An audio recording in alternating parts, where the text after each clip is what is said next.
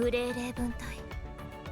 まさか3回も同じチームになるなんて妙な気分です。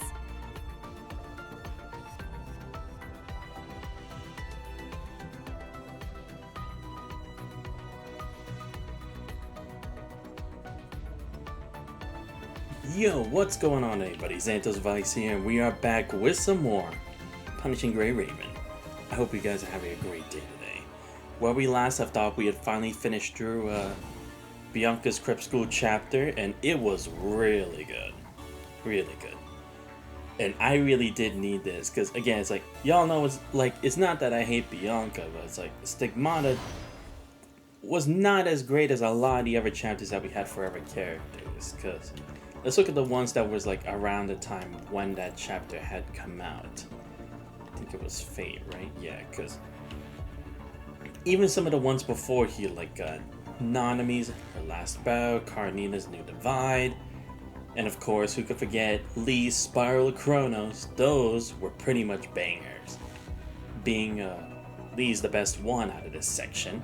And Renewals, it just had like amazing like storytelling and really good characterization for each person, especially like in their own way, not like just a copy paste of like scenarios from each of the other constructs here.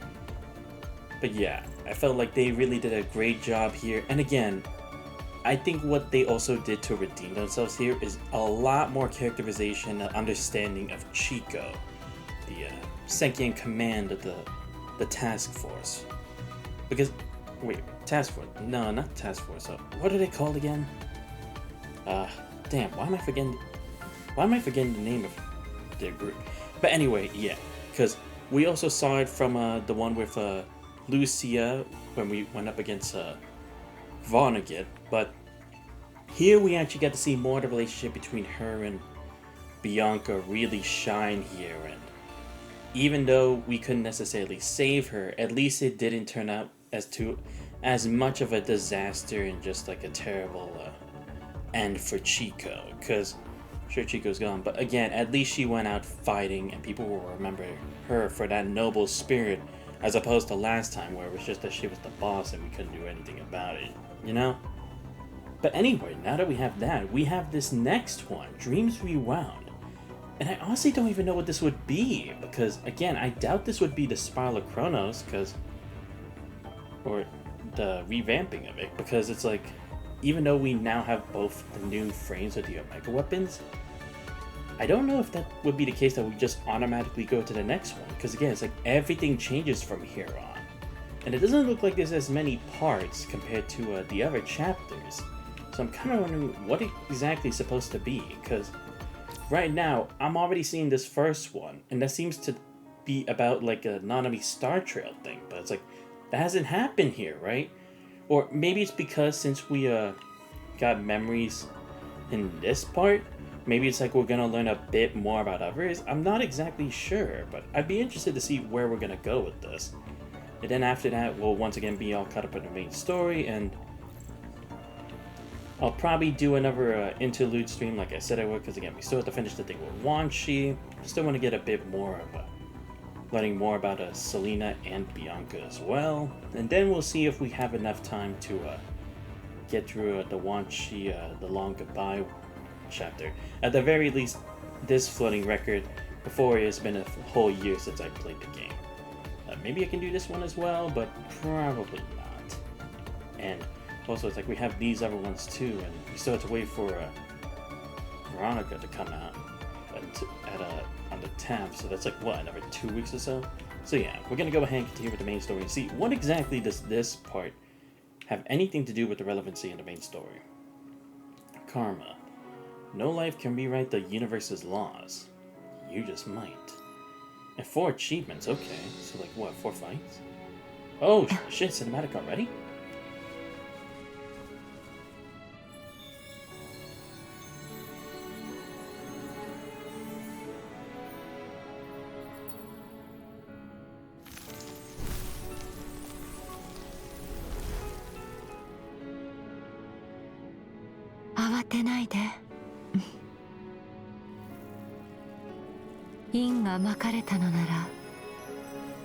果が実るのも自然なこと。 damn, we're putting 過 this 去 song に on. 起きたことは変えられない。 We're going heavy. それを償えるのは悔いだけ。これがあなたが望んでいたことなの？ Well, that was an abrupt way of ending it. The seed has been planted, and it will soon bear fruit. The predetermined end cannot be changed, yet some regrets may still be redeemed. So this is how you open a brand new future. Golden River spreads out on our feet. Grey Raven. This is the fruit you earned by risking your life. The gaze drifts to the river, a broad, rolling current brimming with life. No, but the past can still be mended. Such an audacious dream. No life can rewrite the universe's laws. Yet you just might. It's still too early to talk about that. Now, let's take a look at everything you've been through. At a signal, you look into the water. Those wine and slow rains. Wait, who exactly is she talking to? Like, I know it's the commandant, but which version? Is it like the present me, or the one who ended up using the powers to rewrite the course of history back then? I'm so... Oh, shit. Okay. Oh, okay, so now this is just the space in between space and time. I see. Okay, so yeah, this would be Bombanetta's chapter with Vanessa and the Hyperreal one. Okay. Wow, we're going through this quickly. Honestly, it's going a lot faster than I thought it would. Vanessa stands at the podium, expressionless, presenting a report on Kurna Orphanage. Below are several commandants invited to the briefing, whisper among themselves. Wait, what the heck is this? A welfare-oriented orphanage controlled by Kurna became a frontline battlefield for cosmic research. Oh, right, they did do that at one point, didn't they? During this operation, together with Caustic Bombanetta and Caustic Vera of the Cerberus Squad, covered early research logs of the Inver device. So that's Vanessa. I hear she loves customizing coatings for her constructs. Wasting resources on that in times like these. The owner of the orphanage is a semi-awakened mechanoid, originally just a caretaker monitoring test data. Developed self-awareness under the influence of the punishing virus. Vanessa raised her voice. It was quiet for a moment, but the murmurs soon returned. Yeah, and I heard one of the constructs on her has problems too. Something about her memory modules? She can only hold data for a short time. Oh right, I heard something like that from logistics. What a waste, using resources on that instead of repairs. Our commander who had been gossiping suddenly falls silent. An eerie hush descends upon the conference room, rendering even their hushed whispers deafening in the stillness. At the podium, Vanessa watched the two of them without a word. After a few awkward coughs and chuckles, the two commanders quickly composed themselves. If you can't respect others, at least respect the occasion. Let the word hang in the air. He sweeps across the audience like a blade paused deliberately on someone in particular.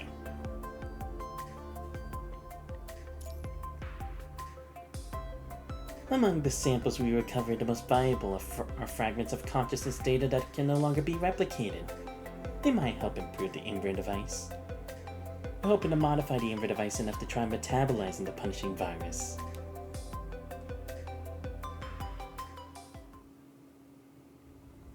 Metabolize the punishing virus. Can this specialized Inver device really accomplish something like that? Theoretically. Asmon's voice comes through the system. Data scrolls across the screen and a new set of instructions appears. Also, at full capacity, your frame could theoretically surpass time and dimensional constraints. I suppose only you could propose such a theory and get it approved for evaluation. His frame movements became larger. Out of monitors, every parameter begins to spike rapidly. That's not my concern. I'm only responsible to what I verified. Whether they believe it or not is up to them. More importantly, are you feeling any discomfort? This frame relies heavily on the header armor shard analysis. If anything feels wrong, stop immediately. Understood. Everything's stable for now. Alright, moving on to the next stage. I've unlocked the frame's full computing capacity. Give it a try. As Azumon's voice fades, Lee senses a change in the frame. Many module restrictions left, and some disabled functions reactivate. Distorted growl sharpens into clarity, catching Lee's attention as simulated monsters begin to form around him. Roger that. Live feed shows Lee now in his hyper frame, opening hypermatrix abilities and calmly mowing down the simulated monsters.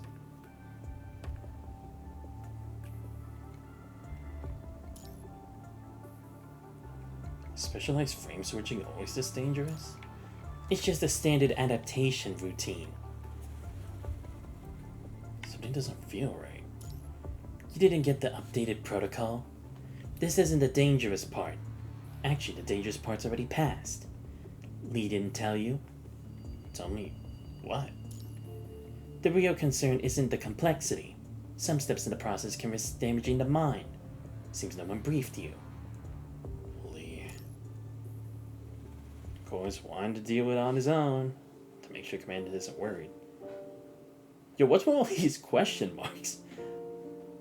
Like, I'm so confused here. Is that intentional, or is that just something they forgot to spell check? I don't think they can spell check it that badly, so I'm assuming maybe it's because we can't fully recollect these memories as like something that did happen. Maybe there's question marks there.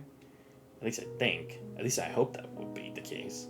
Because yeah, it's like if this is supposed to be mainly like a visual novel game, then I don't see the point in having all this there. It's like they didn't check it. There's no way. Because sometimes we had it before. I can allow that, but when they decide to put an extra chapter like this, saying they already had to focus on like 3 different concert chapters, I really don't feel like it should end up like this. But then again, I'm not one writing those kinds of things, so I guess maybe it's just they already had so much to focus on. It was just one tiny detail that slipped past them. Creative Lounge is bright. He sits there, tool in hand, fine-tuning the delicate parts of the right arm. Why not let the maintenance team handle it? I'm just more comfortable here. I don't want to make people do for me what I can just do for myself. He always looks like a lone wolf. People who do know him know that he's just used to putting the burden on his own shoulders. How's everything coming along with the adaptation tests? I believe I sent you a report every time there was a test. I've seen them. But I'm curious what didn't go through the reports. Sudden mind overload, hallucinations during adaptation. Then that sounds like everything's fine. Now about the sudden mind overload, I don't know what's causing it. It hasn't affected the frame or its battle performance. Everything about the new frame is within normal standards. Right, we did have a moment of being worried about Lee in the new frame. Because of confidentiality protocols and the Cosmic Mind Stability Agreement, I can't share the full process with you. If you're concerned, you should ask him directly what the dangerous part means. All I can say is, thanks to your visions, we were able to avoid a lot of setbacks when reconstructing certain technologies.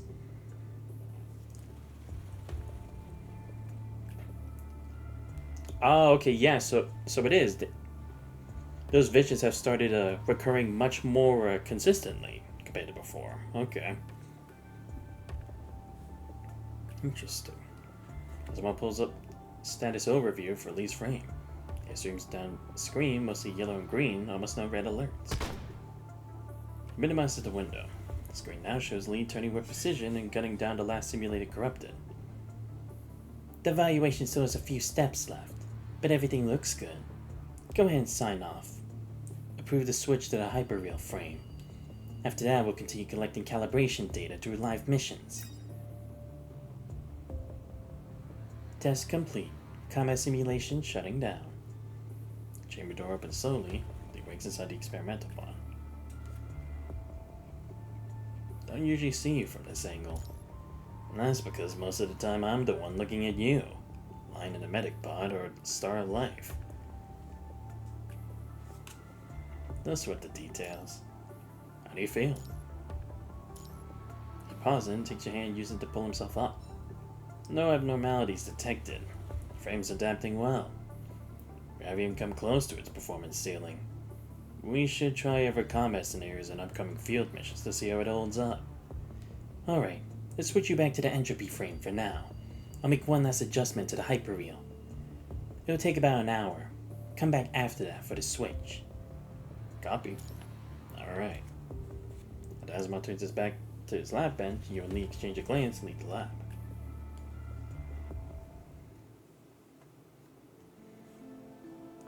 The afternoon sun shines brightly over Babylonia. Let's get lunch first, Commandant. By the time we finish, it'll be about time. Asimov told me something dangerous happened during the adaptation process. It was just a minor mind overload. I can handle it. Asimov wouldn't call it dangerous if it were just a minor issue. Commandant, I'm sorry. It's just, every time one of you switches to a specialized frame, something happens. Something I can't control. I mean, he's not wrong. If anything, I'd be very cautious too, because even though the plume frame was Lucia's the whole time, it's like, that was for Lucia Alpha, not the current Lucia. But then that whole thing happened over at the Battle of Kowloon. And the same for Liv with the Imperia frame in the Surviving Lusa. And then the Hyperreal frame, it's like, yeah, I can definitely see why. It's the same with Plume and with Imperia. As they change your tone, you pause before continuing quietly. Don't worry. This time nothing's gonna happen. I know you can handle a lot on your own, Lee. But please try to trust Gregory Raven more. I will. It's not too bright for you to clearly see his expression. Let's eat first. Once the frame switch is done, we'll have more time to talk about the mind overload.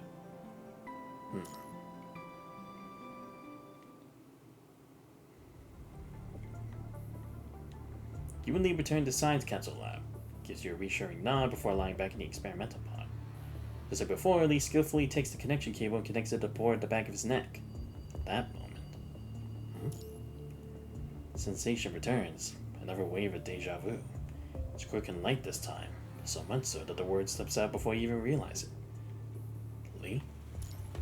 Commandant? Nothing. It's just that this is the first time I've seen one of you switch to a specialized frame in person. Clearly, this isn't the right moment to continue that conversation. Relax. For now, the only sound in the lab is the faint hum of machines. Oh, right, because it should be around that time, right? Because wasn't it like he was still in the middle of testing the frame, and then it happened, and then Asimov had to automatically give him like a lot of control over it since the tower had descended? Or not only that it had descended, but that it was activated. So I inputs the startup parameters one by one. Authorization successful. So our consciousness transfer.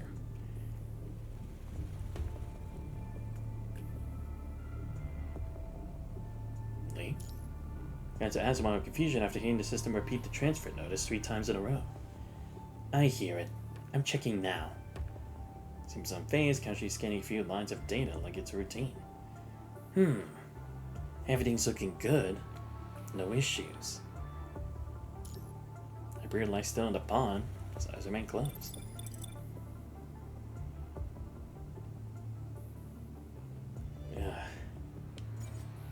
Flash of light flicker across his vision as crimson fog engulfs everything.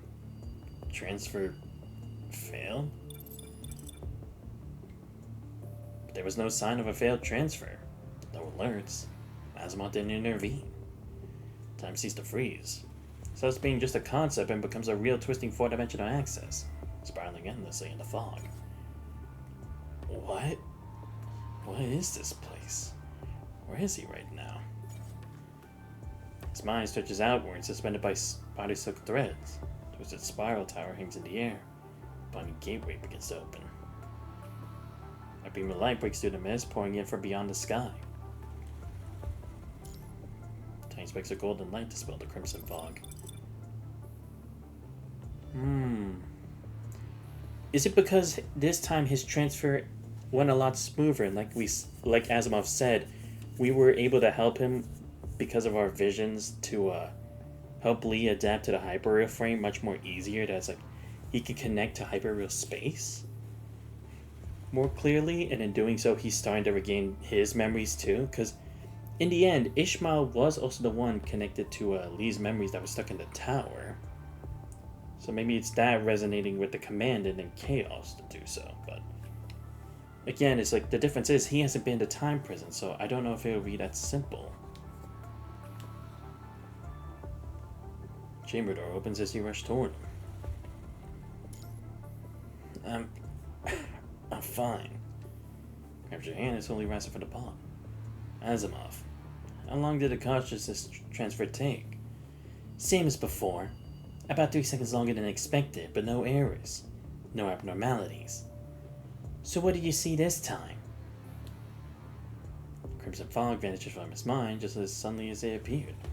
There's barely a trace left. I don't remember. I see. Most likely there was an unexpected spike during the deep layer transfer stage in your mind. Lucy and Liv's specialized frame adapted smoothly. This only happens with yours, so it has to be something with your deep mind. Understood. Thank you.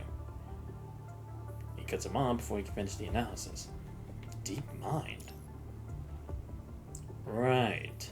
It's possible there's some corrupted data in my deep mind, which caused a delay during the transfer. It's not lying, it's the truth. Will it affect the frame? Technically, yes, but practically speaking, no. There are many things that could impact the frame. This one just isn't high on the list. Today's delay isn't new. Earlier tests also took about 3 seconds longer than average during consciousness transfer. Everything else looks fine. I see. It's alright, Commander. Once the frame switch is done, I'll sort the data and file regular reports with the Science Council. Okay. Faint unease stays with you. When Lee entered the pod, you saw that tower. Crimson spiral piercing the clouds. Could it be in the same tower Vonnegut mentioned at the aquarium? What did you do to the tower? Ascending the tower with a mortal body? That's impossible. If this tower really is the same one Vonnegut mentioned, how is everything connected? Questions keep piling up. By the time you snap back to reality, Lee and you have left the Science Council. Commandant, you seem distracted since the frame switch. See something? Like the visions you had before? I saw a tower. The tower. Or no, was it actually that it's like she pushed it into deep recesses of his mind because she couldn't really tamper with it directly? I don't remember what that process was.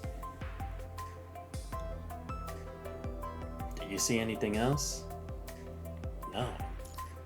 Just the aquarium incident, the deja vu moments have become few and far between. Oh, okay, so it's not. It's like, maybe she's just getting vague ones, but it's like, specific ones like that that had a lot of details don't come back again. I guess it makes sense because again, it's like, it's not the major events and chaos not being related right now. It wouldn't allow the resonation to be stronger with the visions. Maybe that's a good thing. You know, it's about to say more when his terminal beeps. Looks like I gotta go. Frame performance test just came in. It's a dead zone operation to clear out hetero creatures. Mission ID will be released once I land on the surface. Solo? Yeah. Some parameters need to be tested through solo action. Don't worry. Library of Flame is built for this. I'll also make sure I'm fully prepared. Alright. Hold back your concern, decide to respect Lee's judgment. Change your light fist properly. Good luck out there. See you when you get back. See you when I get back. Get back to us safe? Of course. I'll return safely. I promise.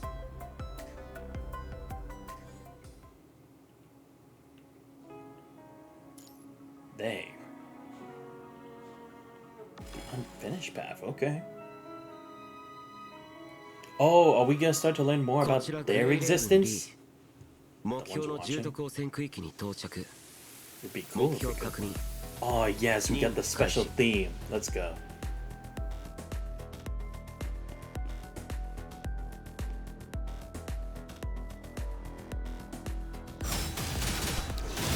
僕の視界からはもう逃げ場はありませんよ。もう逃げ場はありませんよ。僕の視界からは逃れられませんよ。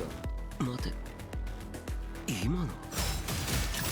僕の視界からは逃れられませんよ。もう逃げ場はありませんよ。僕の視界からは逃れられませんよ。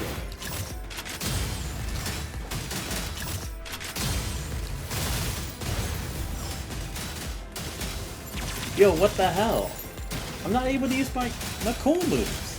What is 僕 this? の視界からは逃れられ All ま I せ can ん do よ。 is my basic moves. もう Just the 逃げ regular 場はありませんよ。 stuff. What is this? Ah, yeah, something's not right. Something else is happening, I know it. I swear, this is definitely like one of my top 5 OSTs of the game.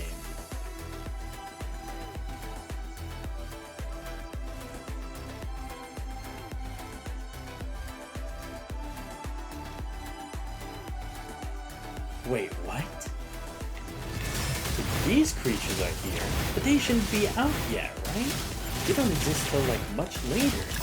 もう逃 Wasn't げ the 場はあ first りま time せん we よ。 engaged these things back in the forest with number 21? Oh yeah, okay, so he's definitely. と Ah, 僕の there 視 we 界からは go. 逃れられませんよ。 Finally. もう逃げ場はありませんよ。 Okay, but I still can't use あ them. なたたちの時間は僕が There 制す we る。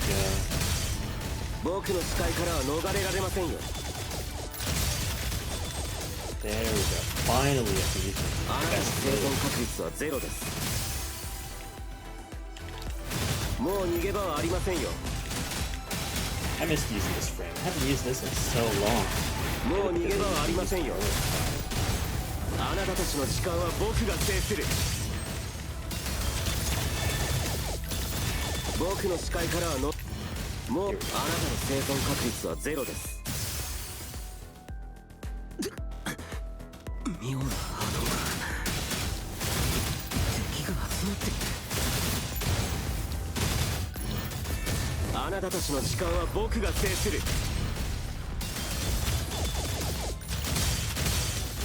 僕の視界からは逃れられませんよ。あなたの生存確率はゼロです。僕のもう逃げ場はありませんよ。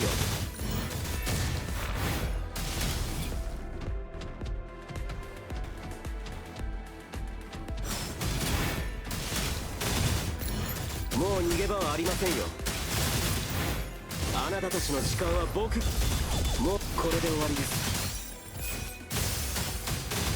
時の果てで滅びよ。大したことじゃありません。集中しましょ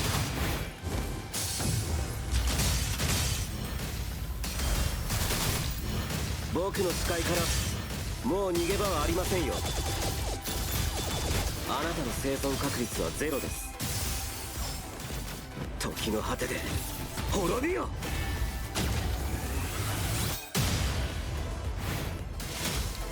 もう逃げ場はありませんよ。もう逃げ場はありませんよ。時の果てで滅びよ。あなたたちの時間は僕が制する。もう逃げ場あなたの生存確率はゼロです。時の果てで滅びよ。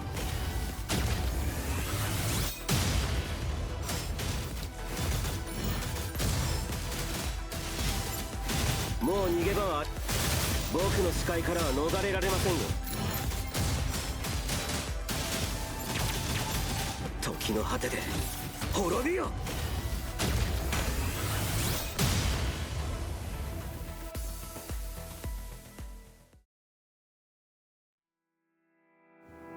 Crimson Spiral Tower collapses, rebuilds again and again at the edge of Lee's vision. As the relevant modules activate, time and space begin shifting from abstraction into something real. Ah, yes, here we go! All the memories of the past. When all the constructs in Babylonia were going haywire. But when his mind had entered the tower, when he met the Guardian, it's all here. Crimson threads coil around his body, weaving together countless possibilities. They unravel at each juncture, while the braid into something new, shaping a different future. And this is... Some events are connected to him, others are not. Some are from his perspective, others are for someone else's. Who's been watching them all along? And who? Corrected it all in the timeline? Commandant. Close bits of light seep through the tunnel of time. Oh, so we're watching someone's views. Wow, okay. It's you. He's focused on the sharpness as he reaches out, grasping toward the radiant light. The distorted vision disappears, vanishing like a receding tide. His mind churns through almost unbearable pain. In a daze, he glimpses the universe in a starry sky. The sky? He's surprised to realize that the unfamiliar sky feels strangely familiar. This place is... Chaotic whispers echo in his ears. They wait helpless for the surge to pass. A million golden light flickers into the space around him. Wake up. His scattered consciousness pulls together again. He forces his eyes open, blinking toward the vague figure sitting in front of him. Who's there? He draws his weapon on reflex, but the moment he sees what's in front of him, he falls silent. It's a construct that looks exactly like him. Oh no, that's right. I forgot. What's special about the hyperreal frame is that Lee had the power to connect to his other selves through space-time in the hyperreal state. That's right. I see. So it must be connecting again. Because, again, what should have happened around that time should be right now. But nothing's happened yet, so he's just gaining all this information. Probably. But it just hasn't happened yet. Because, again, the tower activated earlier than it was supposed to. Gazes meet. Past perceptions align. Possibilities flash through his mind. And he arrives at a conclusion with ease. I'm you. Galaxy rotates slowly. Seem to be staring at the window of a ship. I'm you from years in the future. The sound of number is muffled, as if intentionally erased. But you can still make out part of it from the way his lips move. Which entrance did you come from? I was in the dead zone on a mission. I didn't see any entrance, gateway structures, or landmarks.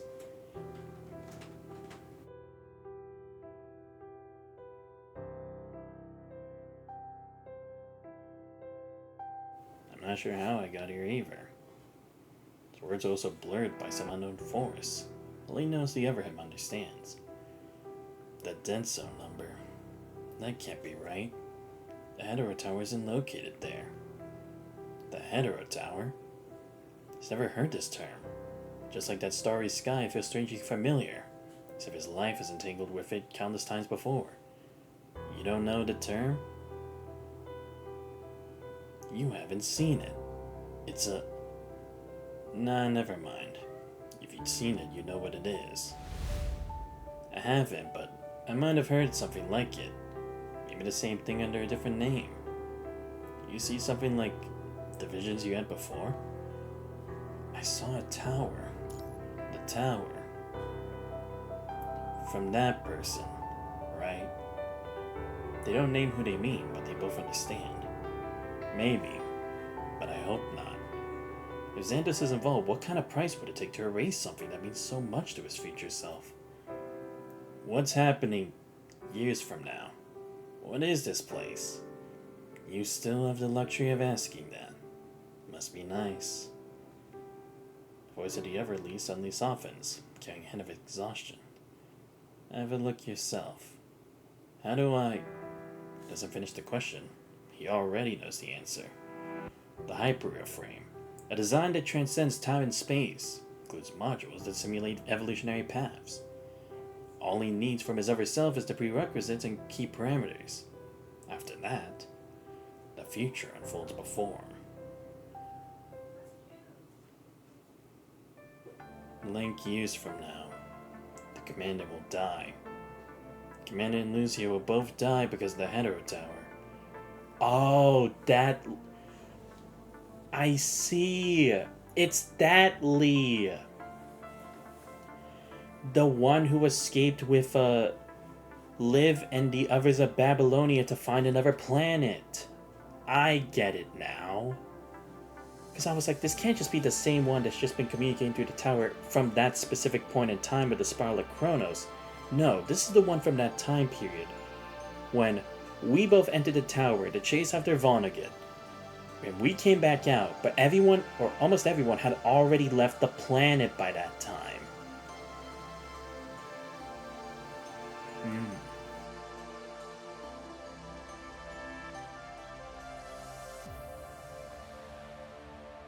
Right, because since they're already so far from our solar system, they didn't know that we made it out alive. They just assume we're dead. Well, either that, or it's from one of those even other alternate futures when we went to the Hetero Tower, where they both actually did die in the tower. But still, I see. And only the Hyper frame would have been able to do that. Of course. Because Lee can only send messages to himself. And now's the time. His own voice sounds behind his ear like narration from a story. Heavy with exhaustion. On day 1825 after the Commandant's disappearance, Arizona erupted. The red tide spread to every corner of the world. We tried countless times to re-enter the Hetero Tower, but we were always kept out. And the mutated red tide poured out from within and swallowed the world. I couldn't stop it. I couldn't stop any of it. He looks down at his upper cell's hands. The knuckles are stained with rust. It's clear this frame has been maintained a long time. All I could do was land again and again. Keep trying to get close to the Hetero Tower. Get turned away. Again and again. Right, because we took the invitation.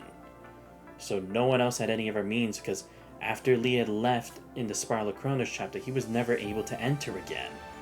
And the only other person who could have at the time was Lunar Oblivion, which happened later on. Which was like chapter 30, I think? Why was it me who entered? Why wasn't I the one who died? Why wasn't I the one who left? Every minute, every second, I kept asking myself those questions. Why was I able to rewrite the core of the Hetero Tower but still failed to save the ones who mattered most? Why was I left standing outside the Hetero Tower staring at the empty gateway? His voice had calm, but anyone could hear the grief behind it. On day 5475, after the Commander and Lucy entered the Hetero Tower, we were at 5,475 days, 4 hours, and 18 minutes. I remember every minute of it. We waited 5,475 days, 4 hours, 18 minutes, and 9 seconds, till humanity could barely survive on Earth. Babylonia left orbit and fled into deep space. We considered staying, hoping to find the Commander and Lucy again, but maybe deep space was the only place left to search for the future. No, yes, so it is. It is that future.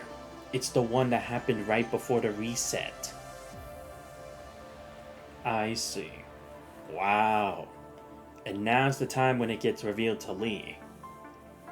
I don't know if it was the right choice, but there's no going back now.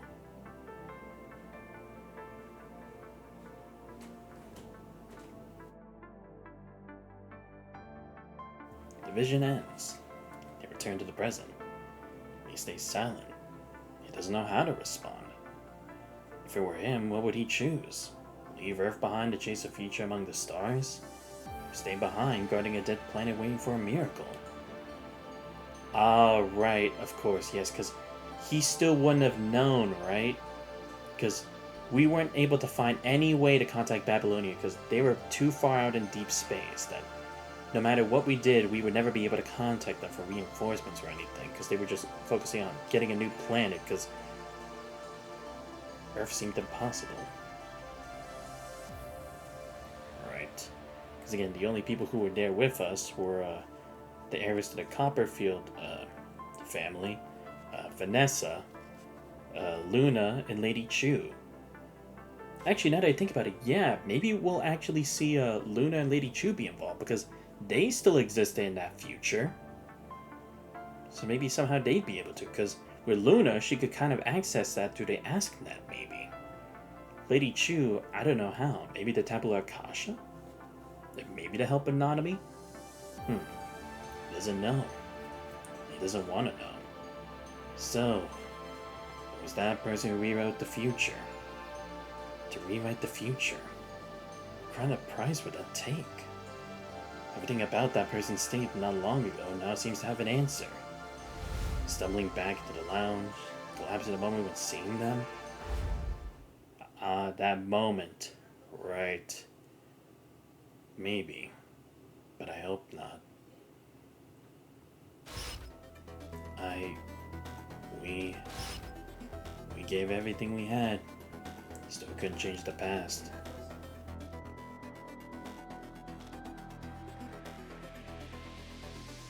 Can't imagine the pain and loneliness that person must have endured to make it happen. Countless memories flow into Lee's mind. He sadly as he taps into computing power of countless versions of himself, which across all past and futures. Even after venturing into deep space, I keep testing the limits of this frame, until I reach the farthest depths of my own mind. We've always been looking for the right path, eliminating every self that has gone astray. This frame carries every failure, every death. It belongs to the past and the future. Space twists in on itself, folds outward again. Figure before him, Lee shifts one form after another. You are the luckiest one, and also the unluckiest one. You can't take any of the future with you. You still have all the possibilities. The loop's been broken. Time for you to go. Stands inside his own mind, staring down countless versions of himself. We are you, and you are us. Take our hopes and our regrets. Press on. His mind, a glowing mind beacon pulses, wide and steady. Whoa. Lee? Voice travels from the distant past to the present. You're alright? From the present, it moves forward into the future. Commandant. Lee, wake up!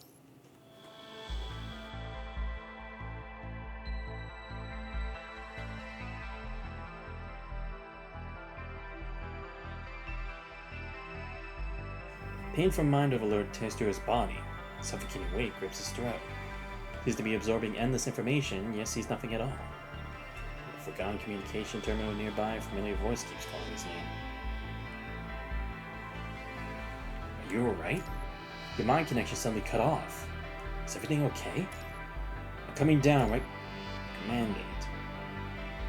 He gathers his mind from scattered fragments, Lee's fist tight. I'll return to Babylonia immediately. I'll wait for you. Please. Wait for me to come back.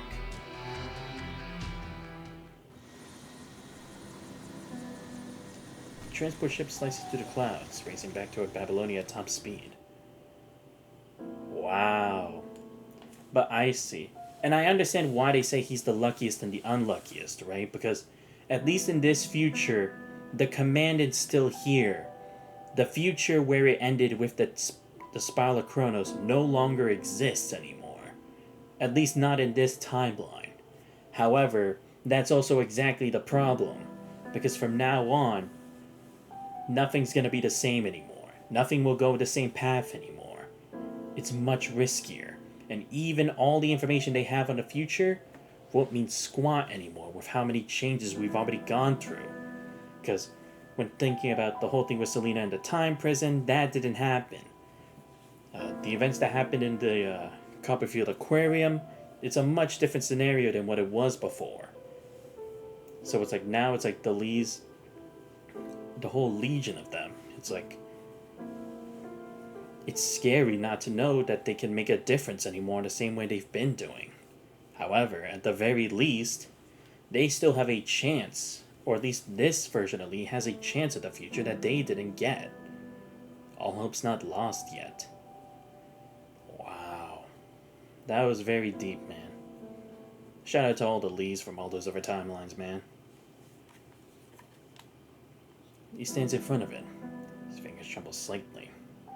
In the blur of his memories, he remembers flinging the store open countless times, hoping to find a familiar human inside. Each time all he saw was an empty room and a chair that held no warmth. And I see, because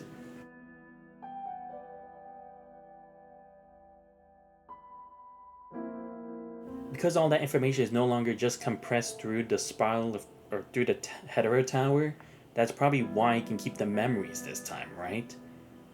Or, no, actually, I guess the other thing is because he interacted with the Guardian Ishmael, that's why he wasn't allowed to take those memories.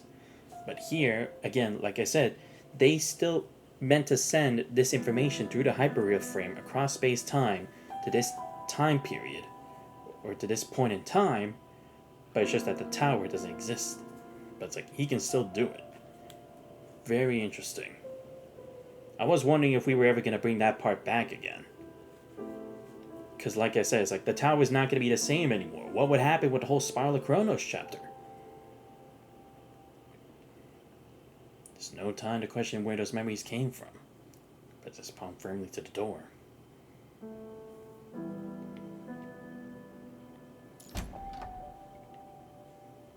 The door suddenly swings open from inside. Catches Lee off guard. He nearly stumbles. He steadies himself just in time. Lee? Commandant. Without warning, he grips your hand. Warmth floods from your palm into his hand. Commandant, I'm sorry. Why? Before you can ask what's wrong, Lee suddenly pulls you into a tight embrace. Aww. Because again, it's like, how could he have let Commandant suffer all alone, right? Thing in the tower, the future, and again, it's like, who knows? Maybe there were at least some of the Lees who still held out hope that the Commander would one day leave the Hetero Tower and they could save the world again. As the Grey Ravens, but again, time had already happened. They had no other choice. Damn. It's crazy now. Seeing all those Lee's memories jumble into him now. His cold fingers slowly warm. Only have to confirm you're truly saved as Lee finally exhale. Seems to understand now why you had to rush back to the lounge that day. Why they kept checking on everyone's frame conditions. But that's all in the past now. The memory fragments fade with time. Despair is wiped away by the light. Dawn begins to color the world again. What's wrong? It's just something this frame does. A special function. Since when are you dishonest? Because I promise I wouldn't keep secrets from you anymore. If you want to know something and I know it, I'll tell you. Then, do you need to get a checkup at the Science Council? Yeah. If you have time, could you come with me? His invitation comes out awkward but sincere. Of course. That's just like Lee. Come on, man. He always cares about the Grey Ravens. So, the connection broke because of your frame's special function again? Yeah. I believe it happened because I was pushing the frame to full capacity. In an overloaded state, I couldn't keep the mind connection stable. When I was overloaded, I think I saw the tower. A crimson spiral tower. tower. Something stirs inside you at those words. A faint seam surges across your vision. At the edge of your sight, a blood-red tower stands tall, glowing ominously. The vision's too vague. No clear signs, no real answers. See anything else? No. Just this strange feeling, like I've been through something before.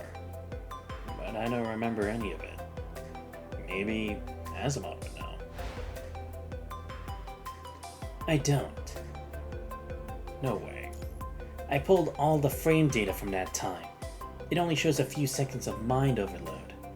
The fluctuations look a lot like what we see during a consciousness transfer, but there are subtle differences. All I can say is that your mind is full of locked data shards.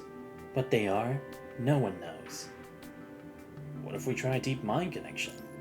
Not advised. Forcing open locked data like that is risky. Lee's mind might become unstable. Right, because it is the information of all those Lees from all those other timelines. Fine. Then this frame. I limited its computing capacity for now. This should prevent anything similar from happening again. As for the real answer, maybe we'll find it eventually. Why are you looking at me? Nothing. That abrupt remark leaves the lab with Rosa. Oh right, yeah, because Rosa was our Asimov in that desolate future. Late at night, wait, what the hell is this? I don't remember this song. Lee sits at his desk, staring at a blank message on the terminal. The recipient field is already filled in. The memories from the mind overload blur like morning dew. Fragile, faint. The voice keeps pushing him. Find time, talk to Murray. Right, because they still have to close that gap between their relationship. Those doubts, those barriers. You'll never know what you know if you never say anything. There were things you can't go unnoticed and you always choose to be quiet about them. He remembers what the commandant once told him. So now, it's his turn to take that step. Fingers start typing. Clumsy at first and more fluid. As the morning star rises, he adds the final period. Okay, good. I was gonna say, I don't need this. So this is the midpoint. With nothing else changing, the Hetero Tower won't appear anytime soon. Lee has lost the chance to enter it, and with it his right to ascend. Oh, that's right, because, yeah, that was an option given to him, right? The right to ascend, but only if you make it through the tower.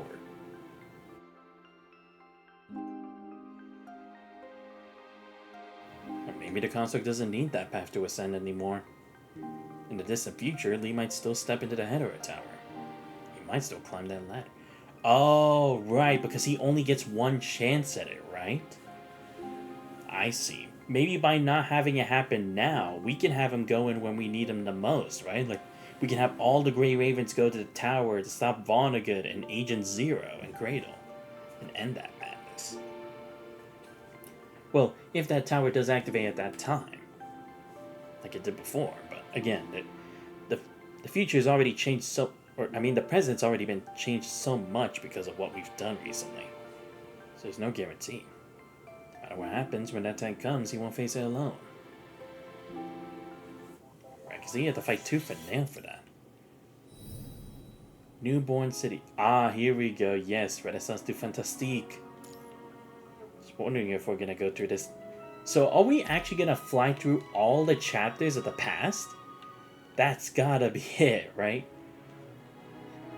But wait, no, but there's no way we're gonna go through the Cradle of Deep Blue chapter like this too, right? Because that's a significant point in time. That chapter is definitely gonna need a redo. Like a full-on redo, considering how significant it was for the creation of chaos, learning about the cloning capabilities, and the connection with Lamia. It's like, dude, there's no way we can just breeze through that chapter. Is there someone that stitched it from another world? The outline of a magnificent city slowly appears on the horizon, revealed by the drone's camera. So who would this be from? I don't know who would be connected to this.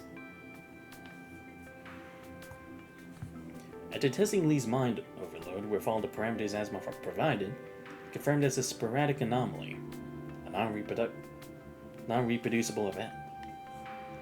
With new software and hardware limitations installed, the hyperframe returns to a stable function. No wonder you're here at this hour. There was too much paperwork just for a review. Is this what specialized frames have to deal with? Yep.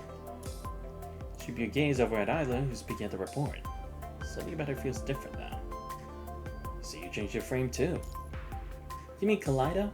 Yep, a new frame. Spreads her arms and spins in place, probably showing off her new frame. It's the result of a collaboration between the best designers of WGAA, optimized for combat. It's not on the same level as the specialized frame, sure, but still packs a punch. So the upgrade was focused on battle functions. Of course, Selena's amazing. I can't afford to fall behind. And if the archaeological team's construct still can't fight and always rely on protection from the task force, then accidents like what happened to Selena don't keep happening. A shadow crosses her face as she thinks of her youth separated from her dear friend. It fades quickly. That's why Chairman Allen's been working to build a special team led by a commandant, one that can take on high-risk archaeological missions. At first, the military wouldn't agree to it, but after a safe zone was established, the stance softened. They approved development of combat-focused frames for WGAA. Now that the safe zone's expanded, the archaeological team needs to expand too. To help Babylonia recover lost knowledge and tech from the Golden Age. After more negotiations, Allen made a bunch of trade-offs just to get the military's quiet approval. That's a good thing. I think so too. Once we got the green light, I applied to upgrade my frame right away. Brilliance was great, but it wasn't designed for combat. For surface missions, it just couldn't keep up. Yeah, fair. You've already been assigned one? Yep. The squad may have been formed with the WGAA's help, but officially we're still part of the task force. The command center is giving us simple assignments to ease into things. Too bad Selena's still working with WGAA and other archaeological teams. If we could go on missions together, I bet it'd be incredible. Hyla sighs of disappointment. But hey, we'll get the chance someday.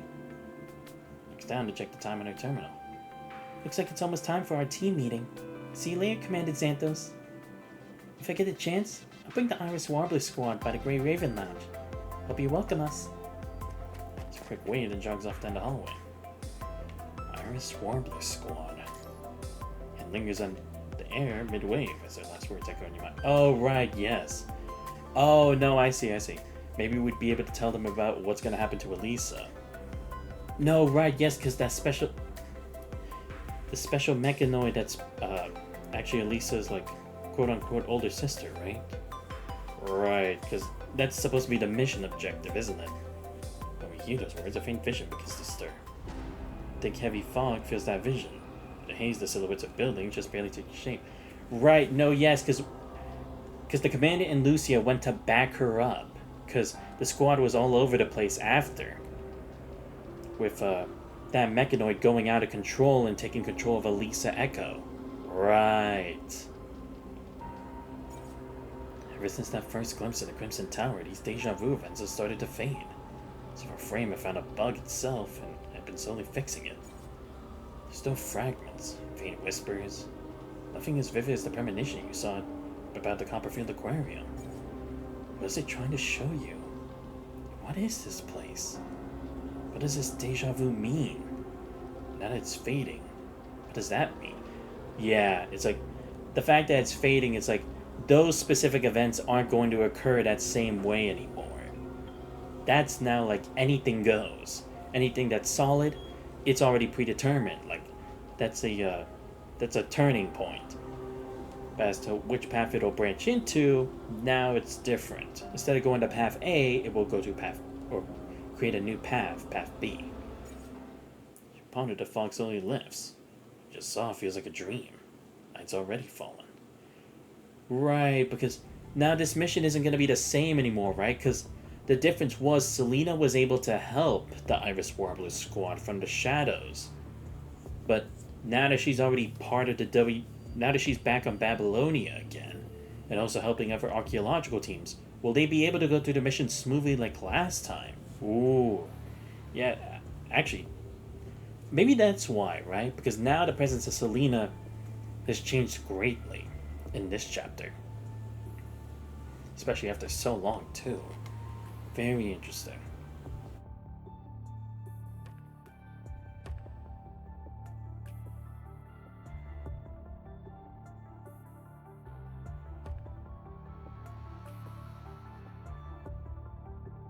Sorry, need some water. This spot should be good enough. Till thud breaks the silence. Trojan leans against a crumbling wall and drops the box. Or back onto the ground. Oh, right, yes, because now that I speak about Lisa, we still have to go through that thing with her and the doctor, right? That insane asshole. Phew. Don't do that. It's got a solid outer shell, sure, but the core inside is so fragile. You get tired, I can carry it the rest of the way. No need. It's fine. This box is just full of shock absorption materials. Besides, you've been hauling it around for long enough. Must be nice, having the luxury of a new frame, like me, a walking antique. I mean, to be fair, Trojan, your frame is too special that it's hard for them to come up with a new frame now. Especially since we already been through the Bridget floating record. Like, that highlighted so much stuff about Trojan. She talked, Trojan pulls up a terminal from her pocket, lines with the port with the box, and clears her throat. Trojan Iris Warbler, 8:11 p.m. Checkpoint 3, routine inspection. Core system of the central purification filter is stable. No anomalies detected. Logging complete. The moment the terminal beeps the signal to end the recording, Trojan's briefly raised voice drops right back to normal. So tell me, what's the point of testing if the old purification filters work with new cores? If it doesn't fit, just build a few adapters and move on. That's just one part of the mission, isn't it? Zika! Great to see her again, man. Seriously, we have barely had her take part in the story at all since then. I hope now it's like, maybe it'll be different now, right? Because if she can have better control of her team, maybe they can actually be an official squad. And Zika can be one of the commanders that help us out. Like Simon and Vanessa and... what's his name? Harley? I don't remember his name. Shit, why do I forget the other one? Zika takes the terminal from Trojan, signs her name on the screen, and passes it to Isla. We're on the edge of the major dead zone. After the virus hit, this whole area was abandoned. No one's maintained these filters in ages. The military probably just wants a clearer picture of this region, to gather intel and prep for future ops. What? The military's handing out missions this casually now? His voice calls out from the ruins nearby. Trojan raises her weapon, but Isla quickly pushes the barrel down. Should be one of ours. You're Lena from Caribou, aren't you? Yeah, I reviewed your profiles. Zika, Isla, and Trojan, correct? That's right. Welcome aboard. Isla reaches out with a smile. Lena gives a quick polite shake with her lips pressed, then pulls her hand back immediately. Let's skip the formalities and get straight to the point. I'm here to share intelligence with you. Without wasting words, Lena picks up the stick from the rubble with her foot and starts drawing in the dirt. This is the topographical map of the area. The central purification filter you're looking for should be around here. The high punishing virus concentration has created all sorts of corrupted and mutated creatures. Before we can reach the filter and replace the core, we'll need to clear out enemies in these two areas. Lena? I'm fine. Must be the punishing concentration getting to me. I keep getting hallucinations and hearing things. Do you want to head back to Babylonia for a checkup? How long have you been down here? No need. Her frown's clearly uneasy with the idea of returning to Babylonia. She shakes her head and continues to move the stick in her hand. Let's keep going. Where were we? Oh, right.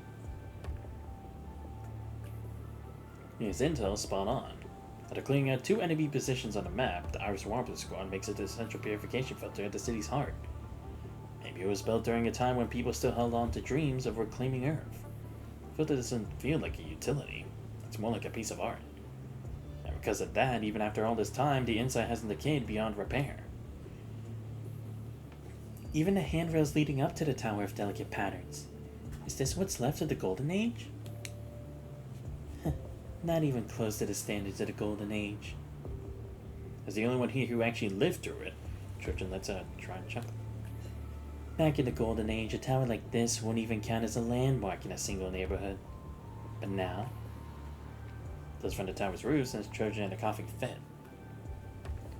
Is this thing really gonna start up? I think it should work. And it gives the old CPF a quick check. I'm sure it does, hooks up the power, taps a few parts, and somehow the screen lights up. Not bad. Didn't know WGAA trained people for this. I looked up the specs before the mission. And besides, understanding how large installation art works is part of our studies too. Carefully examines the CPF's control panel or removes the old core. Science Council's manual says to connect the core using this port. Here's the cable. Four of them crouch around the CPF's core, waiting. One by one, the indicator light flicks on. The new core hums to life. Yes, total success. The punishing virus concentration there is dropping. This is great. Seeker walks around the CPF, monitoring the readings on our device. If it keeps running stably, we can... Wait. Just the punishing virus level plummets, Isla starts deploying a drone to scout ahead. Suddenly freezes and rubs her eyes in disbelief. What is this? The others follow her gaze to the screen, and all of them unconsciously hold their breath. As if someone has stitched it in from another world, the outline of a magnificent city slowly appears on the horizon, revealed by the drone's camera. Oh, Constellia, right? Yeah, there we go. Golden Age City.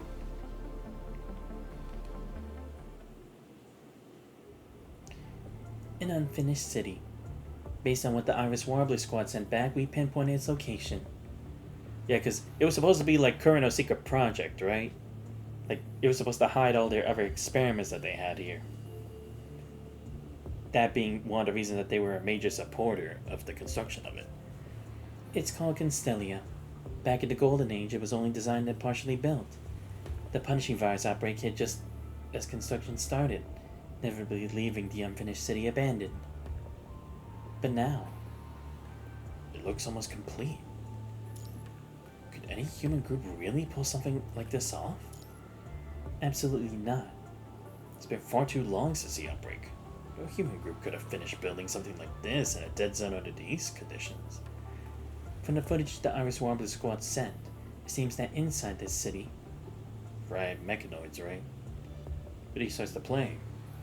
On clean, orderly streets, a few small mechanoids gather as if socializing. At their moment, they split off and go their separate ways. Mechanoids? Yes, mechanoids. All the footage shows no sign of human life in this city, just lots of mechanoids roaming around. We suspect it's similar to what Vanessa uncovered at the Kurano orphanage. This city may be controlled by mechanoids with abnormal behavior patterns. For the final days of the Golden Age, the last crystallization of human civilization, undoubtedly a city like this holds unimaginable value. Has the Iris Warbler squad already entered the city? They have, but we've since lost contact. The ground radar still picks up the commandant's mind beacon, but there's heavy signal interference inside the city. We can't reach them. Lost contact? After sending their report and receiving permission to continue exploring, they enter Constellia. Hi there, it's Isla. Be serious, this is a mission report. Doesn't matter, nobody's gonna watch it anyway. People do watch them. FOS kept plenty of mission records on file. Wait, is this already recording? This is Isla, captain of the Iris Warbler squad. Nice to see everyone. We're currently at the edge of the city. Seems to be using some kind of special tech to block all external electromagnetic signals. We can't use long-range comms at all. So we'll send out this first batch of recorded data from here. After this, we'll continue with the mission. Our top priority is to explore the city of Constellia. That's the end of our report. Next up. Hologram cuts off. That was the last message we received. It's been 3 days since then. Given the clear intel and our knowledge of the squad's location, we initially had no reason to send backup, but... We received reliable intel that Kurno sent a secret unit into Constellia. They moved in right after the filter core was replaced. Ah, I see. Meaning that they were finally able to move through and enter Constellia, right? Because again, they need that special unit that's in there. Kurno again. What's Kurno doing there? Because that city on paper was a joint investment by the 4 major economic blocs: Kowloon, Agdalek, the ARU, and the Transatlantic Economic Community. But in truth, Kurno was the one pulling the strings behind Constellia's construction. Right, I do remember that Kowloon was a part of that too. I think, was Agdalek mentioned for this too? I don't remember the ARU, but the Transatlantic Economic Community, yeah. I was in a meeting with the president and Alan. Sorry I'm late. So Kurno went in to take the city back? No. Even Kurno doesn't have the capacity to take over a city at this scale. Not right now. According to my sources, they entered Constellia to retrieve a specific experimental result. Experimental result? To be exact, an escaped test subject. The result of their mind integration and detachable modular technology experiments. The bioweapons are to be capable of forming special connections with constructs. Right. So how obsessed is Kurno with these kinds of projects? It makes me sick. He has no desire to continue this topic. In any case, that's all the intelligence I have on the matter. Celica, what's the current status of the Grey Raven members? Lee is undergoing his regular hyperreal frame check at the Science Council. Liv is adapting to the new frame, and requested Hippocrates to examine her mind. Currently, only Lucy and Commander Xanthos from Grey Raven are available for surface operations. Egret is still recovering from their last mission. After Tizo defected, Vanessa brought on Leia as a new recruit. They're still finding their rhythm. Oh, right, yes, because Tizo would have defected at that time. Or no, yes, because Tizo defected during that wasn't during the Stigmata, I mean the Copperfield Aquarium one, right? That was before that, I think. But Leia, I don't remember hearing about that new recruit. Egret will be teaming up with Grey Raven. Your objective is to stop Kurno and recover the test subject before he does.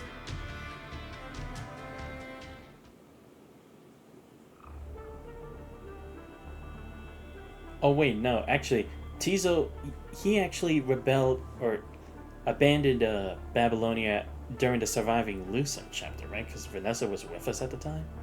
Yeah, because it was during the whole things with the twins, I think. At least, I'm hoping I'm remembering this correctly. I could be wrong. Majestic City, once just a projection, now stretches like a real path beneath your feet. Feels strangely vivid, yet dreamlike.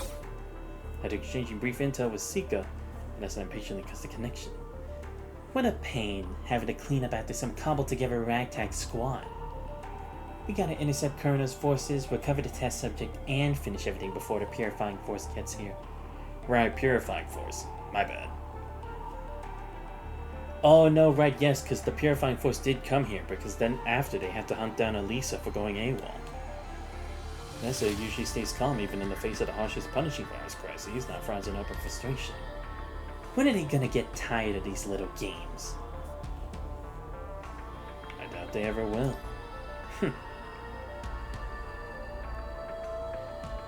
You know, Sika? Pick up on something in Vanessa's voice during the earlier call. Sounds like her relationship with Sika isn't just professional. Unless you're so deaf you need a hearing aid, yes. It's just like you heard. I was her supervisor during your internship. She was the first student I ever trained. Her eyes narrow as if recalling a particularly unpleasant memory. She was slow, not bright, just a hard-working idiot with no other redeeming traits. If she doesn't learn quick, I could totally see her ending up dead on some pointless battlefield. Sudden sting flickers through your mind, sharp and fleeting.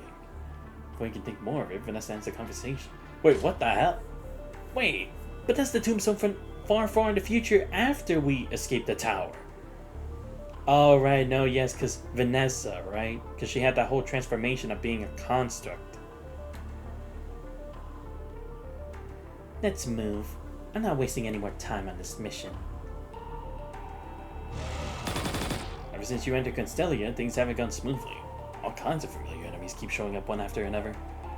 They're just mindless constructs built with mechanoids. They still manage to slow you down. By the time you regroup with Sika, the hall's already become a complete mess. What do you mean your squad member merged with the test subject? That's pretty much it. Sika's voice trembles under Vanessa's pressure, still manages to explain what happened on their way here. They encountered a mechanoid named Cervantes. After entering the hall, that armor suddenly abducted Lena and attacked everyone before fleeing. Oh, okay, yeah, so we are really breezing through this. Bumbling fools running into foolish trouble. Vanessa actually rolls her eyes, something she rarely does. The purifying force has already reached Constellia. We need to retrieve the test subject now. Next. Please help us, Vanessa. Could the Egret squad escort Trojan to safety? I'll go with Santos to find Lena. Why? She's dead weight. Because Lena's a member of the Iris Warbler squad. As the commandant, I'm responsible for every one of them. I think this is the better approach, too. After all, Lena is a member of the Iris Warbler. You better not mess this up. If you do, I'll kill you myself, before the purifying force even shows up. With that, Vanessa and the last two Egret members leave for Trojan. Oh, okay, so yeah, maybe the difference is we'll be able to reach her in time. Because, again, before it's like, Isla at least had to help with Selena to be able to approach Lena/Elisa faster. But how would this play out? With the way ahead now clear, Grey Raven and Iris Warbler advanced along Lena's trail. As mechanoids swarm from every direction, clearly trying to block their path. Damn it, why are there so many? Putting all her strength into it, Seeker raises a weapon and takes out one of the mechanoids, gritting her teeth. No, we can't burn out the whole team here. What do we do then? Isla's frame is still in good condition. Go on. We split into two teams. One holds the line and breaks through, the other keeps chasing. Your encouraging gaze on her, Seeker's words come more naturally. The commander and I will clear a path. Isla, you keep going. I'm exhausted. I'll stay here and support Xanthos. Isla, I'm counting on you. I'll leave it to you, Isla. Gunlance traces brilliant arcs through the air as the pink-haired consort charges straight into the battlefield that awaits her.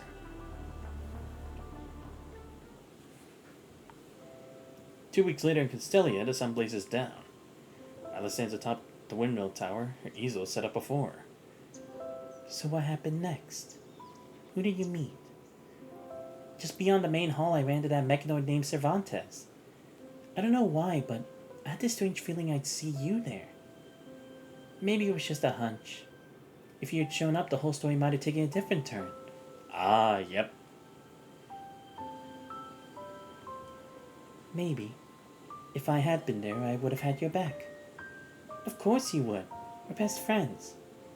She brushes color into the canvas. Isla continues her story. Cervantes just wanted to be part of this story. Trying to prove some belief I couldn't really agree with. Chasing his own answer. Losers will forever be losers. Nobody will remember what they could have achieved. Take this as my personal wish. Maybe I've been doing all of this just because I don't want my master to end up a loser. Allow me to be your enemy in this encore, Isla. The story has come to its final act. After hearing those words of yours, I want to see how you approve them, or face your failure. To this world, we are but dust and screws. It's only a matter of time before we rot in vain. Without victories, our memories are nothing but dirt and shameful fragments. I still believe that if you don't give something your all, you can't really call it an ending. Whether you win or not doesn't matter. Even in defeat, you can still leave something behind. Something that's yours. He wasn't all that strong. It felt like he just wanted an outcome. And then, there was Lena. Right, because that would still probably happen regardless, right? Because that was one inevitability. Her brush brings to life a rainy day. Soft gray clouds, a damp windmill tower, and Lena standing quietly inside it. When the battle ended and I woke up, Lena and the armor were both gone. I won't give up. I'll find Lena again. One day, the Iris Warbler squad will come back together. Tearing out the finished page, Alice sweeps her brush again, filling the canvas with a bright blue sky.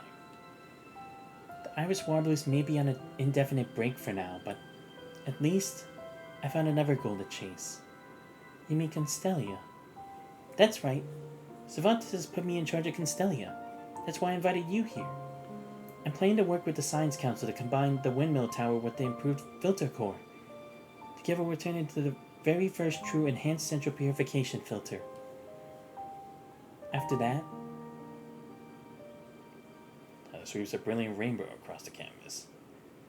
I believe that with our efforts, we'll no doubt step into the next era. We'll give Cervantes a better answer than he ever imagined. We will. Inside the windmill tower, the sky is perfectly clear.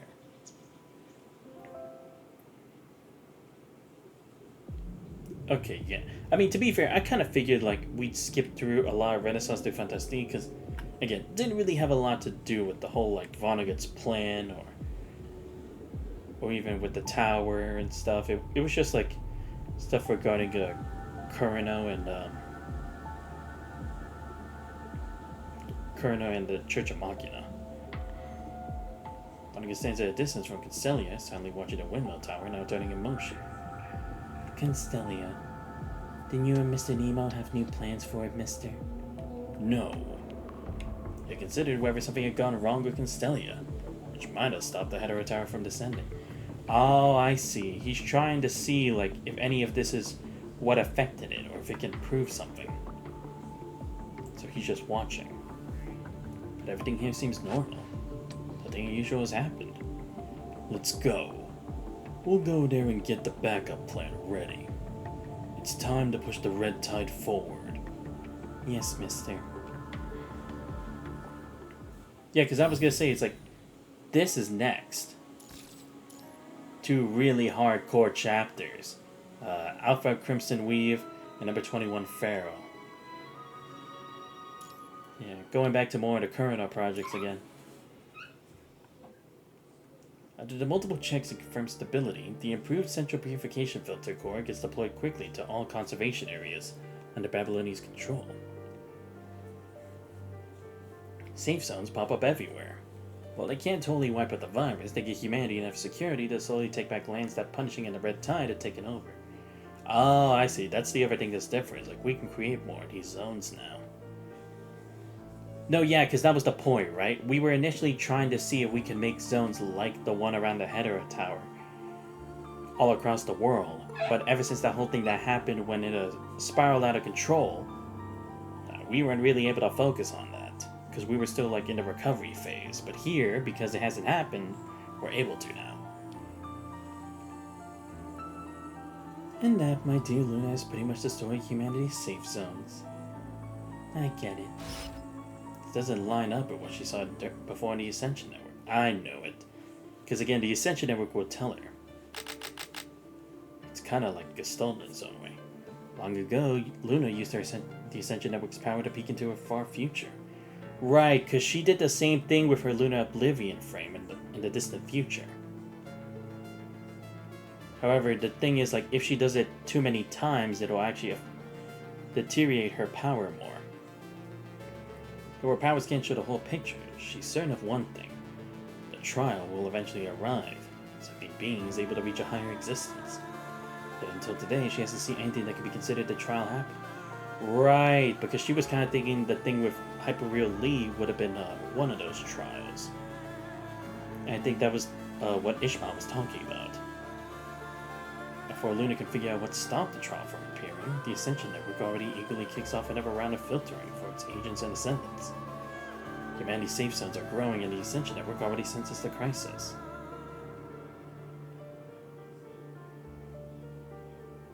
Luna, what do you want me to do now? Woman stands inside the created dreamscape as the silver-haired girl sits deep in thought in the hanging chair. Trying to figure out what she's planning, Roland speaks very carefully. Maybe I could go back to Vonnegut's side and read his reactions to get some useful info. No, that's not the best move. Whatever schemes that agent and the humans are cooking up no longer concern us. No matter what he does, he can't possibly shake the Ascension Network. Just like I told Lucia. Lady Alpha. She's already here. Yes, before you got here. Then why didn't she... Freezes for us a moment, his gaze sweeping over Luna's form. Then why couldn't she rescue me? Because this is the price. It's the price for us for using the Ascension Network. Yeah, this. The dreamscape gradually shatters, revealing the true nature of this area in the eerie dim light. The silver-white girl lies trapped within crimson crystal clusters, sleeping peacefully like a lamb waiting for sacrifice. Right, because at this point in time, she's supposed to be trapped somewhere else, right? Humans cut their safe zones, forcing the Ascension Network to speed up its filtering process under pressure. I gained new permissions from this filtering. But getting more permissions also means a deeper connection with the Ascension Network. This is the price I have to pay. That doesn't sound like a good deal. It's no big deal. I haven't taken that final step yet, so I won't be completely tied to the Ascension Network. She gazes off in the distance. Besides, I've already seen a new possibility. Before anyone else can find Luna, Alpha already arrives here, katana in hand. She finds Luna, but Dad discovers her own way forward. If Lucia could truly break free from the Ascension Network, then maybe the Ascendants could generally find a new possibility through this breakthrough. And close her eyes, diving her consciousness into the complex web of the Ascension Network. Lucia hasn't cut her link to the Ascension Network yet. Maybe I can use the Ascension Network to see everything she's experiencing. She doesn't want her sister to take such risks. The Zed is howling. Following the threads of the Ascension Network, Luna catches a faint glimpse of the snowfields. Two figures, one in black and one in white, stand locked in a stare down amid the biting cold wind. Oh right, the Battle of Lucia. That was a cool fight though. In a flash, blades whiz through the air. it's Lucia. Her mind shares the same origin as mine. Is that why the Ascension Network has her in its sights too?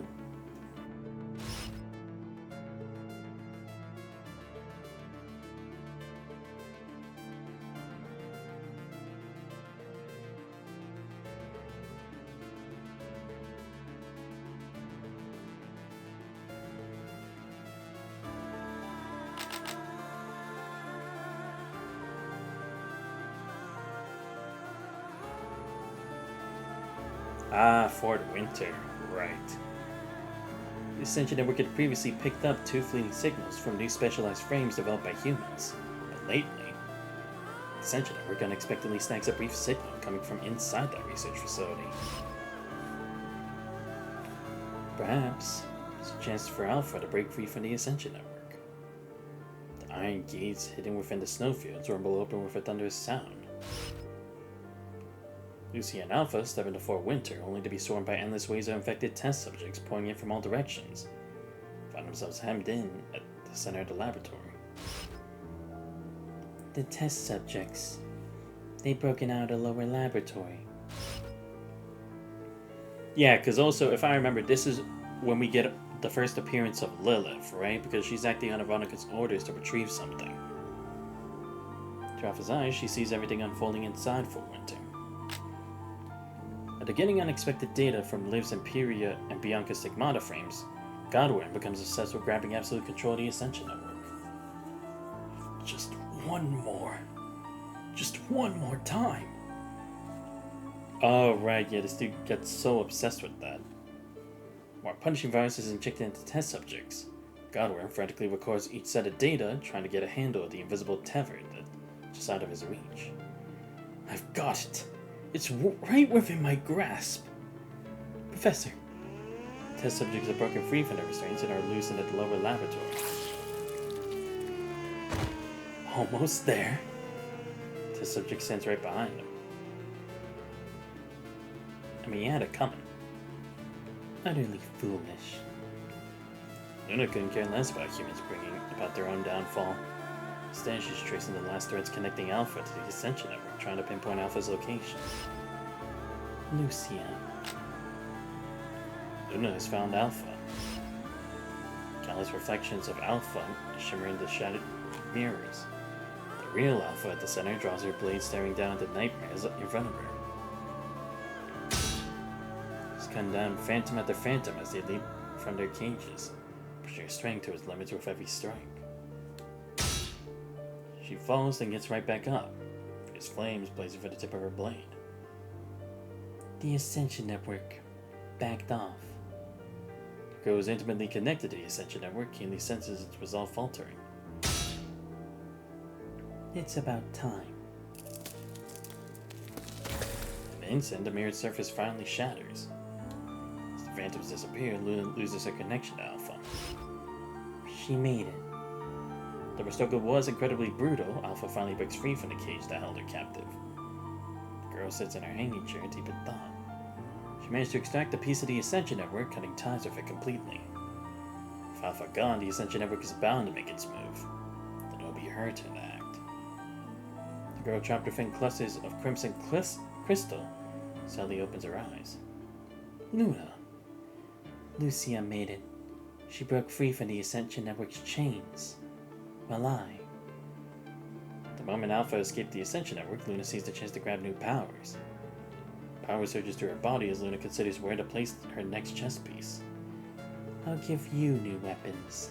And then, I need to try and seize control of the Ascension Network. You'll do something for me. The vermin on the grid are loudly conspiring. Understood, Luna. Roland hums a cheerful tune as he steps out of the dreamscape. Luna watches him go, feeling the furious waves of the Ascension Network's rage over Alpha's exit. Visible tendrils are already connecting to branches of the Ascension Network. Small insect caught dead center in the spider's web, so it's cooking up its counterattack. She'll eventually leave this place. Luna slowly closes her eyes, listening to the voice of punishing. She feels the Ascension Network's urgency and senses the punished virus's agitation. She does everything searching forward. The red tide is gathering its strength for a powerful emergence. It grows slowly, nurturing new unpredictable life forms. She has to cease this gift from punishing before the red tide incubates truly sentient life forms. On Earth, the red tide spreads through sludgy, muddy expanses.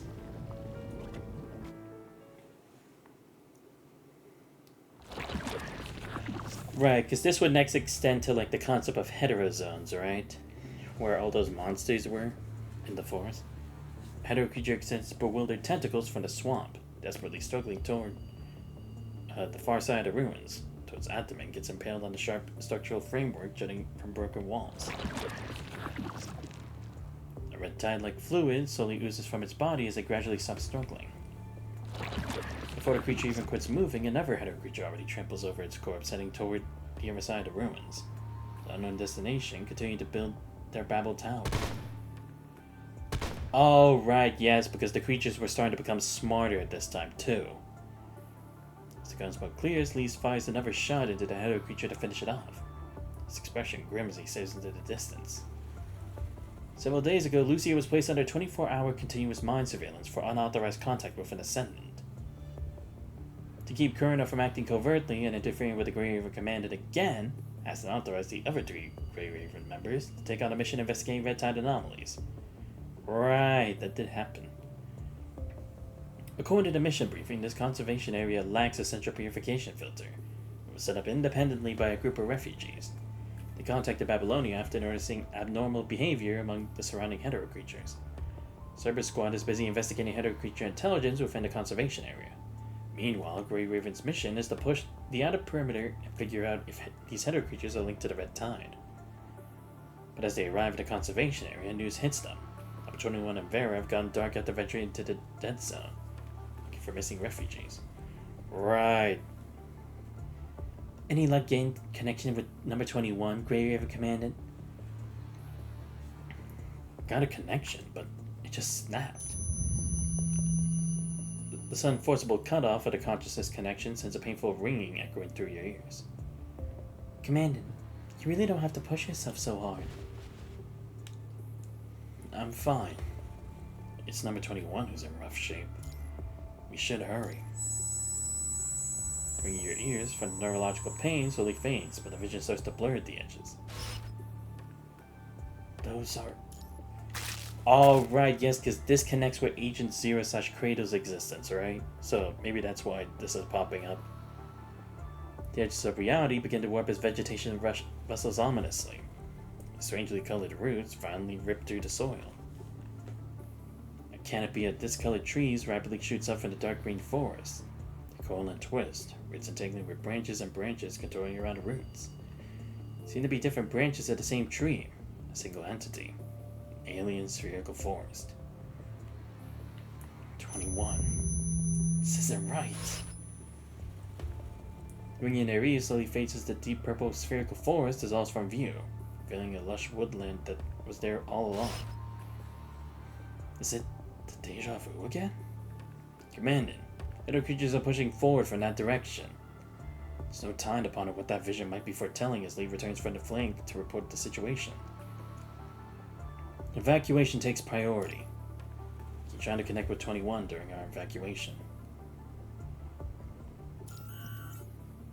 Faint white noise echoes back through the consciousness beacon, but connections remain difficult due to the punishing's interference.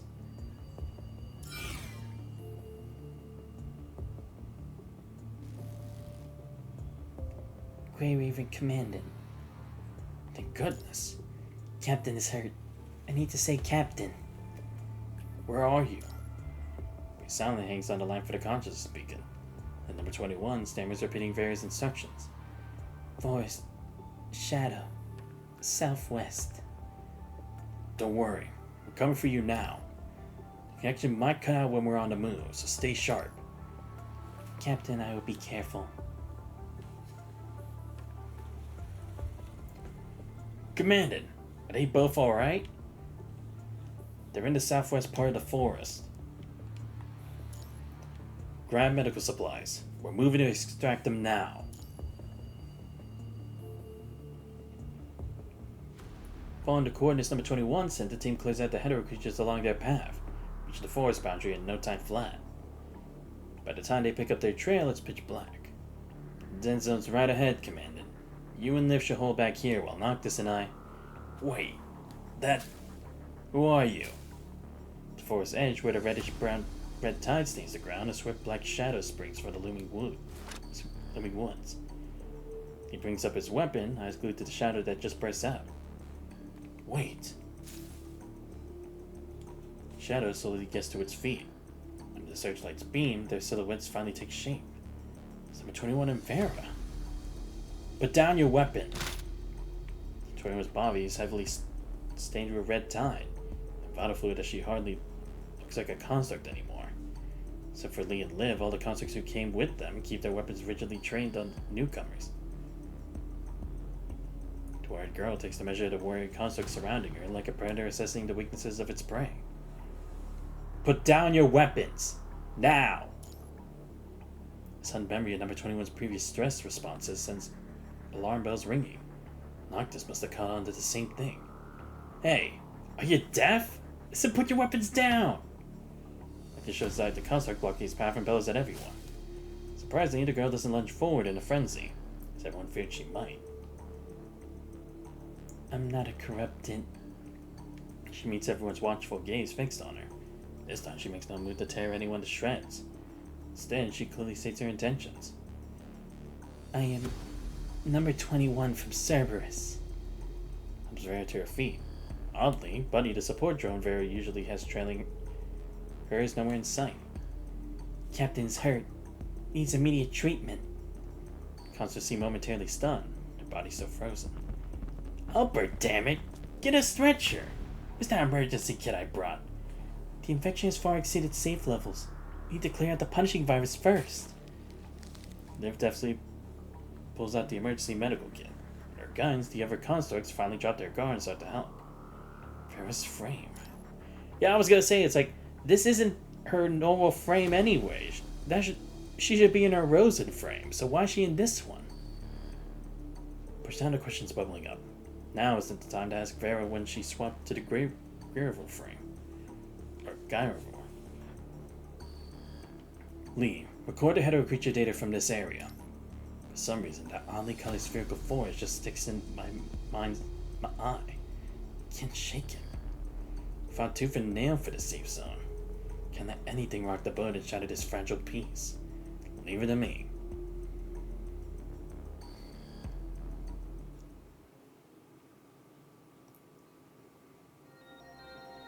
No, but actually, she should be able to use that frame now, right? Because, what is it? That took place after Selena's chapter, which means it's supposed to happen in this new timeline now, correct? But why did they need her to use it? Oh, no, wait. I guess maybe because, again, 21 feral frame is considered pretty dangerous, right? And can be unstable when taking off the limiter. But since they already improved the limiter on the Gyrovore frame, maybe they figured that in case number 21 goes goes crazy or berserk, then she'd be able to stop her with this new frame. Maybe that's why. Because again, to be fair, the Garnet frame wasn't in the best condition to use for that mission anyway. And leaving her in Rosen wouldn't really allow her to do so.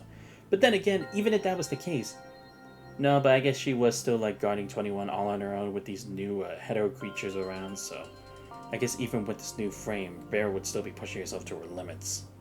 A few days later, Babylonia. These data from the Dead Zone turned up some real head scratches, but the evolving hetero creatures acting in concert and the Red Tide, just kicking their evolution to high gear. After they die, the hetero creatures just melt into the soil, only to be birthed anew by the Red Tide. It's like a second coming. Whether someone's deliberately cultivating these creatures, or this is just the Red Tide's natural progression, either way it's supposed to trouble for Babylonia. Luckily, the improved central purification filter cores are still doing the trick. Going forward, as long as we can keep swapping out the cores without a hitch, we can at least put a pin in the safety of the conservation areas. Deep in dawn, mulling over the topic just discussed in Babylonia's highest level classified meeting, you step out loosening a tight strap into your hat. Even though the new central purification filter cores can only scatter the punishing virus rather than destroy it, and the dispersed virus is bound to pull itself back together somewhere else, as long as it doesn't show up in big concentrated bursts, the situation remains manageable.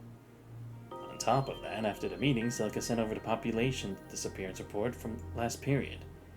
The frequent disappearances caused by the hetero creatures incident might be worth looking into. Could this tie back to the dispersed punishing virus? Santos. Number 21. Number 21 is waiting for Captain. Captain suddenly switched to the Gyrovore frame before battle. This needs to be reported. Why would Ferris suddenly change frames? Captain changed frames after talking to Commander Murray. I don't know anything else. Oh, interesting. Okay, yeah, so again, she was supposed to be in the Rosen frame, but they made her change anyway? Interesting. Number 21 points to a tightly closed door on the other side. Looks up at the human. Santos is passing by. Can Santos chat with number 21? They're worried about being rejected. Number 21 furrows her brow, thinks for a moment, then adds. Santos promised 21 before. If I have problems, I can find Santos. Sure you can. Check your schedule, confirm you're free, and find yourself leaning against the wall.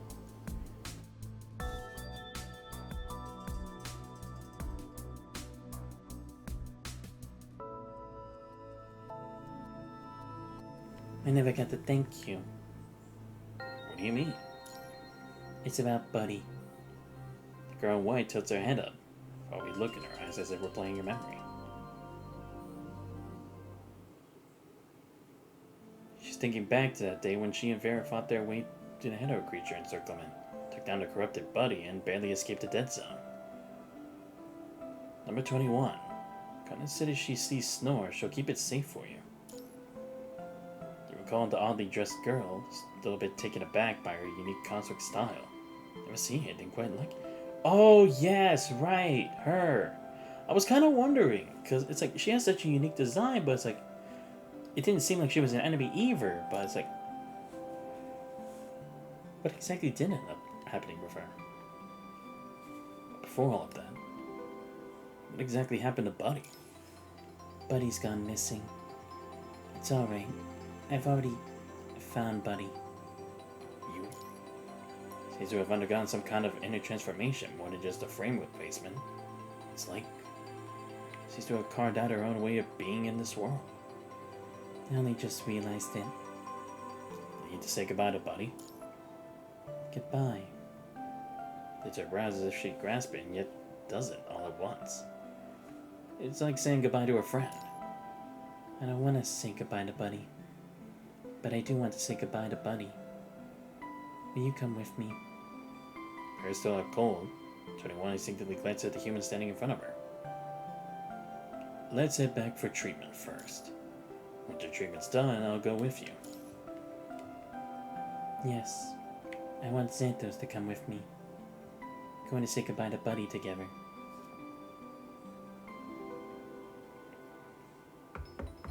The next day is still dark out. The conservation area residents are sound asleep when a loud knocking rattles the grave and commandant's door. It's energetic number 21 standing there. 21? Number 21's treatment is complete. Xanthos promised to say goodbye with me together. She just had her bandages removed, but she insisted on coming here. It just shakes her head, a clear sign she tried and failed to stop number 21. Yep, made a promise. Let's go. As the first hint of dawn breaks, I pull out my protective suit, and number 21 and I make our way through the Dead Zone's forest.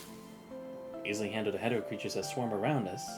Suddenly 21 stops dead in her tracks at a specific spot. Is this the place?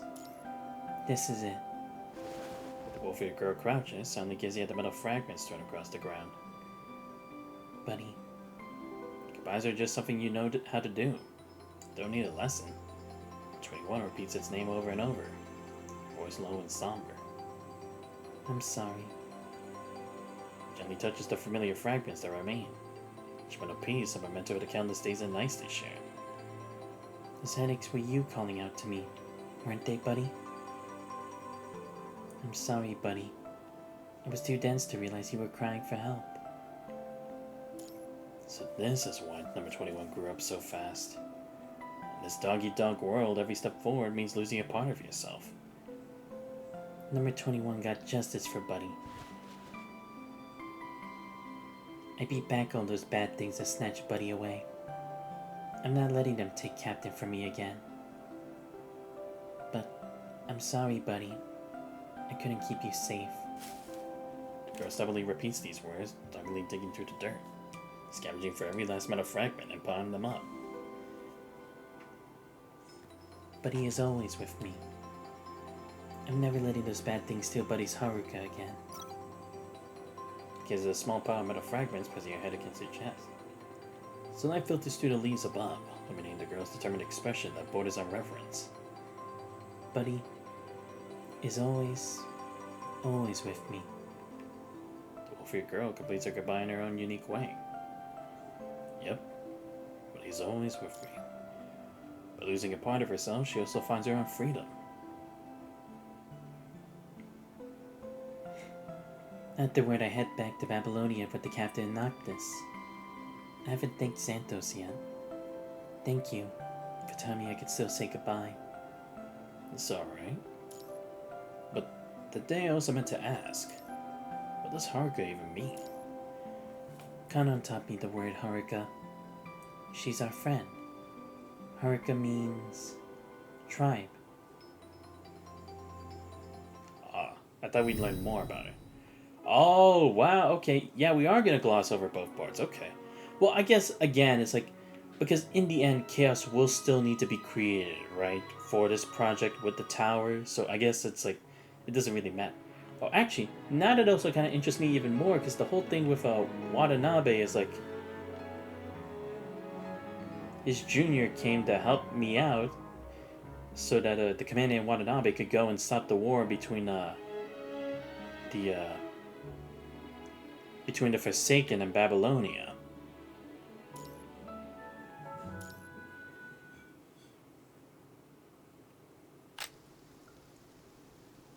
Seawater hangs suspended in the sky.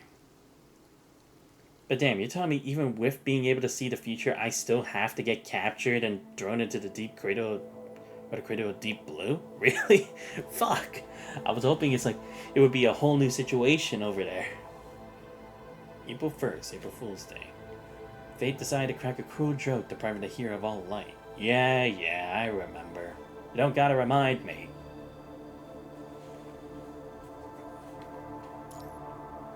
Who am I? A chaotic mind, only the roar of the crash landing transport remains. Strange smell of leaking machine oil fills human nostrils. Who am I? Where are we? In memory, the transport was attacked and crashed. But this place, where is it? Your own voice sounds as if coming from beneath water, muffled and hopeless. As the voice spreads through this dark void, ripples dance across the water's surface. Strange visions begin to emerge before you. Then, let it be here. Oh, no, that's right. Because this was the point where everything changed. Because this is when Future Commandant had gone back to the past, completed the melding with Chaos so that Chaos would become stronger in being able to stop Cradle and Agent Zero's master plan. Right, I see. That's why this part's going to be very important now. There we go. Or at least we're going to actually see those memories even, more detailed. Being yet merciful, one guides Grey Raven's gaze settling upon the sea. Wake up when it's time to wake up. Sleep when it's time to sleep. Of course, I'll make sure you're born safely. They shouldn't be crossing the line.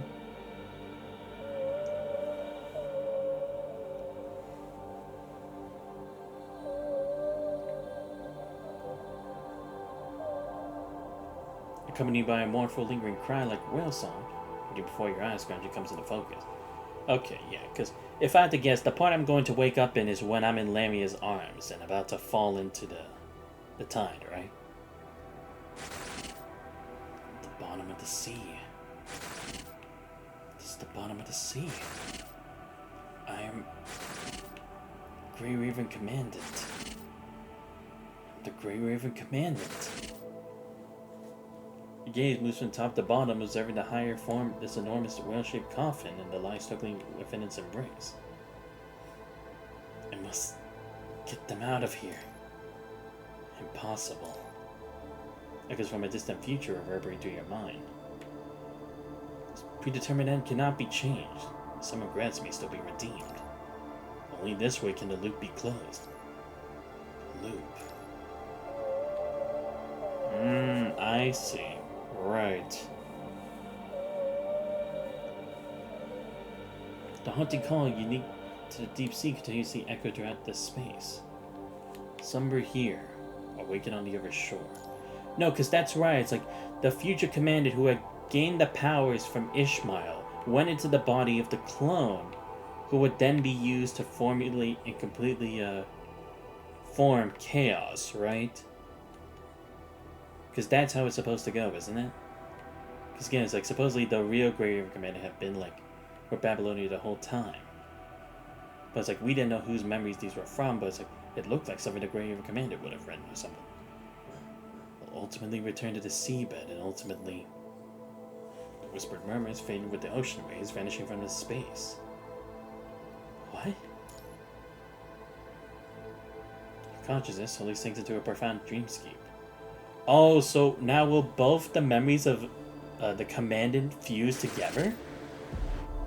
Like both of the clone Commandant and the real Commandant? Crimson soil envelops the roots of the Tree of Life, while red-tide projections wail and laugh, acting out their ordinary yet sorrowful lives. Right. Do you remember that stupid tree has to do with Cthulhu, right?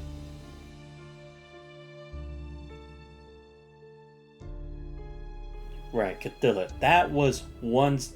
I'll admit, this was definitely the chapter that was it was supposed to be a scary chapter and a somber end, you know? I knew that they were trying to do that with Stigmata, make it a bit of a spooky chapter with everything, but it's it was okay. But it's when it came to this one, with like all the bad ends that we were getting, like with Shorthold and the Commandant and everything, and with Lamia, it was like, whoa, I got chills throughout that chapter.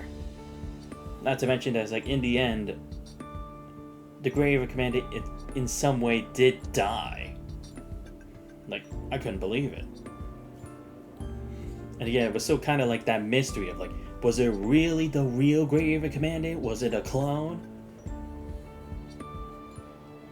The Age of Darkness gazes coldly at the screen, examining the objects hanging from the treetops behind it, absorbing the red tide like blood bags.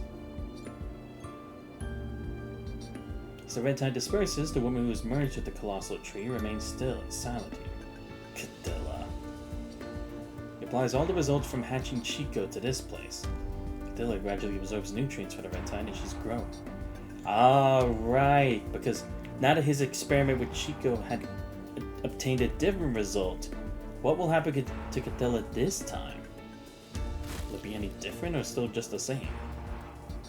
Having absorbed enough nutrients from the red tide, the bloated blood sacs fall from the treetops, revealed his glimpse struggling free from the before the crimson fluid within. Yeah, the sea fairies, those were scary too. Humanoid header creature with an odd appearance such as its tentacles, gazing at this world in confusion. Another defect. Frowns slightly dissatisfied with this result. These sea fairies are all samples copied from Lithos' deceased consciousness. He tells Lithos their goal is to make hetero creatures more human-like in order to advance the evolution of the Red Tide. But only the agent himself knows that his purpose extends far beyond that. After confirming once more that this sea fairy is still nothing but a pure replica, Vonnegut irritably flicks his hand away. Right, because he needed, like... That's what the whole thing was also supposed to be, right? Being able to not only replicate like the behavior of the Grave Commander, but able to think and act. The door at the end of the corridor emits a soft creaking sound. Mister. Speak. I'm getting word that Kugawa Kurino is dead, taken out by his adopted daughter, the girl known as Elisa. Vonnegut's eyes narrow as the name clicks. So, what's the deal with Utopia?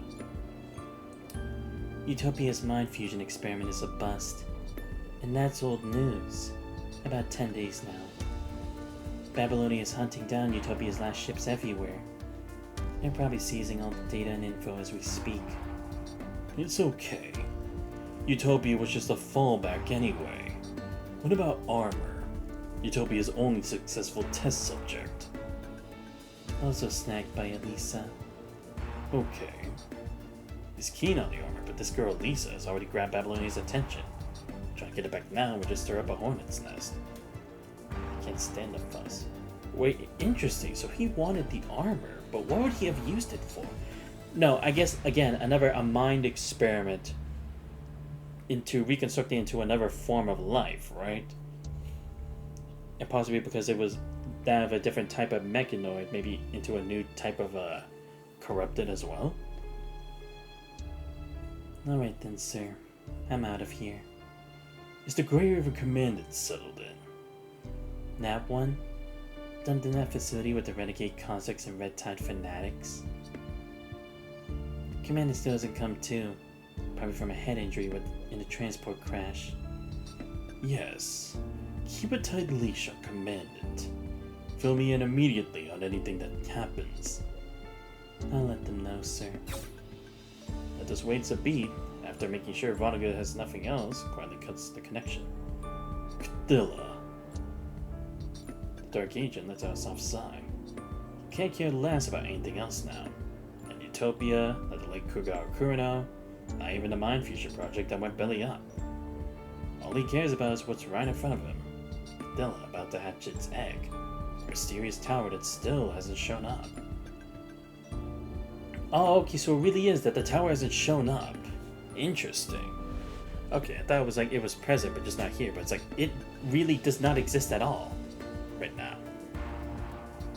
Wait, no, yeah, actually that does make perfect sense, because I literally just said probably like an hour ago that it's like, yeah, it hasn't shown up early like it was supposed to. The tower. Where'd it go?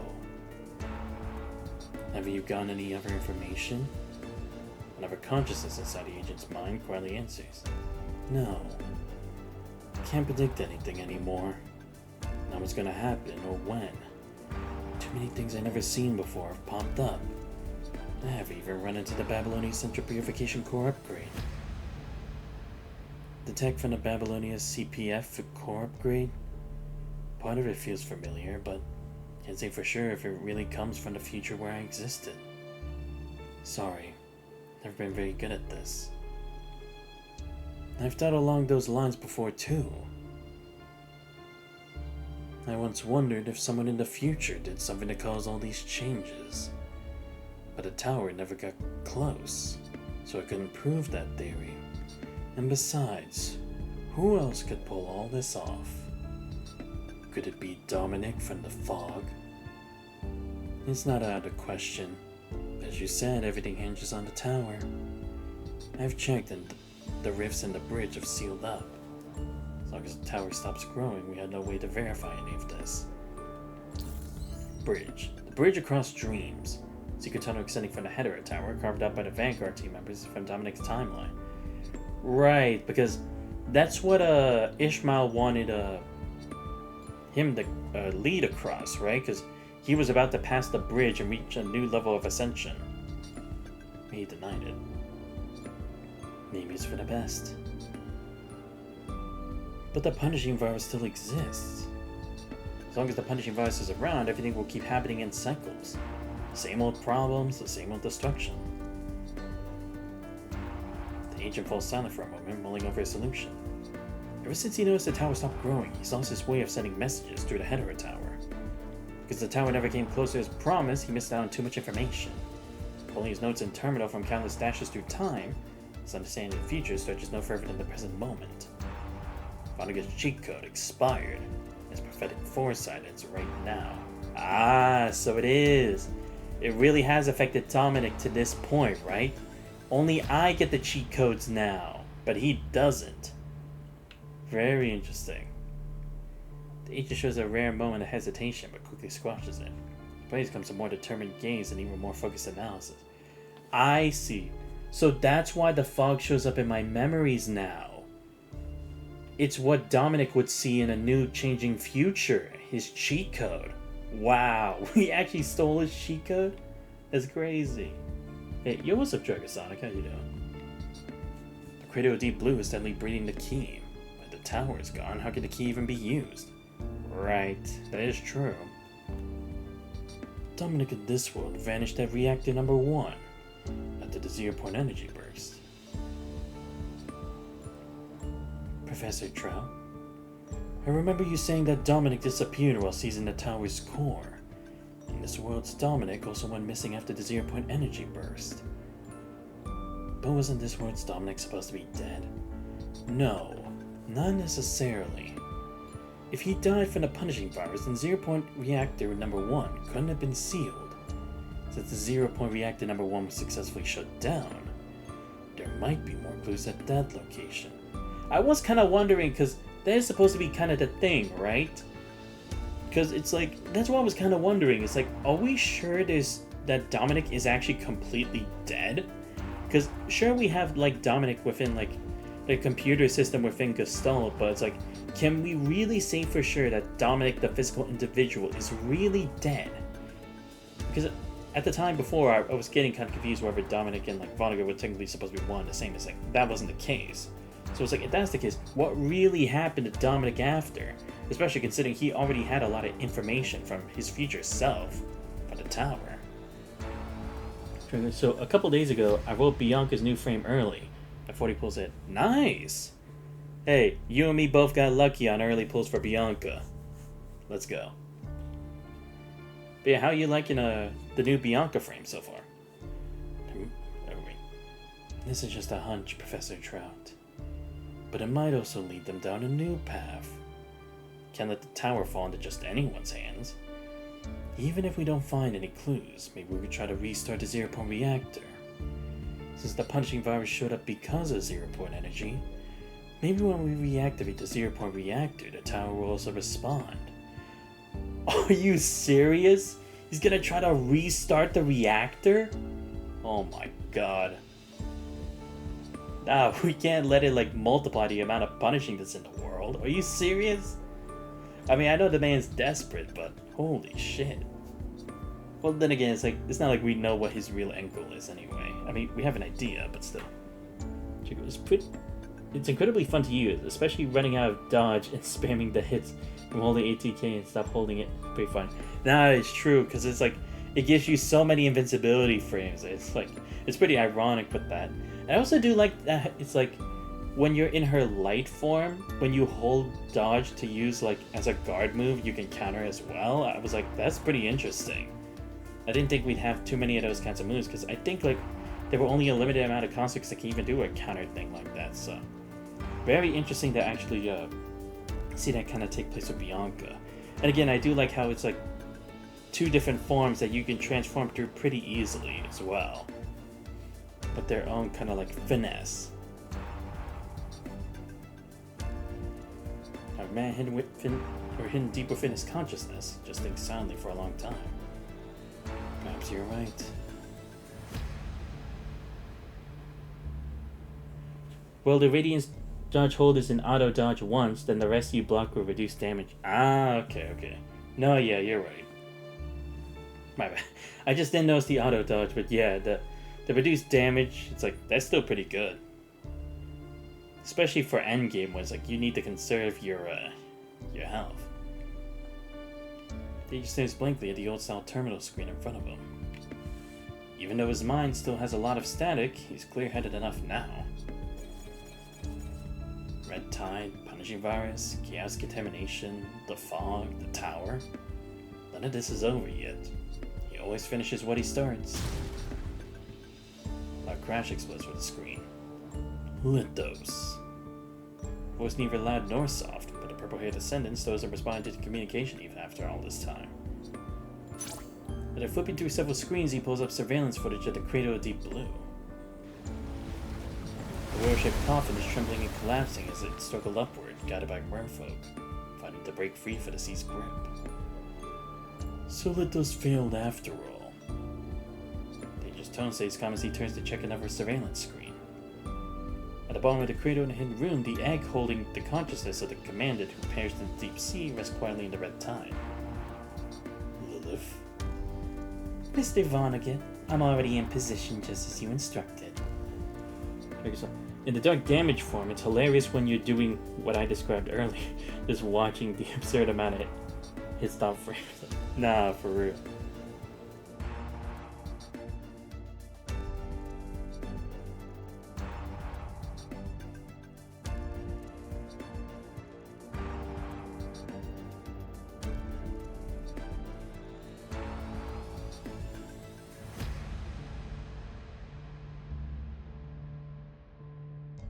My bad, need some more water.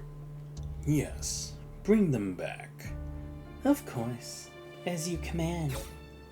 Before Lilith can say anything more, Vonnegut cuts off the communication. This key, this time, could it be the perfect one? He says to the unhatched egg at the bottom of the cradle, muttering to himself. Wow, we're really breezing through these foreground chapters. A vague uneasy feeling or unceasing noise fills the dark space. The lost hero, the human, Santos the Grave Command, is reliving everything that happened in the deep sea within this narrow dreamscape. How many times have these events been relived? The deep sea's dim light, the suffocating whales, the parting last words. Ah, dude, seriously, this was one of the craziest fucked up chapters all time.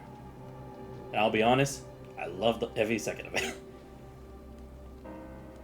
It's like a lone traveler who knows an abyss lies ahead, but stubbornly presses forward, never looking back, trudging resolutely towards the next death.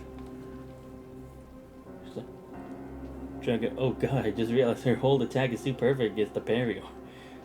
The slap is like for the dodge. Ah, that's true. The loop. Like the reversing gears, like the most precise instruments seal the final fissure. Wait, hold on.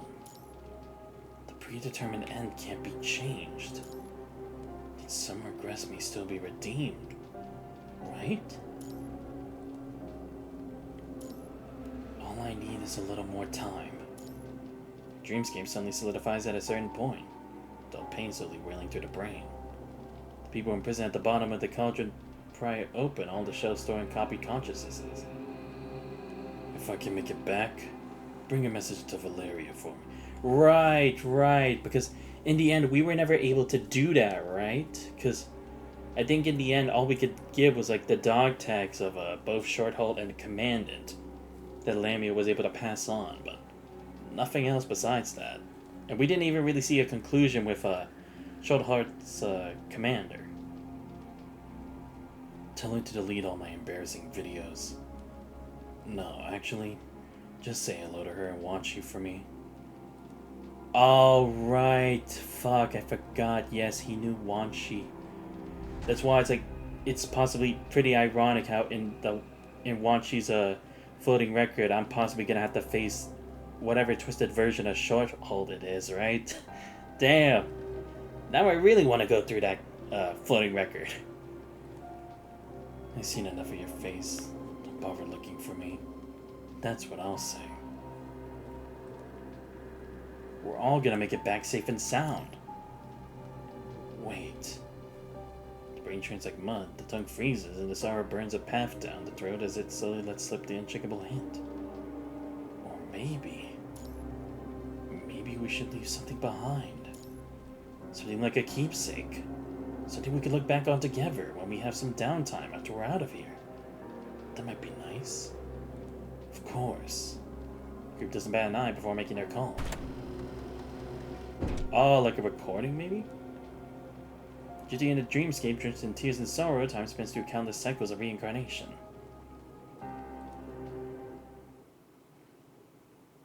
April 16th. It's been 16 days since you vanished. A human wakes up naked in an old filthy underground lab. Right, this. I remember this. After riding out another crisis involving the Forsaken, Grey Raven finally gets their commanded back. I mean, personality all there. Except for a few minor scrapes here and there and a gap in memory from April 1st to April 16th, the commander seems perfectly fine. But after a thorough examination, when the small package Lamia hands over finally reaches human hands, blank memories take on a new meaning. Shorthaul's name tag is wrapped in a rough strip of fabric that, judging by the material, most likely came from the Grey Raven Commandant's missing coat. Oh, I see. Yeah, because I don't think that's how it happened before, right? It was just only our dog tags. Crowd gathers around the fabric strip with the Grey Raven Commandant and Valeria among them all, gazing intently. It's almost as if Shorthaul himself never knew how many lives his usual thoughtfulness touched. Valeria, Yada, Shiva, Cyan, Wanshi, the list goes on. Turns out he'd been handing out candy to so many people, their paths crossing long before they ever realized. The fabric strip itself has several lines of text, a bit blurry from being soaked in seawater. The first few lines are short and sweet. Not like a last will and testament, but more like a quick note left on the dining table before heading out. Medic Bog maintenance is done next week. Don't forget to pick it up. Damn, next week is probably ancient history by now. I almost forgot. The video of me drunkenly hugging the medic bot is probably viral, isn't it? Well, that being the case, there's not much else to say. Scabs are a pain in the neck, but working with that hot-headed lunatic somehow makes sense. Two wrongs make a right, eh? Keep up with your frame maintenance. Don't suck on mission reports. Before missions, try to keep Sheba from running her mouth. Remember to pick a new captain. These what's for breakfast style reminders quickly trail off. Perhaps as the writer's feelings get more complicated, the tone suddenly shifts into what comes next. My limbs are gone. Not sure if they're using them as bait, but don't fall for any traps. Speaking of which, my body's been copied so many times. Even though the one calling the shots right now is truly me, I can't shake the feeling that somewhere far off, another me is still on this difficult journey making their own choices. Ah!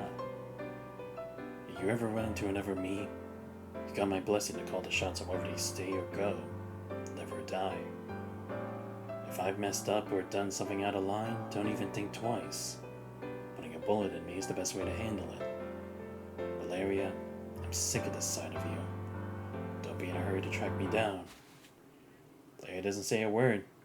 Toss the claw strip on the table and walks away. Wanchi picks up the claw strip and keeps reading. Wanchi, you and Pello knocked it out of the park. Didn't make a single mistake. I just hope we run-of-the-mill adults haven't let you down too badly. My bad. There's something off with your mother's records. Pello's death also seems pretty fishy. You want to dig deep? You want to go digging for answers? Go right ahead. Science's mind disruption still hasn't healed. He's got some emotional baggage. Hear about any new treatments? I hope you'll try them on him whenever you can. It'd be great if you could keep an eye on Thompson's son. After Thompson passed, I'd look into it. His son seems to have already joined the engineering force. I'm pretty fond of your Strike Hawk team. At least the captain seems like a good egg. And that dark, quiet one is pretty cool too. Stick with Kamui and make the most of your time at Strike Hawk. Grave Commander is also top notch. This one is right here beside me now, even dishing out tips on my writing style from time to time. You get the chance down the road, they're definitely worth getting to know better. Just too many old friends worth saying goodbye to. I can't get to each one individually. It's only brought up the few who really need the most looking after. Finally, also, a bunch of lines are just half-assedly scribbled out with messy black marks. I'll stop there so I don't ramble on like a old mother hen. And who knows? Maybe the Grave Commandant's right will actually make it out of here. In that case, I'm definitely not letting you see this message. Short halt. Wow. Hey, I'm at least glad, we actually got to see that closure, because that's what I wanted, at least for Short Halt, man. And look, it may be quick, but again, it's like, this is what happened before, and trying to make slight changes to the present now. Like with the goodbye for Buddy, Ala's new determination going forward, Lee getting all those memories now that the tower isn't present yet.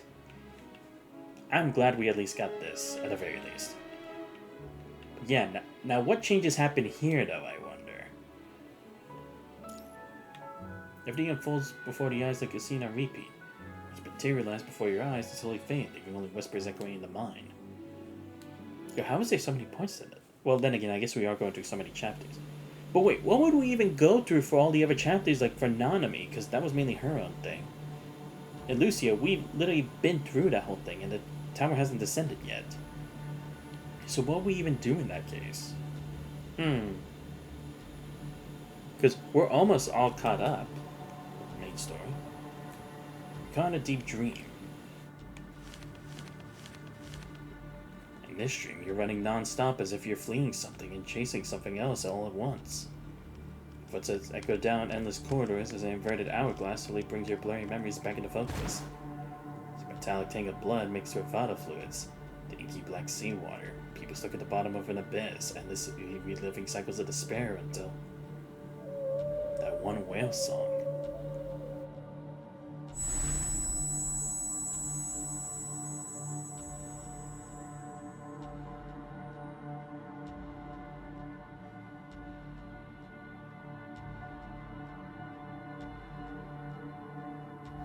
The blank memory suddenly burst with the colors of the ocean depths. You faintly catch the sound of a woman's soft sigh. Cold sweat has unexpectedly drenched your forehead as the thunderous roar of the transport aircraft pulls you awake from your deep sleep. Strange fantastical memories are like bubbles decorating the night sky. Once you're awake, they just gradually disappear. Commandant, we're almost back at Babylonia. Okay. Are you alright, Commandant? Noticing your discomfort, the three ever-vigilant team members immediately gather around you. Vital signs are normal. Could there be a glitch with your mind beacon? Or perhaps it's the environment. Something up with the transport aircraft? Stands up eagle-eyed, checking the instrument readings on the transport craft. No, I just had a bad dream. It could be the mind beacon glitch. Once we're back in Babylonia, we'll swing by the Star of Life. Seriously, it's nothing but a bad dream. That's exactly what you said right before the Deja Vu episode started, Commandant. So gives a disapproving look. I've already booked an appointment at the Star of Life Medical Center. Head straight there as soon as we disembark from the transport. Alright, fine. Alright, head to the Star of Life. Even though I'm sure they won't find a thing. As the transport glides through the sky, you find yourself unable to even peek at your work terminal with your 3 companions watching your every move. Then, at least let me check in on the Forsaken situation. Negotiation records or Oasis. Oh, okay, yes, so we're in the part where it's like, this is after, the commander in Watanabe had made it back. Nave has been guarding the work terminal, tries to keep a straight face, but eventually gives in under your bleeding gaze. Fine. But you're not allowed to work for too long, got it? Yep. Opening the terminal, you see that Lee has already neatly laid out all the information for negotiations. 3 days after you get back on the ground, an invitation from the diplomatic court lands in your lap. Join negotiations with the Forsaken in the central buffer zone. The talks wrap up successfully. No surprise there. Watanabe holding the launch codes for 7,295 missiles orbiting above, Babylonia simply can't afford to keep fighting them. Facing that kind of firepower is a death wish. Oh, that's right, yeah, because that's what the old man had. He had all those missiles ready to use. Because he was like, even if they try to use the Longinus arsenal, he has all those. What's more, the Forsaken have managed to bring several Golden Age factories back online, giving them plenty of resources to settle down instead of just drifting through the wasteland. Now formally recognized as Oasis, the Forsaken cut trade deals with Babylonia. Babylonia agrees to help Oasis upgrade the cores of purification filters in their territory. And in return, Oasis supplies Babylonia with resources it can't produce itself. I forget, did we actually confirm that they actually did change their name from the Forsaken to Oasis? I don't remember if we actually talked about that or not. Or if this is just what we're talking about now. But I guess it makes sense, right? Because now it's like they're not just forgotten people who were just like only at the thought of at the moment when we need their help, right? So probably why they changed their name. At this initial agreement, you, having played the role of the mediator, can head to Babylonia, leaving the diplomatic court to iron out the finer points of additional treaties. However, I cannot prefer your brow to the name Credo highlighted in red on your terminal. This story's almost over. I'm just a reader here. But if you could, I'd love for you to call me Cradle. Hello, Xanthos. Girl in a green robe slowly lifts her dress and gives a graceful curtsy. Cradle. Every time you deal with this green-robed girl from Red Tide, you feel like something's not quite right about her. I've really pushed you to the point of outright alarm. Oh, okay, no. Right. Because Cradle is still a creation of the Red Tide. Right. Okay, so it's just that Agent Zero hasn't merged with her mind here. Okay. That's why I was kind of getting confused. It's like, does that necessarily mean that Cradle doesn't exist anymore? But it's like, that's not the case. It's just that Cradle didn't become the huge threat that practically destroyed our future. Me to pick up what's been thrown away. Are you in control of the dead zone? Control isn't quite the word for it. But please forgive me. I just don't have the words to accurately describe my connection to this land yet. A connection to this land? Would her very existence be tied to that tower that still hasn't come down? There's no way to tell. Firmly circle the name Credo in red, then shift your gaze to another message that's been sitting on your inbox. Apparently, after learning that Babylonia started large-scale renovations of their purification filter cores, Cal Long sent an invitation, hoping to team up with Babylonia to build a maritime defensive line against the punishing virus. Building a maritime defensive line together with Babylonia? Hearing your question, Lee whips around looking at Learn. Didn't we agree you'd only look at negotiation-related documents? They've been piling up for a while. Conservation areas along the coast are reporting a disturbing trend. Large numbers of hetero creatures are now gathering in the surrounding waters. It could be a lingering effect of the red tide that swept through the sea. Perhaps the punishing virus has been quietly gaining strength on the ocean floor all this time. Regardless, if these hetero creatures manage to make landfall, they'll wreak havoc on coastal regions. The situation is made worse by the fact that the defensive light wall has never been fully repaired since the Battle of Kowloon. top of that, resources are stretched incredibly thin due to the influx of Kalong residents who were evacuated from the Niter. Given that Babylonia's souped-up purification filter cores are good to go, it makes total sense they'd seize this chance to ask for a hand. Right. Oh, yes, true, because at this point, Kalong was still, like, just working on their own, right? Because, again, it's like, these new purification filter cores, we didn't have them in the original timeline. Or, I mean, in the messed up future. So, that's why it's like, it came as a surprise whatever happened in Kowloon with, the Emperor, right? Being, Schultz. However, this time in doing so, maybe we can actually help Kowloon a bit more. Sifting through your terminal box, your eyes laid on the world government's aid to Kowloon pretty quickly. The Parliament passed their proposal? It was a close call, but the proposal squeaked by with 67.5% backing. Here's the kicker, though. Asimov actually asked Gestalt to weigh in on the proposal during the meeting. Gestalt's verdict was 100%. 100%? Ever since it was set up, Gestalt has almost never given a proposal. It's full blessing. Where on earth could that mean? Ooh, interesting.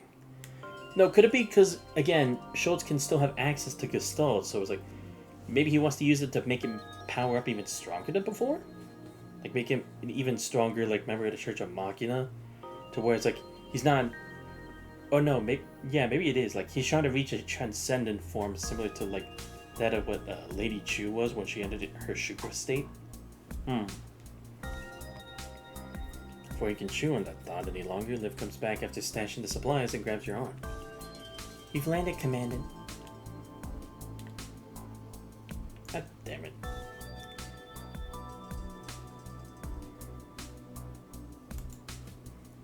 Yeah, I've got a ride waiting, said the Star of Life.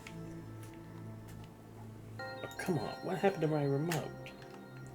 Don't tell me it's completely disconnected now. That'd be very bad if it did. Without another word, the three of them usher you into the vehicle bound for Starlight. Okay, good. My remote's back. Inside, the terminal plays through the latest news from Babylonia. Babylonia just took a deal with Kowloon. The agreement has a series of clauses. Babylonia will be helping Kowloon beef up Kowloon City's light wall defenses and pinching in to build up its defensive systems, among other things. While the light wall defenses get their upgrade, Kowloon residents can move to nearby conservation areas under Babylonia's control.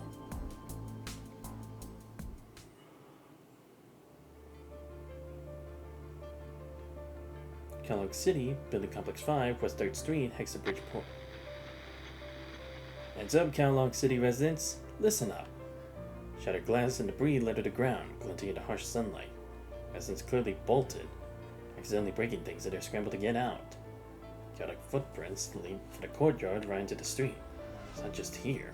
The whole southern district of Hexabridge Port is completely deserted. Every single home abandoned. Terminals fixed to street posts and courtyard walls crackle with Pula's announcements. The broadcast barely audible through the static.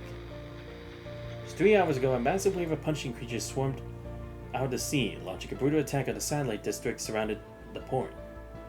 Good news on one front. We've ironed out an agreement with the world government of Babylonia. Every single Kowloon resident can now head to the safe zones under Babylonia's wing for temporary shelter. Right now, the Pulao crew is neck deep in the fight against the Hetero creatures. Meanwhile, the Chao Feng crew is teaming up with all the other Kowloon crews still here to manage the boarding and evacuation efforts.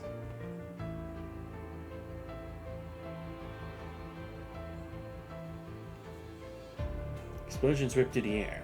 Thunderous roars echo. The sound of blood and screams fill the Kowloon crew's headquarters at the Niter. It's pure chaos. These Hetero creatures, they're working together with uncanny precision. It was like someone's pulling their strings, or even outright controlling them. I'm gonna get straight to the point. Our top priority is to get the light wall of Kowloon Metropolis back online.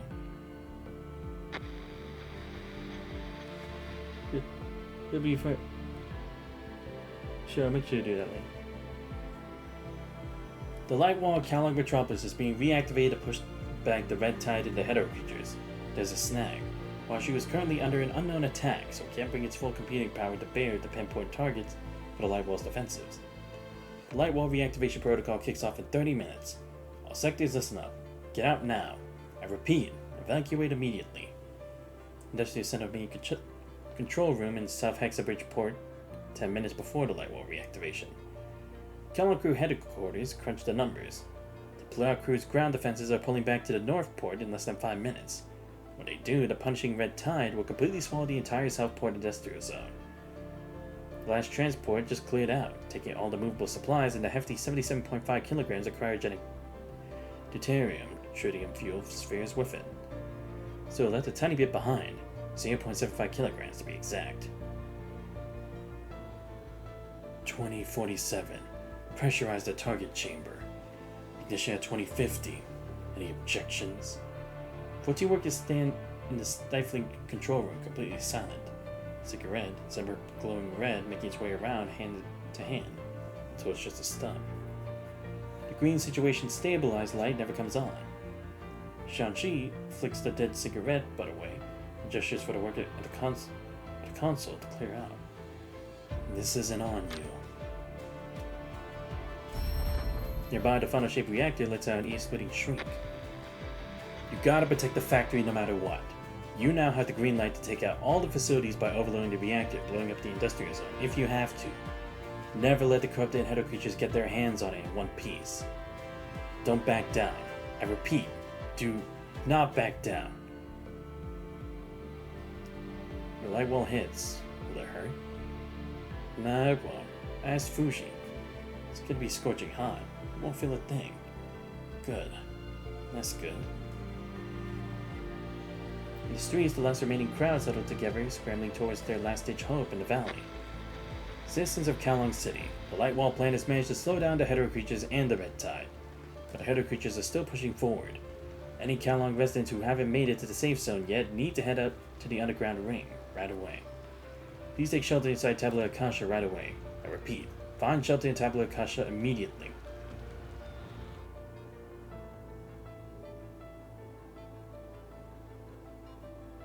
From high up in Tabula Akasha, Chu, ruler of Kowloon, looks down to Kowloon citizens in the shelter areas below.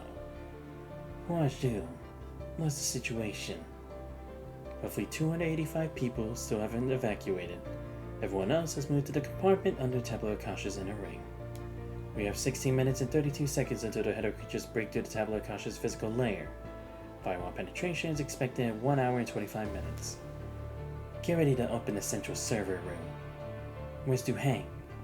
Duhang is in the compartment under Tabula Akasha's inner ring. Alright. It's the last chess piece she has. She's making sure it plays out just right. Warning. Hetero creatures are busting through Tabula Akasha's physical layer from the lower dome's northeast. Is Babylonia behind this? Chu stays northeast, watching endless waves of Hetero creatures throw themselves against the dome. It's the only variable in this whole chess game. The Grave Commandant has to own the responsibility Chu's put on their shoulders. The underground ancient city, once deserted, is now splattered with blood and gunpowder smoke. Deafening explosions boom from the northeast. Warning. Tabula Akasha's final protective barrier is breached. So, this is it. She'll pull out all the stars to protect Kowloon and Tabula Akasha for the punishing tide, while she predicted. She won't stop at anything.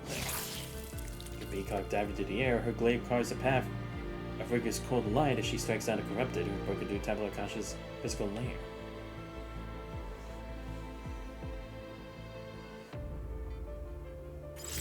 "35 minutes until Huaju's firewall collapse.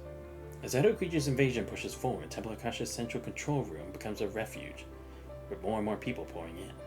The air hangs heavy with a metallic tank of vital fluid, and Kowloon residents are packed together, fear etched on their faces. A small pocket of space amidst the terrified masses, Kowloon's ruler is locked in a furious exchange with someone. Who's that? It's Yin, Chu's older brother. He was banished from Kowloon by Chu himself after trying to stir up a rebellion. Oh! That's who he is. Right, because he was also the guy who talked with that hacker, right? Who tried to mess with the people at Kowloon back then? That was in Han Ying's floating record, if I remember. He's probably trying to leverage this crisis to get back into Kowloon. This timing couldn't be worse. Many former Nida residents in Kalong are already fed up with Chu. By a time like this, Raz creasing his brow as Chafeng pushes through the crowd toward Chu. How would Chu be clashing with him right now? A strange image flickers in your mind, then disappears. And Chu's voice cuts through the din of the crowd. I won't justify my actions, nor will I seek forgiveness. Do what you must do. Doesn't sound like he's challenging Yin at all. Instead, it sounds more like he's giving an order. An assassin looking at the crowd pulls the trigger. No! It wasn't me! What's going on? A small, frail woman emerges from the crowd, covered in dust and dried blood, her eyes full of exhaustion and pain. It looks like so many of the Kalong people have made it through this hellish night, but right now, everyone's eyes are glued to the still smoking dark barrel with a gun in her hand. It's a military-grade anti-construct pistol for the world government, fitted with special 9.33mm bullets designed to incapacitate them. Can't get your hands on one without a special order from either Parliament or the Purifying Force. Some people just happen to have a connection for these special orders. It's all over now.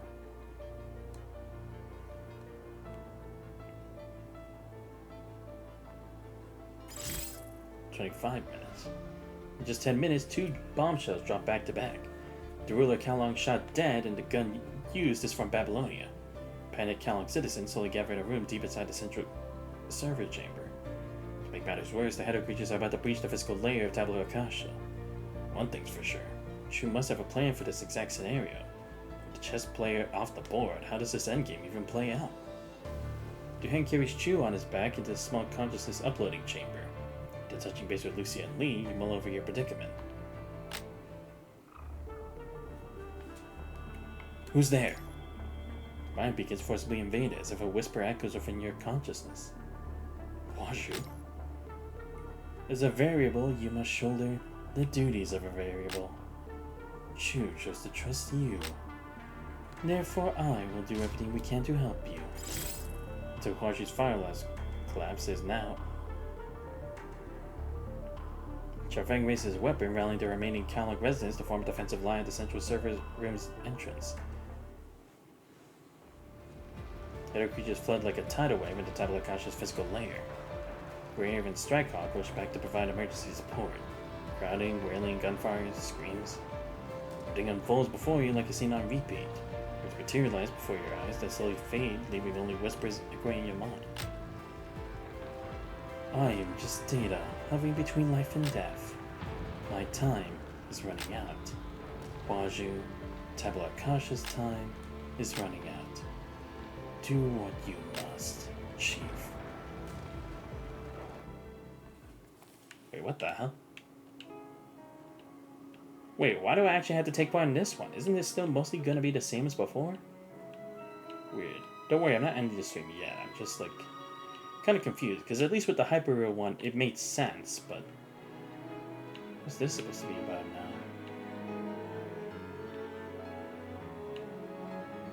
I will say, some of these is like we are getting a bit more details and somewhat better conclusions, but some of these is like I'm kind of not really understanding the whole point of us going through it, considering it's like these chapters are not that far past what we've already done, you know?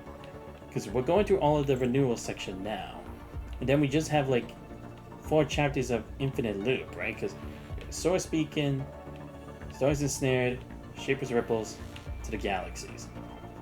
I don't know if we go through River to Shine, considering it's like it's supposed to be a secret, but we'll see.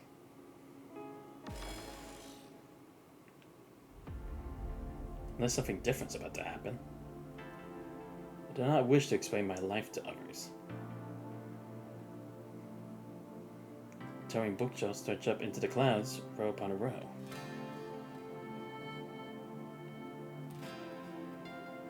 Yeah, Guashu helping get mine uploaded. All my life I stumbled upon too many secrets that can't just be shared outside these walls. I've seen countless versions of history come and go.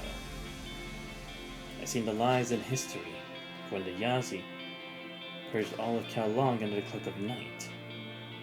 I've fought conflicts throughout history, driving out blood relatives who scheme to snatch my power. I've laid the groundwork for historical progress, launching space fleets under Kowloon's backing.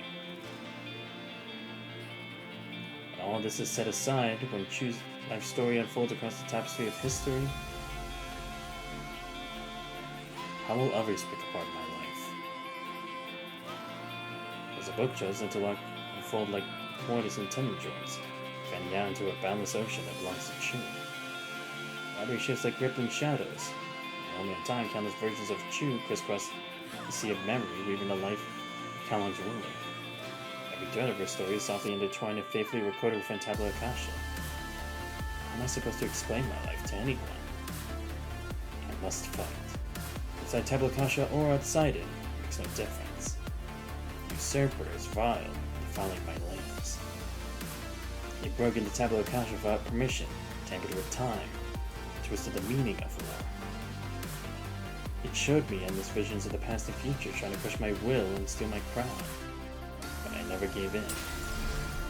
I must keep on fighting because I'm the only one who can serve as the price Kalong must pay for its future.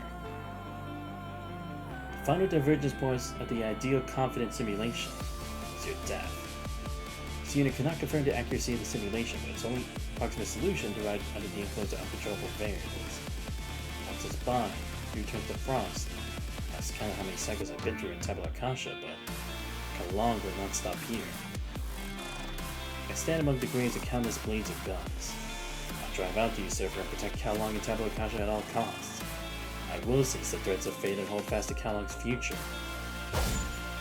The bonds that shape Kalong, the sun that powers Tabula Akasha. I won't explain my life to anyone. Only time and Kalong itself have the right to judge me.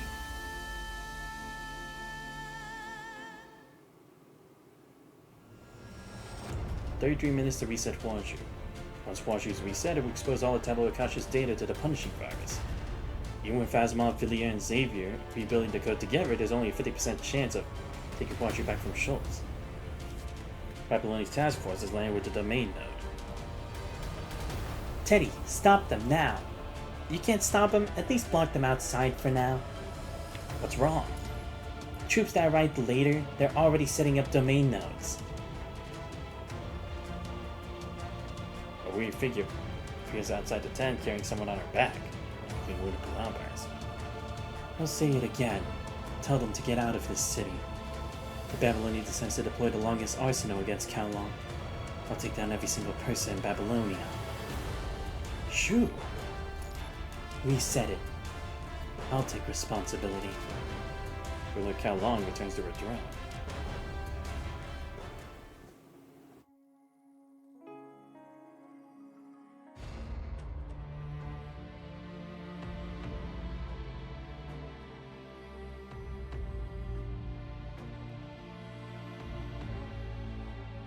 しました。この一撃で先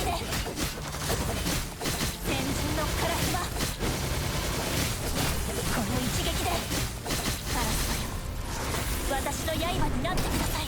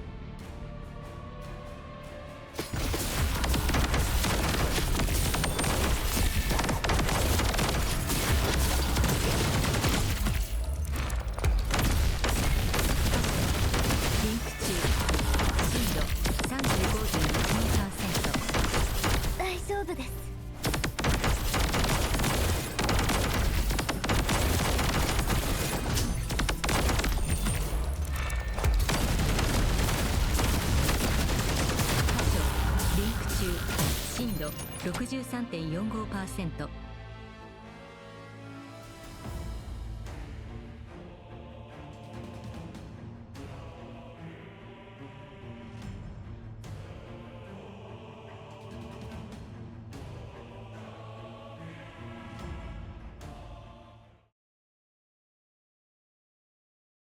一部モジュール修復完了。演算力ユニット受信。支援プログラムを起動。戦闘支援を開始。加勢するぞ。 Ah, boy, having to fight Schultz again. Here we go. See if I can pull it off. Especially first try.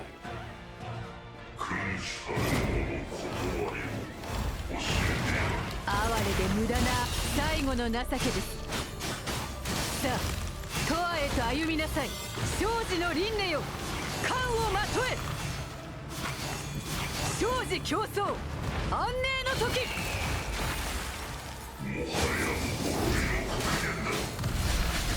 哀れで無駄なあがきよ。九龍の未来を。 Okay, yeah, I figured they weren't gonna make me do the whole fight like before. Because it's like, this is just a retelling of a story. Girl in a green cloak stands atop a mountain not far from Kalong City. Creature nestles obediently at her feet while the girl gazes out the fires and gunfires still rag across Kalong City. Watch you for your roots. The Emperor forcibly seizes control, only to fall into the blade of Kalong's ruling. This is what civilization looks like. A tale of war and hope, decline and revival. It's the same script every time, yet each version plays out differently. Fascinating. Defeat is imminent. Babylonian Support Force brings in an improved central purification filter core. With help from Asimov, Xavier, and Villiers, is quickly brought online for emergency use. Doesn't match the power of a full-fledged central purification filter, but it's enough to push back the Red Tide and clear the header regions from Kalong City. Still, why did I agree to the Emperor's proposal at that moment? We're still solid, but the creature flinches in fear, too frightened to move. Credo longed for the deep cultural roots of Kalong. The knowledge stored within Tabula Akasha was like forbidden fruit from Eden, knowing her reach for. Oh, I see. So Cradle helped. That's why. I don't remember if we talked about why that even happened. Maybe they actually did, but now that they bring it up, it's like, yeah, why did they act? Who would have been controlling them? Because it couldn't have been Schultz. There's no way. Even like as a unique member of the Church of Machina, there's no way he would have been able to do that. You'd have to be like an Ascendant or something. But I see Cradle teamed up with him. That makes a lot more sense. Because they would both get what they want, even if they're not completely aligned. But even someone with no grasp of tactics could see that this isn't the right time. The Red Tide hasn't reached full strength. The tributaries flowing out for the Dead Zone alone aren't enough for the hetero creatures to go head-to-head with humans. Yet when Schultz proposed a partnership, Cradle accepted without hesitation, as if it were only natural. So natural, in fact, that both sides found it strangely unsettling. Oh shit, yes, that's right, because Schultz would probably be able to detect like something's weird about this, as if like it was predetermined, because he's from Gestalt, right? And Cradle, being the ever unique existence that she is, would probably also feel the same way. Was it because the Emperor's Code managed to infiltrate the Red Tide? Cradle's hand comes to a stop and the hetero creature at her feet lets out a low involuntary whimper. Easy now. Don't be scared. A low murmur pulls Cradle from her thoughts. It's a quiet, mocking laugh, hand still moving as she gently soothes the cowering hetero creature at her feet. All the while pushing aside the absurd theory forming in her mind. They aren't from the same civilization. Schultz shouldn't be able to control her with simple data the way he did with Waju. Moves ahead again, eyes passing through over war-torn Kalong City and narrowing as she looks towards something farther away. A bigger story? One that spans the whole world? A writer created Cradle in their story, but who's to say this very moment isn't just a single line in someone else's script? Cradle still remembers where she came from. That is an unfinished novel you've been writing on and off over the years. A post-apocalyptic world, a calamity named The Sound of the Tide, the lost wisdom of the ancients, a journey into the abyss. Pretentious wording and ramblings nonsense were just the author's bad habits. No one but the author ever had the patience to finish reading it. She was born from that story. The Red Tide reshaped her body, the sound of the tide gave form to her will. She's Cradle, a being born of the Red Tide. Surely the red tide across this world. Our mission is to forge a civilization of its own. If this world really is a story already written, then what part am I meant to play in it? To breathe pause, she lets out a laugh. The green-robed girl dissolves from the hem of her coat, becoming a surge of red tide rushing toward the forest. She needs to find the source of that dissonance. Krita wants to know, has the script truly been written? One that includes her name? Most importantly, is this story interesting enough?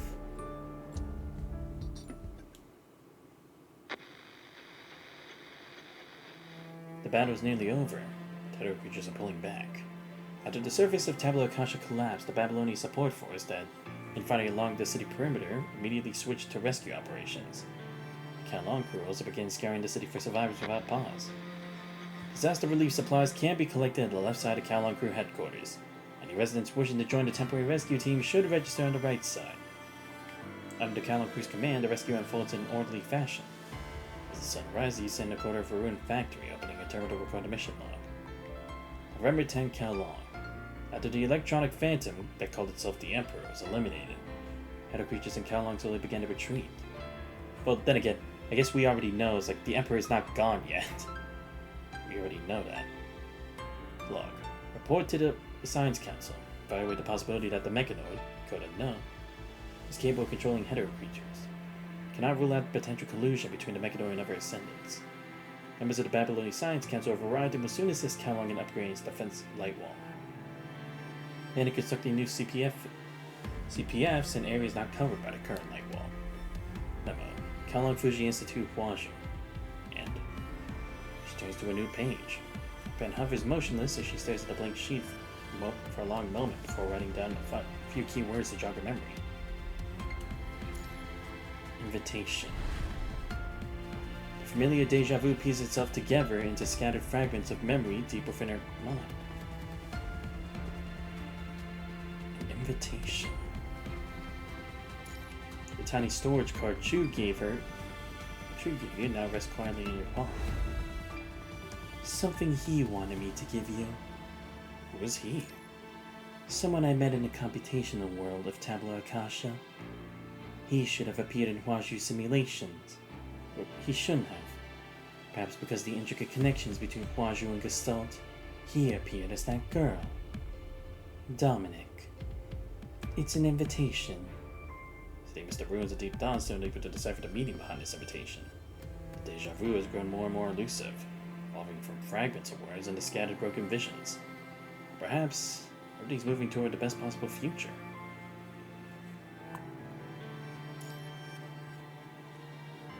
Under the morning sun, the battered ruins of Kalong begin to serve with new life.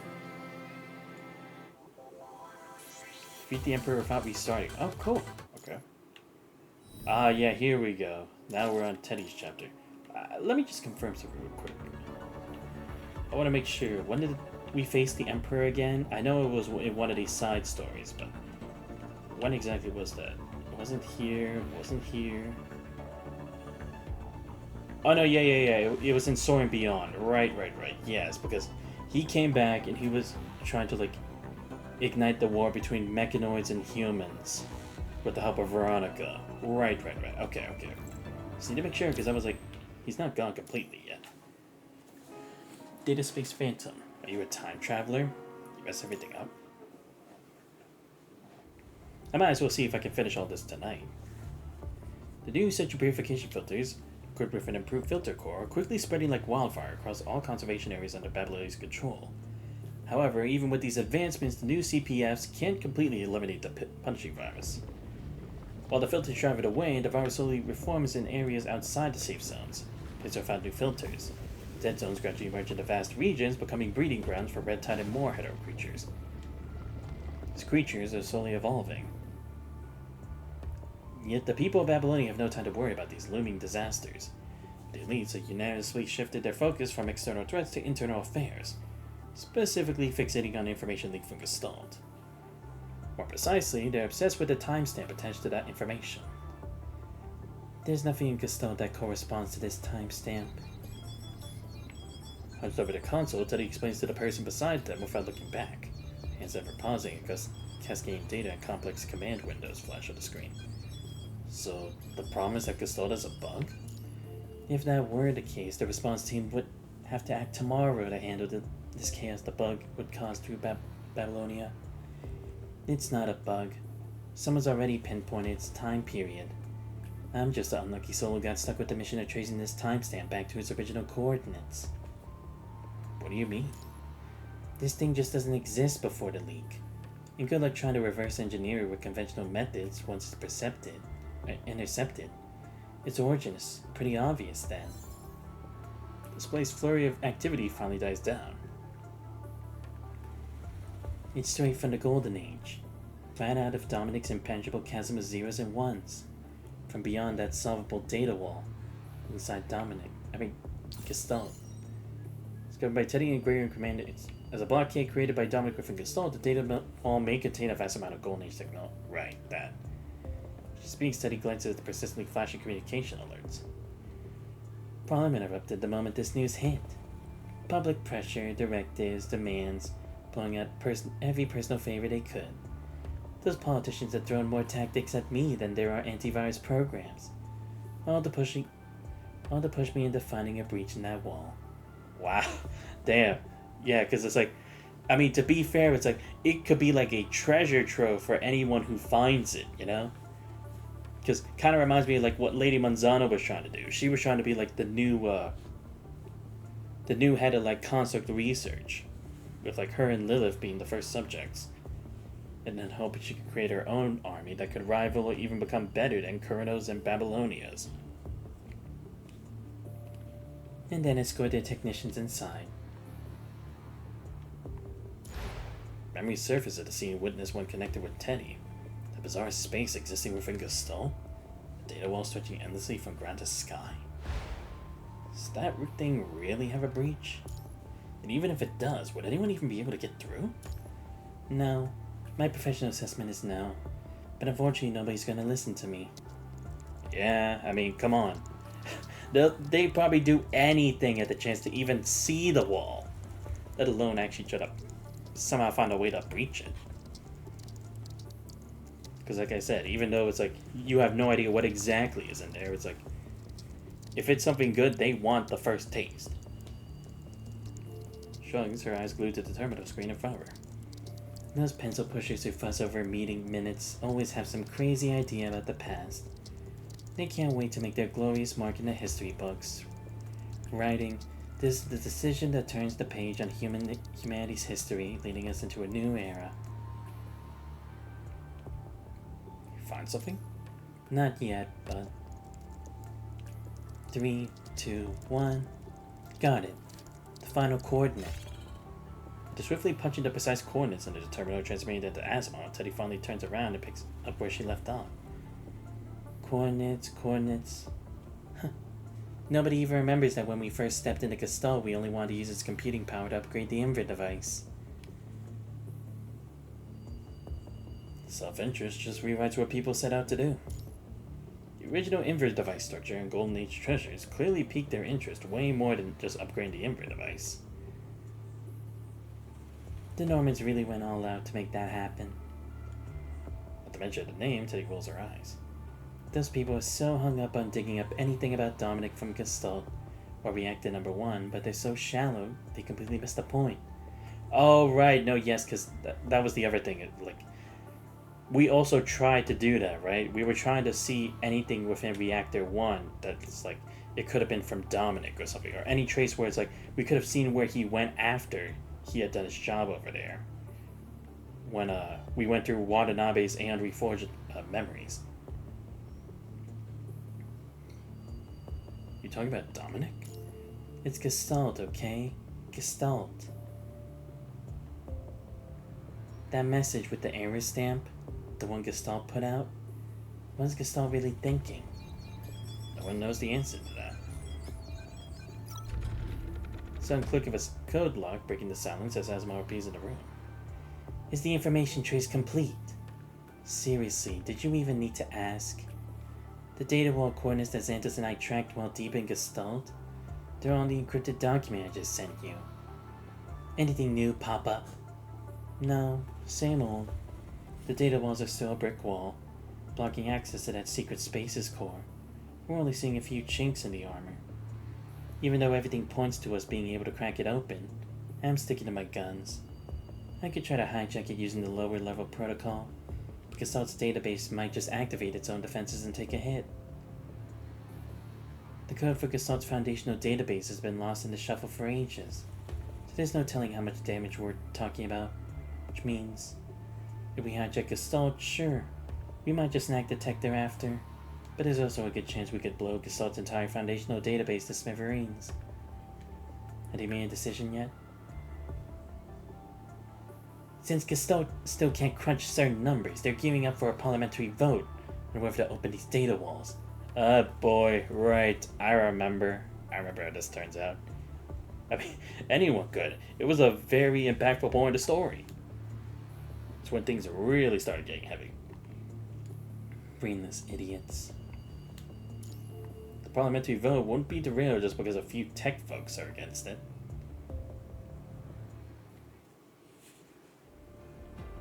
Science Council scholars pushing to open the data wall reckon they can mimic the safety protocols for the Inver device experiments by setting up an isolation zone for Gestalt. The idea is to cordon off all operations to the zone. That way, if anything goes south, they can just jettison the zone and keep most of Gestalt's modules intact. The fruits of the Golden Age. Nobody can pass that up. Especially not when they're already snagged partial blueprints of the Inver device. The writing's on the wall for this one. Commander Nicholas' proposal has received 52.8% support, 35.1% opposition, and 12.1% abstentions. The proposal passes. Yep. Babylonians are buzzing with excitement, eagerly awaiting the grand unveiling of a new technological marvel. To amp up public anticipation even further, politicians have slated the data wall to open in just 2 days. Meanwhile, far from a celebratory hubbub, you, Asimov, and Teddy are holed up in the Science Council laboratory. You couldn't care less about these festivities. Your focus is on cracking open Dominic's mysterious invitation. There. That should do it. Teddy gives the last 2 screws on a peculiar machine a final tighten with a wrench before dusting off her hands with a satisfied flourish. Have a seat and put this on. Asimov and I are hooking the invitation up to this full sensory simulation device. Then you'll be able to access the information inside. Are you sure this will decode the invitation? Sure you can. We're taking apart the underlying architecture of the invitation. After Teddy cracks the conundrum data lock, I keep on decoding the remaining portions. The code itself isn't rocket science, but its arrangement is all over the place with unusual boundary condition judgments. While digging through the Science Council's internal database, I stumbled upon a similar code structure pattern. This is it. The full sensory simulation device. None of me left it behind. That's right. I'm looking at the code she wrote. It's a real spaghetti of complexity, yet somehow that jumble just works. The code structure for the invitation is practically a dead ringer for the full sensory simulation device. I've run tests using the encryption keys she stashed away. It's physically safe, but I can't vouch for whether the experience is just this machine playing tricks on your mind. Alright, enough talk. Let's just give it a whirl. Once you're inside, I'll punch in the right keys and Asimov will keep an eye on the machine the whole time. If anything goes south, we'll yank the plug immediately. Don't sweat it. You're totally safe. I trust you. Let's go, Rewound Commandant. This invitation has a one-time encryption key. Make sure to jot down any info you find inside. Right, we're meeting with Dominic again. I wonder if anything will be different this time around. Like, will he think I gained new access because I technically gained more from my visions? Where am I? You're here. You finally got the key, but the tower isn't growing anymore. No need to worry. It's just a ghost floating through data space. A mere shred of history that no longer exists. Dominic? Is Dominic part of the Gestalt? But I'm not hooked up to the Gestalt. Everything's connected. You're here because something's off. picked up on the anomaly. An anomaly? You've got the key, but the tower isn't growing anymore. Are you a time traveler? Did you mess everything up? What are you talking about? Dominic seems to weigh his suspicions for a moment before speaking again. So, do you know what the advanced team is? Advanced team? Wait, did he talk about the advanced team before? He's talking about Nemo's team, right? That phrase is like a firework in my mind. Quick break before it's gone. And that flash was the images pop up at the edge of my vision. Yeah, it has to be, right? That's Nemo's team. Yeah. There we go. A man covered in white mist slept on a couch, sorting out his note. Alright, you've handled all the infected within your reach. Keep the force field equipped protective suit on. Welcome to the advanced team.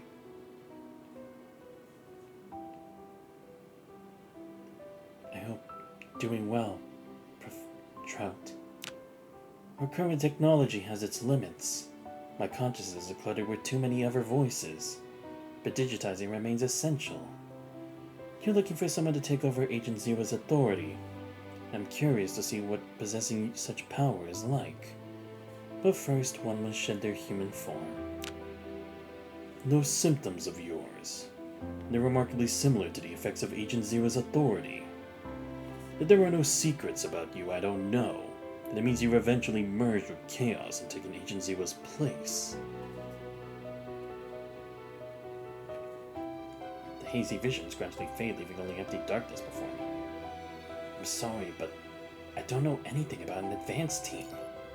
Even though the invitation came from Nanavi, revealing what I know to someone whose identity is unclear would be unwise. So you're not a time traveler after all. But the new central purification filter core clearly has tech for way further in the future. Data Ghost mutters to itself. You're Dominic. How could you not know this stuff? Dominic was never a know-it-all. Besides, he's just the echo of Dominic's consciousness, left behind before he went to Reactor 1. Where's the real Dominic? The real Dominic might still be kicking around in the fog. Isn't it Reactor 1? The one in Reactor 1 is just the final Dominic. What a confusing way to put it.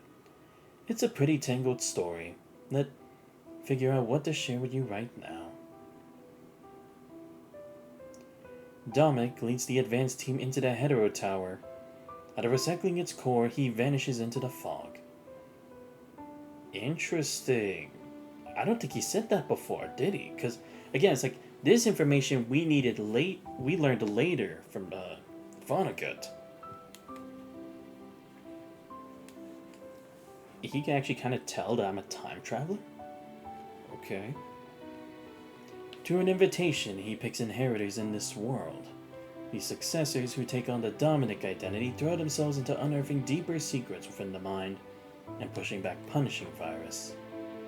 But after a certain point, no messages from Dominic have come through for ages. So no one can confirm Dominic's current status.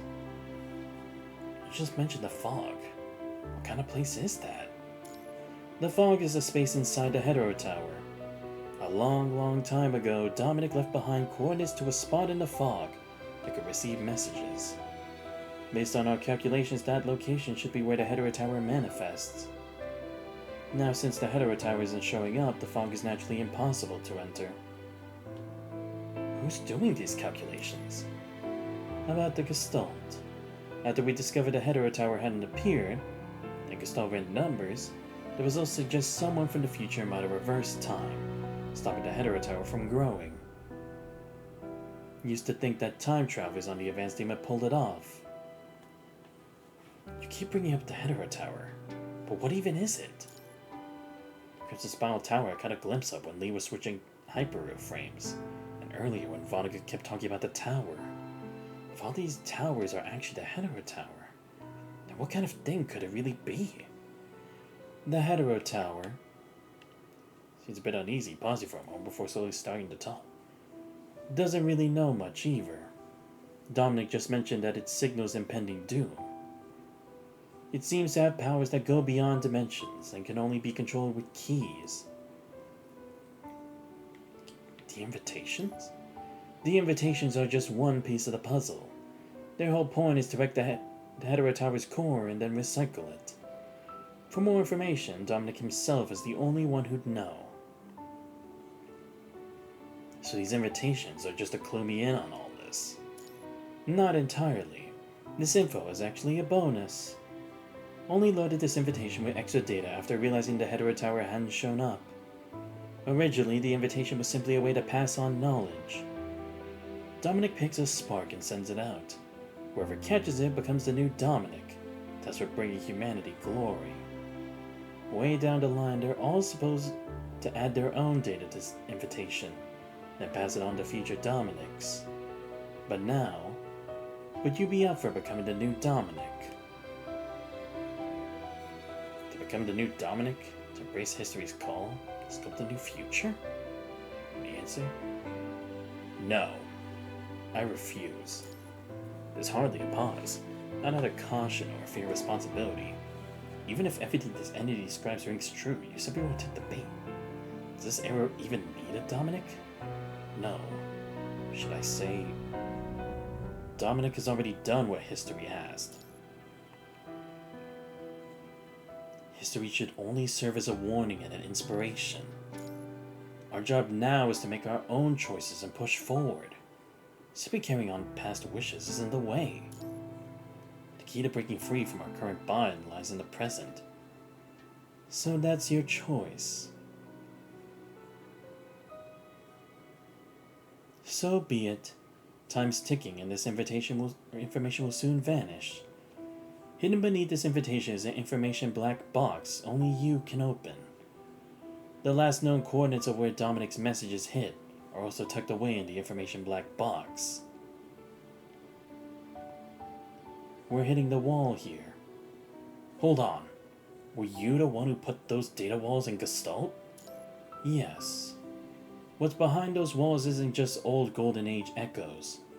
Way too much time has passed. Those data walls are falling apart. They're going to crumble eventually, even if nobody tries to open them. Think of it as the last gift to humanity. Shaped lurking behind the data slowly melts away. It's time to leave. The Hetero Tower hasn't shown up. Maybe you'll see a better future. Interesting, so new coordinates to an information box. I don't think that happened before. I think that's actually a bit different. Dominic has laid it all out for me in the invitation. Invitation, Hetero Tower, the fog. As one jots down these cryptic terms on his terminal, connecting the dots, trying to make sense of their relationships. I think I'm finally getting it. I think I'm on the same page too. First off, there's the Hetero Tower, which could be a harbinger of disaster. Its appearance is a crimson spiral tower. It most likely dates back to Dominic, the one they call the Primordial One. The Hetero Tower appears to have transdimensional abilities, or perhaps it allows travel through time. But to control the Hetero Tower, you need keys. The invitation you're holding is part of them. The other part remains a mystery to us. So based on what you saw, Dominic's explanation, and what Vonnegut told us. What did you do to the tower? Ascending the tower with a mortal body? That's impossible. After we discovered the Hetero Tower hadn't appeared, and Gestalt ran the numbers, the results suggest someone from the future might have reversed time, stopping the Hetero Tower from growing. Oh, I see. This brings into like what exactly these visions I have are, right? That it was the commander who turned back time to stop the tower from arriving. Doesn't really know much either. Dominic just mentioned that it's signal impeding doom. It seems to have powers that go beyond dimensions and can only be controlled with keys. As must begin a grave tone in dimly lit room. The Hetero Tower was originally supposed to show up in this world at a specific point in time. The sudden deja vu I had during the hyper-flame replacement flashes vividly in my mind. Was that the moment? The time the Hetero Tower was supposed to appear? Seems ever since then, my deja vu visions have been getting weaker and further from what actually happens. Whether it's the spherical force that never appeared, or Charlotte's testament that I received unexpectedly. For some reason, something external messed with things, and the head of her tower just never showed up. Vonnegut's convinced you meddled with something in the future, and Dominic's got you pegged as a time traveler. So, did you actually pull some strings in the future? You mean me? But I'm just a human. It wouldn't even take much. A tiny bit more of that punishing virus and I'd be a goner. My whole body running away. Besides, if I really did something that big in the future, why wouldn't I have just killed Vonnegut? Maybe because you twisted the future, not the past. Remember those war after effects we talked about in that meeting? Right before you saved Selena from the time prison. The mind beacon went haywire because of those war after effects. Could that have been the moment your future self popped back in? In science, even the craziest ideas have fair game. That is true. That is true, because it's like, it's not that it's impossible. It's just only hard to explain at the moment. But possibly later on, once more variables have been understood and gone in depth, you can really understand if it actually was possible at that time, but you just didn't know what it was. But there's no way for us to prove any of this, is there? Time itself would prove it for us. His face stays in the shadows, only his voice cutting through the darkness. It's about time. Let's kick off our investigation with the data wall. Let's see if there's really something beyond the data wall. Something more than just Golden Age relics. But very interesting that the quote-unquote Dominic could tell what I was too. Like, thinking I was a time traveler. Protocol decryption is complete. Initiating hijack. The giant screen projected by the terminal scrolled with the latest updates as layers of data wall are systematically hijacked. Hijack complete. At the moment Teddy presses the final key, Gastal's terminal flickers, unleashing a torrent of unknown data. Countless lost technologies cascading into the terminal's memory. Thank goodness! Wait, what is that? Oh yeah, here we go. The moment Gastal's data wall opens, the hall plunges into darkness. The crimson warning alerts frantically flash across the screen. The entire Babylonia begins to shake and sink with Gastal's tremors. Like crimson lightning crackles under the alloy shells, the punishing virus seeps out. Yeah, because he said these data walls were supposed to be humanity's last hope, right? But why? Is it actually keeping something contained and not actually, like, keeping us out? The punishing virus contracts inward, condensing into a pitch-black sphere that is no larger than a human eyeball. Looks like a dark star that can devour even light. So it has come to this moment after all. In the darkness, a woman gazes toward the source of the chaos, where humanity's racing against time before disaster strikes. The past remains unchanged. So once again, the arrival of punishing begins on December 20th, 2160. The head of her tower never descended, and the Ascension Network. When the punishing arrived on Earth, it first targeted the cornerstone of human civilization, information itself. So to infiltrate the largest information hub at the time, Gestalt. If punishing virus were to take control of Gestalt, and given enough time, its memetic contamination could seep into civilization itself, even to language. If that happens, Earth's future would be lost entirely. But when the virus broke out on December 20th, that trait was stripped away by humanity. Only an empty shell remained, and that is the punishing virus humanity knows now. Over time, this empty shell infected countless constructs, machines, and humans, actually filled with information belonging to Earth. Bit by bit, it became Earth's own specialty, a network, Ascension Network. The Dark Star is about to be released, and if it merges with the Ascension Network. Now that the head of his zone is gone, Luna, what will you do to fight against Celine? She gazes in the distance at the A1 airport, already reduced to ruins by Celine.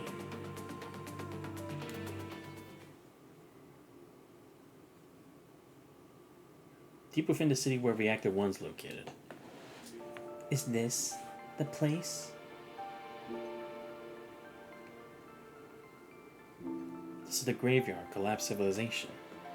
This is the story of civilizations. They fall, rise, and then fall again. There's always a pattern to follow. So, what happens next?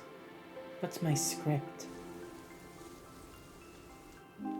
What's going on? Has my script been interrupted? She runs through these lines countless times here, but no one's ever responded to her voice. Greta squats on the ground, utterly bored, like an exhausted actor who just wrapped up their final scene. So, what now? Why isn't anyone here? What am I supposed to do?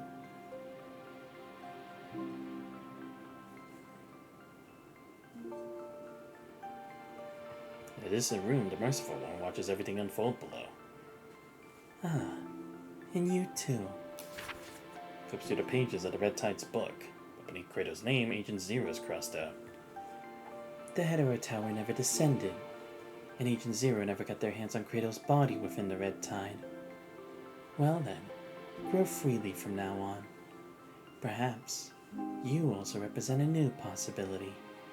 Right, yeah, because that was also supposed to be that point as well, wasn't it?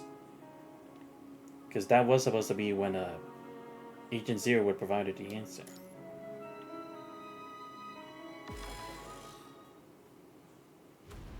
Far from the safe zones, Veronica searches for traces of the Hetero Tower, accompanied by the newly hatched Chaos. Ever since Chaos was born, the Dark Agent has been obsessively looking for the hidden Hetero Tower deep within the earth, like a child digging for potatoes farmers instead. A potatoes farm is missed. As expected, he hasn't had any luck. Mister, I looked into a lot of places, just like you asked. The third basement level of the Copperfield Aquarium been completely wrecked beyond recognition by a construct named Bianca. The small island near the aquarium is practically clear.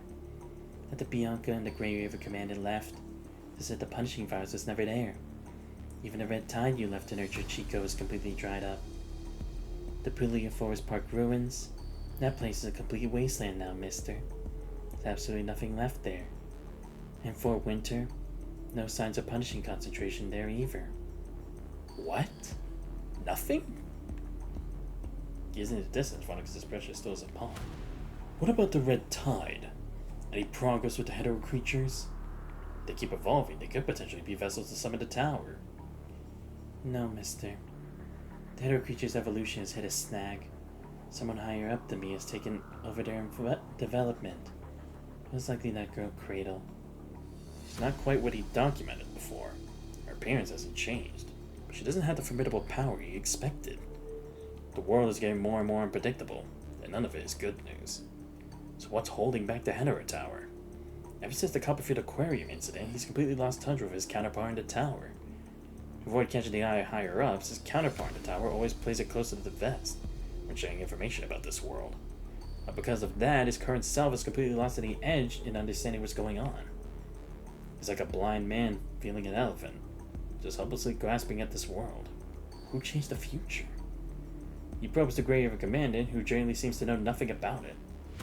He also sought out Luna, but she remains trapped in the Penny Network's crystals. Besides, she would never sacrifice herself for human civilization anyway. Or so he thinks. Who on earth is pulling the strings from the shadows?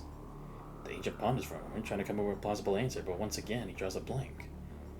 Krita went into the dead zone a few days ago. I haven't been able to track her movements since, so... She's not worth your concern. She's nothing more than an ordinary hetero creature incubated by the red tide now. Her existence is inconsequential. Yes, mister. The young man draws closely behind the agent, continuing to relay the rest of his unfinished report. As for Babylonia, Darkstar has fallen to the dead zone. Darkstar. But he stops dead in his tracks, straining to pull a word from the depths of his memory. Is that containing mimetic Dominic sealed away? Looks like Dominic's plan has failed as well. Containment and avoidance had never really worked against contamination. Mister, are you leaving? I'll leave this place, but not yet. His only return ticket is still in his possession. A pale diminutive doll. He's clutching Lou's arm. I need to embark on a long journey. He has to find Hedera Tower, no matter what. Once he locates it, he can use the return ticket to enter, and finally put an end to all of this.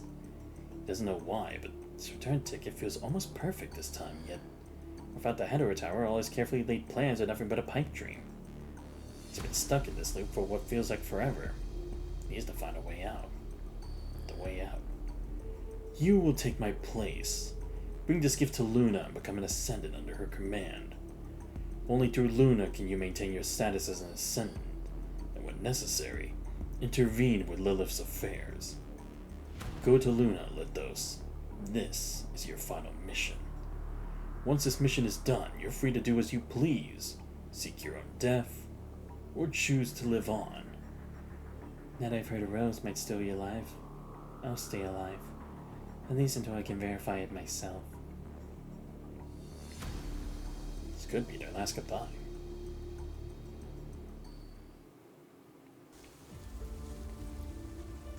In the forest, around the edge of the dead zone, the vegetation whispers and rustles in the cold December wind. Fingers dance across the keyboard, pulling up encrypted documents. Threads recorded by both Asimov and himself are connected by lines of various colors, weaving a complex web. The invitation is the key to unlocking the Hedera Tower.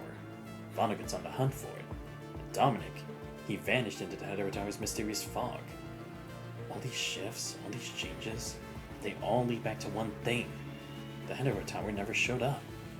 So if someone, anyone really, tweaked the Hedera Tower's manifestation for the future, when would it pop up now? What was that future person really after? How did that future get to be written? What's next?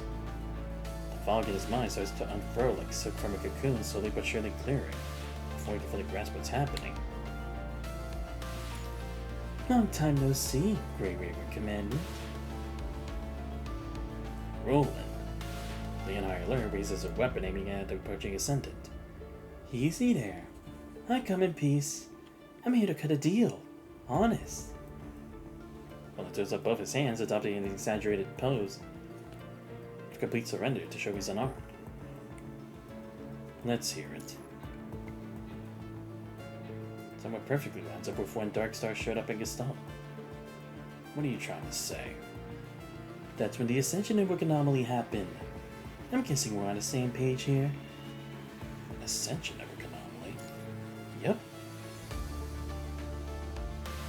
A while back, the Ascension Network had an anomaly that completely trapped Luna.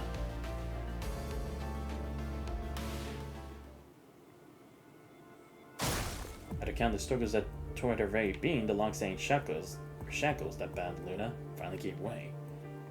But the crystal chain scatter, most of her power crumbles away with them. Luna. Despite not being connected to the Ascension Network, she immediately senses something's off with Luna. It was Celine. She was the noise that once belonged to Luna, part of her that was cut away. After the statics remove and gradually becomes independent, Roland starts calling her Celine. She's coming for me. She's breathing down my neck. The Ascension Network only throws its weight behind the strongest agent, plain and simple. Couldn't care less if that's Luna or not. The instant the Ascension Network starts shifting gears, Luna feels Celine slipping away from her consciousness. Once Celine, a mere puppet of the Ascension Network, merges with Babylonia's Dark Star, the network will have no use for Luna anymore. I'll buy you some time. Me too. Timid mermaid shrinks back behind the bushes, hesitantly raising her hand. It's not enough. She'll just gobble up my power. As face drains of color, but Luna's face drains of color. She can no longer hold her hovering position. The blink of an eye, since Celine merged with the Dark Star. The Ascension Network has already stripped Luna of her agent privileges and handed them straight to Celine. So what's her play now? The red tide. When I was tied down by punishing, I caught a glimpse of those red tide projections. That was when I realized the red tide's true purpose. To soak up the information stored within the Ascension Network. This is the only way Earth's information can be fully integrated into punishing. But how do you even tap into that red tide's power? Egg. Close her eyes, sensing the punching from the red tide, as if she's listening to their voices. But there was enough time, Luna. Didn't you say she'd be here any minute? The information in the Red Tide is chaotic, but it's not random. If we could just find the one who controls the Red Tide's will to help us, our chances of success would skyrocket, but there's no time left. She can feel interference, a piece of her own consciousness barreling towards her. Only one moon can exist in this world. This is the only way I can get enough power and fast. Roland, track down Grey Raven. Grey Raven Commandant! Figure out how to get Grey Raven Commandant here. I'm going to use these punching crystals to link up with the Red Tide and pull power from it. That'll help me bypass the filtering and get my ancient powers back. During this whole thing, I need the Grey Raven Commandant to help steady my mind. Roger that. Sis, team up with Lammy and find a way to channel the Red Tide to me. As he then streams the red tide from the ground towards the punishing crystals, the girl slowly sinks into crimson fog. Right, I do remember she did have to do that.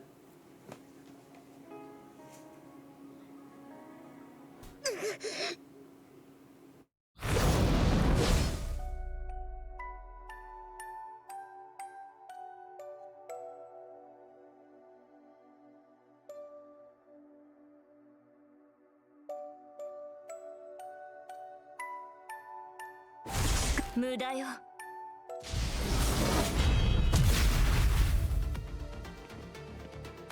お楽しみはこれからさ。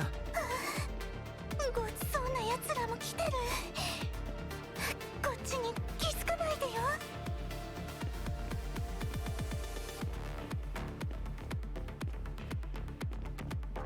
その全力でかかってきな。生死を分けるのは一瞬ね。風より解かれし力、我が刃と化せ。無駄な抵抗はやめなさい。ピエロションを見て。無駄な抵抗はやめなさい。痛いな。宿命の風は私が立つ。気をつけて。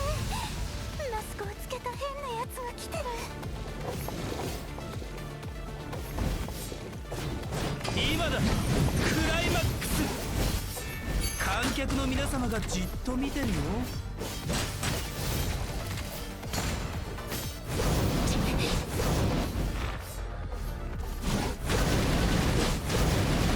どこへ逃げるつもり？痛いな。観客の皆様がじっと見てるよ。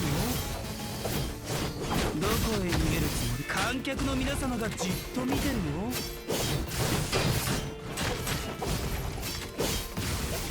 真の叫びをも観客の皆様がじっと見てるよ。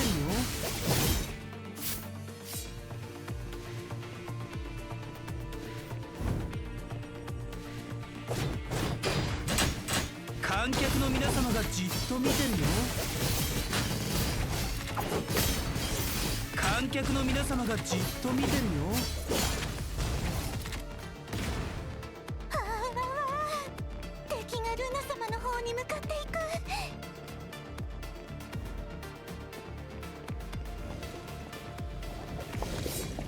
全力でかかってきなさい。風より解かれし力、我が刃と化せ。手加減はしない。歯応えないわ。宿命の風は私が断ち切る。全力で。その程度の抵抗なの。生死を分けるのはいい。全力。ピエロション。風より解かれし力、我が刃と化せ。生死を分けるのは宿命の風は私が断ち切る。全力でかか。痛いな。生死を分け。もう一度よ。あなたは鍵となるの。昇格ネットワークの頂点へと連れて行くわ。Oh shit, okay.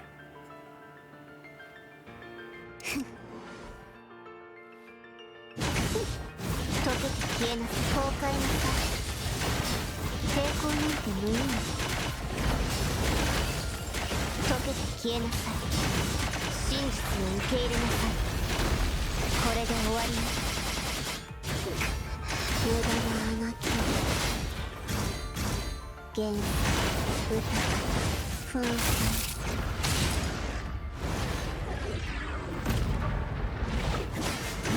造化の面は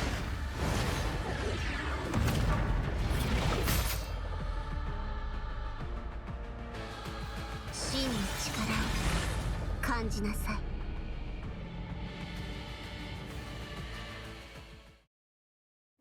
Oh, okay. Yeah, that wasn't nearly as... Yeah, but I mean, to be fair, I guess we kind of have already gone through these fights, so they don't have to be as difficult as they were before. Red Eye surrounding the forest slowly pulls back, but the onslaught of corrupted and hetero creatures finally eases up. We can finally catch their breath and turn their attention to the girl still swallowed by the red tide. Luna. Celine shows up with her controlled hetero creatures. Roland miraculously manages to bring, or rather lure, the 4 members of Grey Raven to this spot. Even though the Grey Raven constructs don't jump into the fight and just stand guard over you, who's mentally connected to Luna, having you there to stabilize Luna's mind is enough. What's the situation? And while Celine controls countless corrupted hetero creatures to block everyone else's advance, while she herself makes a beeline for the red tide where Luna's submerged. It's almost over. Another part of the battlefield, Luna frees Celine's consciousness and reclaims her agent authority. At the same time, her own mind is ripped to shreds by punishing. Luckily, the mind connection to hers holds firm. As long as the beacon stays steady, she'll surely find all her consciousness fragments in that endless labyrinth and discover the way out. Before he can even finish speaking, the Savage Crimson Tide surges skyward, moving the towering waves. Commandant. 3 members constantly shield you, holding their ground. The red tide surges, but doesn't breach the defensive line.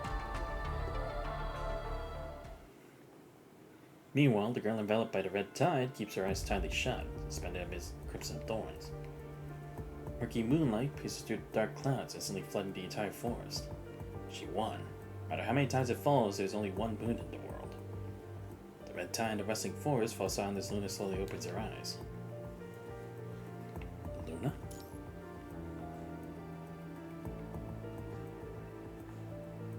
The reborn girl stares up at the moonlight on the horizon as if still lost in that endless hell. You still haven't answered my question, Luna. Such a network's will is essentially information for the dead, possesses those similar desires or emotions. It uses this information to filter for matching agents. Luna born from hatred can only command information representing hatred, so... You still hate humans? Now, whose will are you standing by?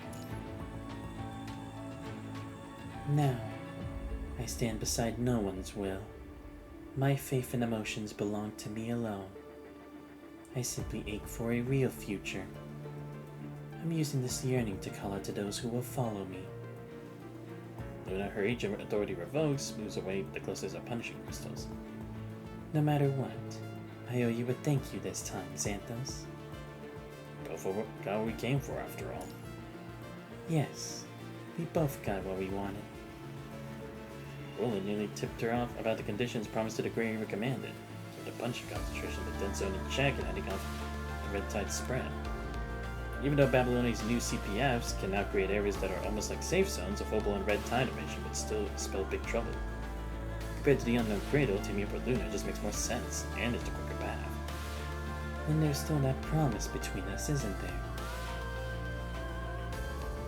I'll hold up my end of the bargain. Alright. Brief encounters got short by the roar of Babylonia's transport crafts. Looks like your reinforcements are about to arrive. I hope this cooperation doesn't cause you any trouble. I look forward to our next meeting. Suddenly, a roar rips through the air and violent winds surge forth. When eyes open again, all that's left is the wave of the red tide and moonlight seeping into the soil. In the desolate wasteland, starlight cascades down upon the plains.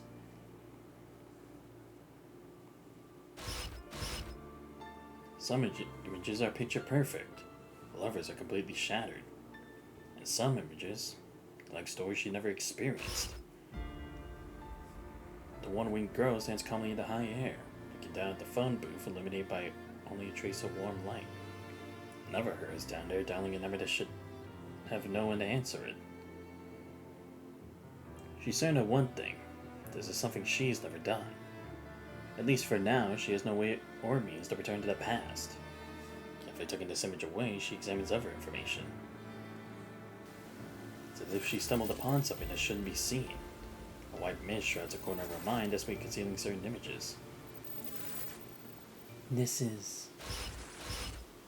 Oh, I see. Connecting with his mind beacon and her trying to wrestle through the Ascension Network and her collision with Celine. That's what's giving her these visions this time. Crimson Tower, peace in the clouds, a red tide overflowing with strange information, and their deaths.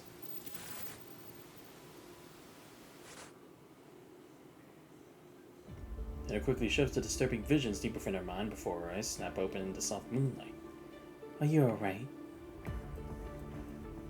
Yeah, I've managed to filter out the clutter. I have the chunk of power from the red tide sorted out soon. What did you see? Alva, who knows Luna inside and out, catches a flicker of something unsettling in her expression. Nothing much. It's all still pretty hazy. Out there, she knows. The Spiral Tower should be stretching from the earth to the heavens. Perhaps something's already changed, but it's alright.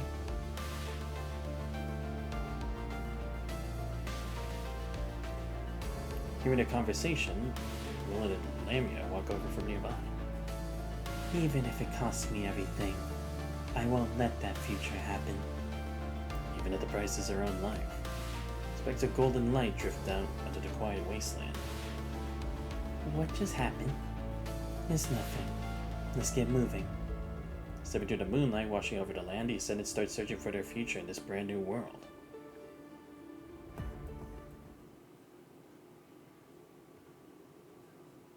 The girl in green robe sits perfectly still. And her creature tries to scramble away from her feet, but Kratos' sharp eyes catch it. Strange. Senses that a chunk of power has been ripped right out of Red Tide. Who could have done it? Her own power isn't strong enough to trace it back to the source. Why do I keep getting this nagging feeling that things shouldn't be this way? I keep feeling like someone should be coming to find me. But why? Hasn't anyone come? Why? Who stole my script?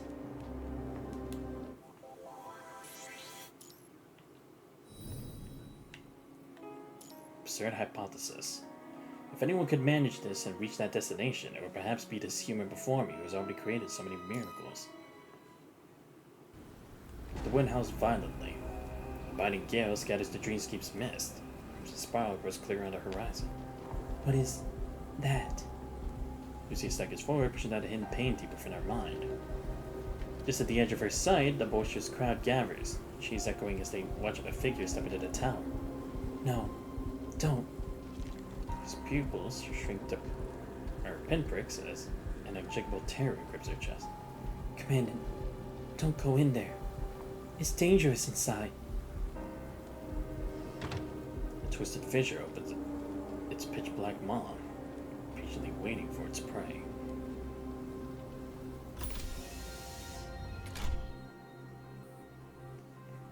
Cold sweat beads on her forehead as Lucia bolts upright in the experimental chamber. Lucia? I saw the Crimson Tower. Clutches the human's hands in a tight grip. I saw so many images.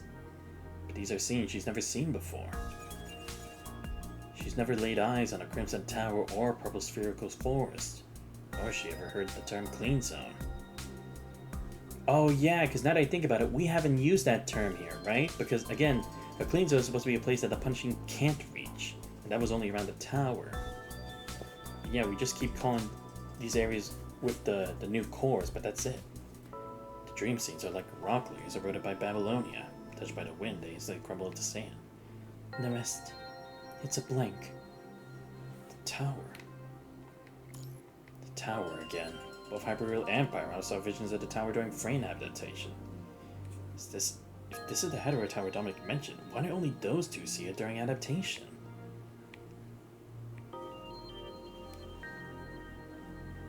Is there anything unusual with the Pyro frame? Nope. The mind fluctuations from this frame transfer are all within acceptable parameters. Something's bothering you? Lucia just told me she saw the tower too. If it's not mind fluctuations, then why? If the absurd hypothesis is actually true, then it's possible that both of these frames have to some degree formed a connection with the hetero tower. Opens its terminal and pulls up an encrypted document with records on the hetero tower. What makes the hyperreal frame truly stand out is its incredible computing power. When it's running at full tilt, it can actually transcend time and dimensions. If the absurd hypothesis holds true, the hyperreal frame might have inadvertently snagged information fragments during these high-capacity operations. Pieces from the past, or maybe even glimpses of the future. After all, we never fully grasp Punishing's capabilities, or how it stores information. Therefore, what the hyperreal frame might have captured is information preserved by Punishing. Data that simply doesn't belong to this reality. That's right. As for the Pyroth frame, its power source is a modified Omega core. The carrier for this core is that egg, which uses technology from the Heterarmor shard and a modified Omega weapon to create it. Oh, wait, hold up. Ah, damn. Oh, okay, good. I can still see it. Nice. Let me see. Oh, I see. Right, because the egg still connects to Chaos and the Commandant. Right. Or at least the Commandant's information, at the very least. Because it came for Cadilla. Right. And the Heterarmor shard, of course, the one that fell from Chico's body. I see. That's what's connecting to it now. This setup allows for the Pyroth frame to continuously draw energy from Punishing, letting it function without needing sleep, just like an Ascendant. This frame had a tough test naturally. As the official frame transfer occurred, I suspect Lucia accessed information from Punishing during the transfer. Whether this information from Punishing is from the past or the future, only time will tell. Given its many functions and groundbreaking technologies, I've asked for a stability period of at least 3 months to make sure everything runs smoothly.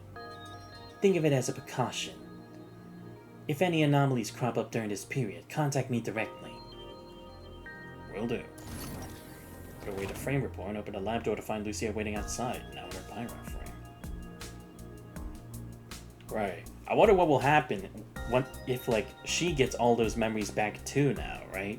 Because Lee kind of had it for a moment. But it's like, how would she feel once all those memories completely pop up again? Commandant? Lucia still seems on edge. The moment she sees you emerge, she clutches your arm tightly. Yes, I know. Even though she's safe from Babylonia, she just can't shake the feeling that danger's lurking around every corner. And this isn't the place to talk. Lucia doesn't say a word. Just gives an obedient nod, but her hand stays glued to your arm, refusing to let go.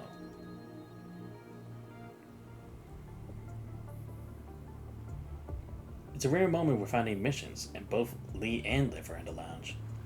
Liv is busy maintaining her levy gun while Lee polishes your sidearm. Hey, Commandant, Lucia, you're back. Lucia, are you alright? Did something go wrong during the frame transfer? Noticing Lucia's troubled expression, Liv walks over, concern etched on her face. Lee puts out the sidearm, moves closer too. Oh, I wonder if we're actually gonna have like a meeting about this now. But the thing is, like, Liv's gonna be like so out of place because she's like, that didn't happen to me. I don't have these cool memories of the past, of this future. Casually closing the door, you gesture to leave. As he gets it, starts checking the room's security and privacy measures. Once everything's locked down, all 4 of you gather around and take a seat. Lucia's frame transfer isn't just a blur. She also sees the tower. Asimov thinks you might have tapped into information embedded with Punishing. As you repeat Asimov's theory, Lee's expression turns grave. If Asimov's theory is true,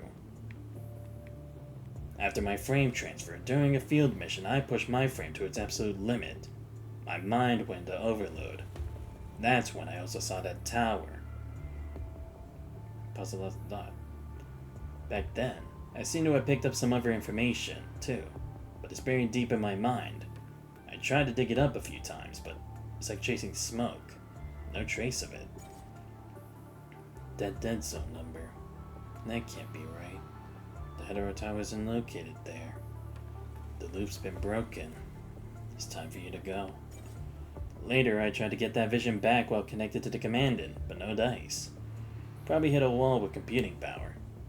So what exactly is this tower? Hetero Tower, invitation, key? These strange obscure terms just drift through the minds of all three of you present. I think Asimov's theory is highly plausible, even though the theory sounds absurd and hopeless. If anyone could manage this and reach that destination, it would perhaps be this human before me, who's already created so many miracles. You can't even imagine what hardships and suffering you would have to endure if you really keep going down this path. Lucy clasps her hands together so tightly that her synthetic skin actually dimples under the pressure. Fleeting memories are dissipated with each frame replacement. The soul-piercing sorrow still remains. What exactly made her so sorrowful? She refuses to dwell on it. It's okay. Everything is changing. Ever since the Copperfield Aquarium, those feelings of deja vu have only existed within that blurred field of vision. You don't know why the girl named Chaos never appeared again. Those faintly emerging images have indeed never been verified since. Whether it's the Crimson Tower or the Spherical Forest. Commandant. Don't worry. No matter what, we'll face it together. Right. I get it. A small gash appears on her synthetic skin. So quickly wipes away the vital fluid, keeping any signs of trouble hidden from human eyes. I'm sure it's gonna work. No matter what happens, she'll protect you. No doubt about it.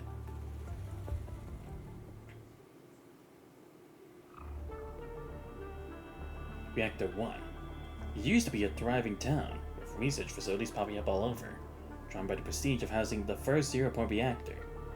On December 20th, 2160, the punishing virus burst forth from the activated zero-point reactor, transforming this place into one of the areas with the highest punishing concentration on the surface. Credo once stopped by here, but she never found the story she was hoping for. Since Credo left, the library, which had briefly come alive due to the arrival of hetero creatures, has once again fallen silent. Grass stem snapped underfoot with a faint crackle as Dark Agent pays a visit carrying his return ticket. Back then, is this where Dominic vanished? Yes, Zero-Point Reactor 1 is right by that library. After the punishing outbreak, Dominic led a team to shut down Zero-Point Reactor 1. Not a single one of them made it back. But the reactor was definitely taken offline from the inside. With the library looking like this, completely abandoned, is Zero-Point Reactor 1 actually still running? You bet it is. Stuff built in the Golden Age isn't going to crumble after just a few decades of bad weather. He's not wrong. A lot of ruins still stand. He strides past the library, weaving through streets and alleyways. Most of the buildings on the surface got wiped out by mechanoids and constructs infected with punishing. Zero-point reactors are usually buried deep underground, so as long as no one's gone here before us, the basic setup should still be good to go. He passes a hospital, crosses a bridge, and walks by a string of completely empty trash cans.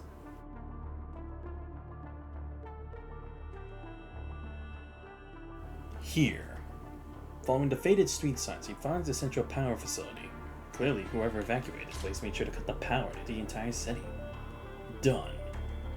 Veronica, cracking the terminal and bringing the city's power back online, is a piece of cake. The moment he hits that last key, the entire city jolts awake from its slumber.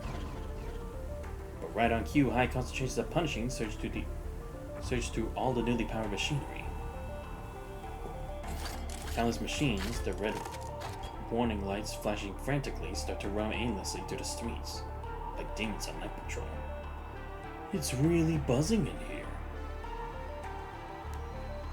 The agent strolls along, parading right alongside the corrupted, making their way to the ultimate destination. Are you sure this'll work? Nemo still looks worried. I'm not sure, but it's the only shot we've got right now. We've got to find someone to step into Agent Zero's shoes. Otherwise, if Agent Zero comes down to Earth and no one's ready, this world will be swallowed whole by a contamination tomb. His tone is grave and Nemo just goes quiet. Besides, the tower is definitely coming down. Nemo only got here through a gap in Castelli's hetero tower during the punishing outbreak. If the tower truly vanishes for good, Nemo will likely vanish right along with it. Since Nemo still exists, maybe. You burst into that world back then because 0 Point Reactor 1 fired up, which also what set off the punishing outbreak. So perhaps the tower could come down here again the moment 0 Point Reactor 1 restarts. Oh, so that's when Nemo came to this world. I see. Because I was wondering, it's like, clearly we would have seen it anywhere in like the records of the Golden Age, but it seems like no one noticed anything unusual when they were preparing the 0 Point reactors.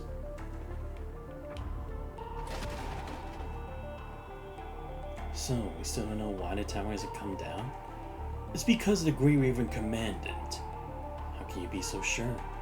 I can't be sure, but it has to be Commandant. Before I came here, I went to see Luna, but she didn't know anything about it. And the other agent wouldn't be interested in saving Earth. Her desires lie elsewhere. That lady is more eager to see the rules broken rather than things proceeding along a straight path. So you mean the merciful one? From the information previously passed, Kratos seems to be a very important character. But now, she's just a hetero creature, a vessel for the Red Tide's will. To that agent, this Kratos is indistinguishable from the hetero-humanoid twins he once nurtured. All signs point to one conclusion. The suspect can only be the Grey River Commander, who's constantly bending with their operations. I mean, it's smart, because again, it's true, it's like, he's looked at every single other outlet, which is like, they would have much of a greater means in a way to actually doing this, right? Because Luna, who tries to break free from the Ascension Network, and holds the title of an agent, or used to, would have been able to access the tower or be involved in it.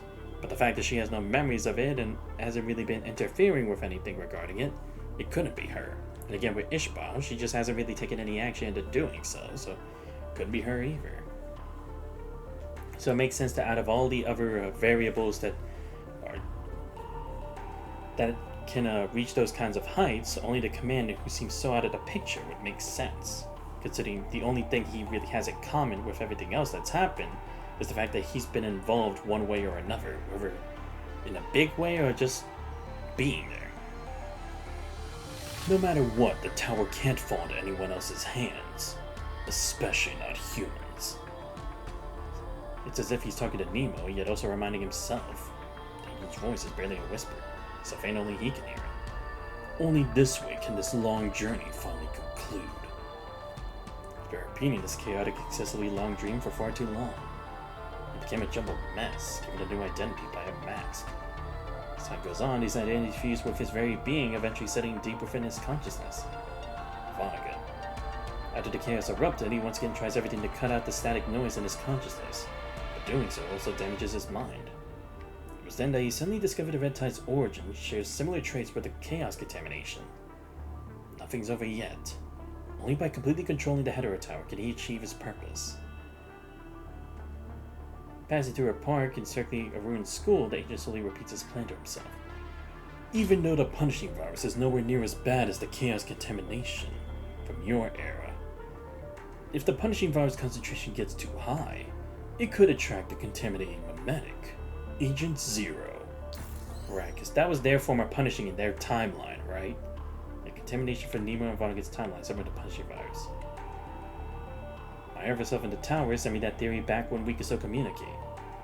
Wouldn't just letting the Red Tide keep growing do the same thing? Yes, but did you think that'd take forever and be a total drag?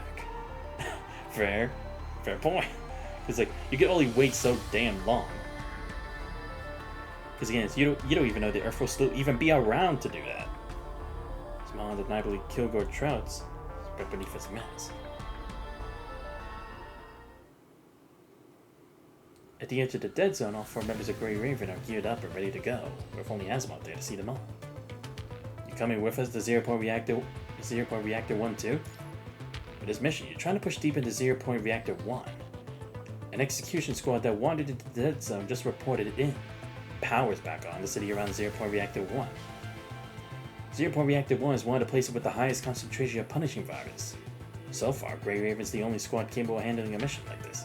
Oh, right, with the Omega weapon and Omega core. If I try to enter with you, Babylonian staff will drag me back to the Science Council before I can even get inside. Yeah, it's like, come on, Asimov would love to. Think of all the secrets he could unearth. But unfortunately, yeah, they kind of have to. You forgot to bring this. The one Cervantes brought? The key.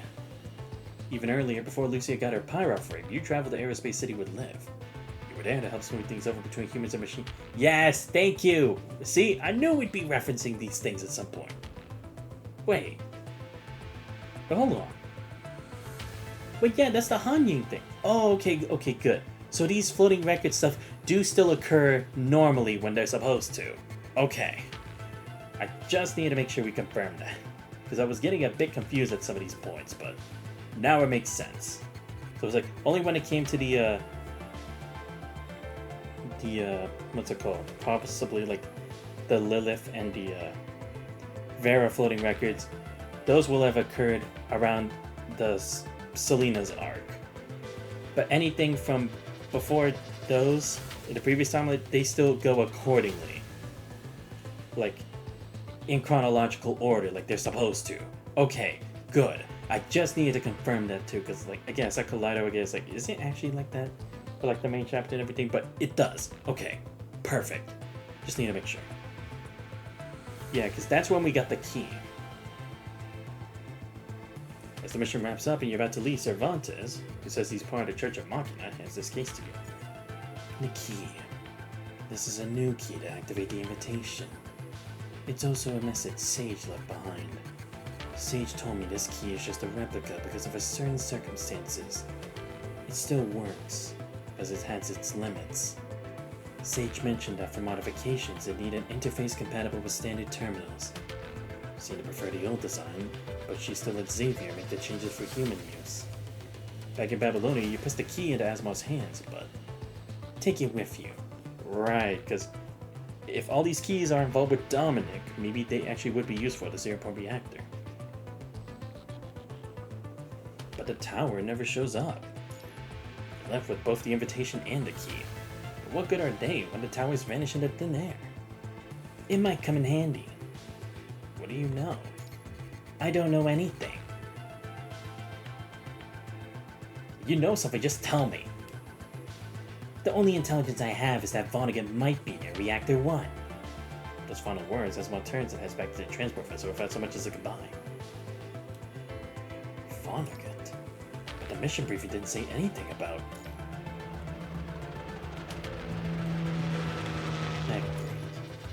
Commander gives up trying to contact Asimov for more answers and turns to see the other three crew members in their final battle preparations. Commander, the dead zone's a death trap. Once we're in, stick to me. Sir grips his sword hilt, expression deadly serious. Oh yeah, actually, we would actually be able to stand up to Vonnegut now, wouldn't we? Because not only do we have the Pyro frame, but we have Lee's Hyperreal frame, and Liv for support. We definitely should be, well, at least we should stand a better chance against Vonnegut this time. Ooh, will we get another fight with him? His last fight was pretty cool. Don't sweat it too much, Lucia. It's not every day we go on a mission like this together. Liv has just finished checking their supplies and approaches. Supply check complete, Commander. No unusual activity detected nearby. The new filtration systems in the safe zone are humming along normally. Looks like all potential threats are cooped up in the dead zone.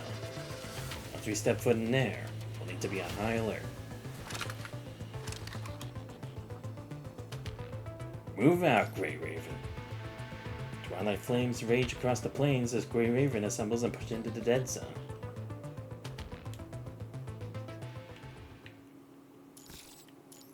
Oh, why'd it go like this? Is it gonna branch into something else? Ooh. Endless fog. I mean, we might as well try to finish this today. Why not? I'm already this far. White fog. Endless white fog fills Lucia's vision. Commandant? They've entered the dead zone. Lucia's out front. Pyra frame is a lifesaver here. Able to metabolize the punishing virus while Lee and Liv hang back covering the commandant. Lucia can't pinpoint when it began, but the stick white fog now clings to her like a bad dream. Lucia, your position, of course. At first, she could still pick up their comms, even try to adjust her coordinates to get back on track. But at some point, a persistent buzzing hum is all that remains on the channel, no matter how hard she tries. Oh, will she reach that point where messages can come across in the fog? Liv? Lee? Commandant? No one answers. Just his hand goes to her blade, drawing it in a vigilant manner. A tall ring echoes from the sound of this fog-bound world as she cautiously explores the edges.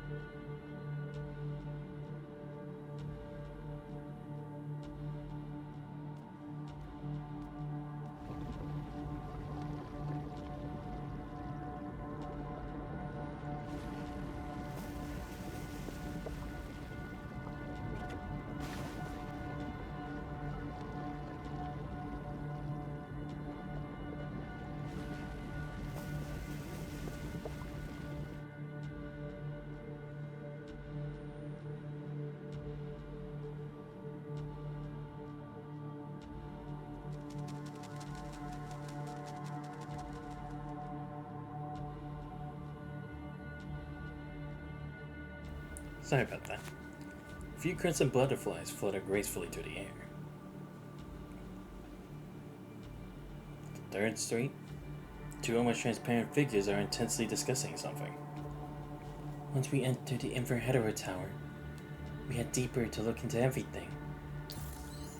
The mysterious tower and main story spiral of Kronos that initially only the Hyperframe was allowed to enter.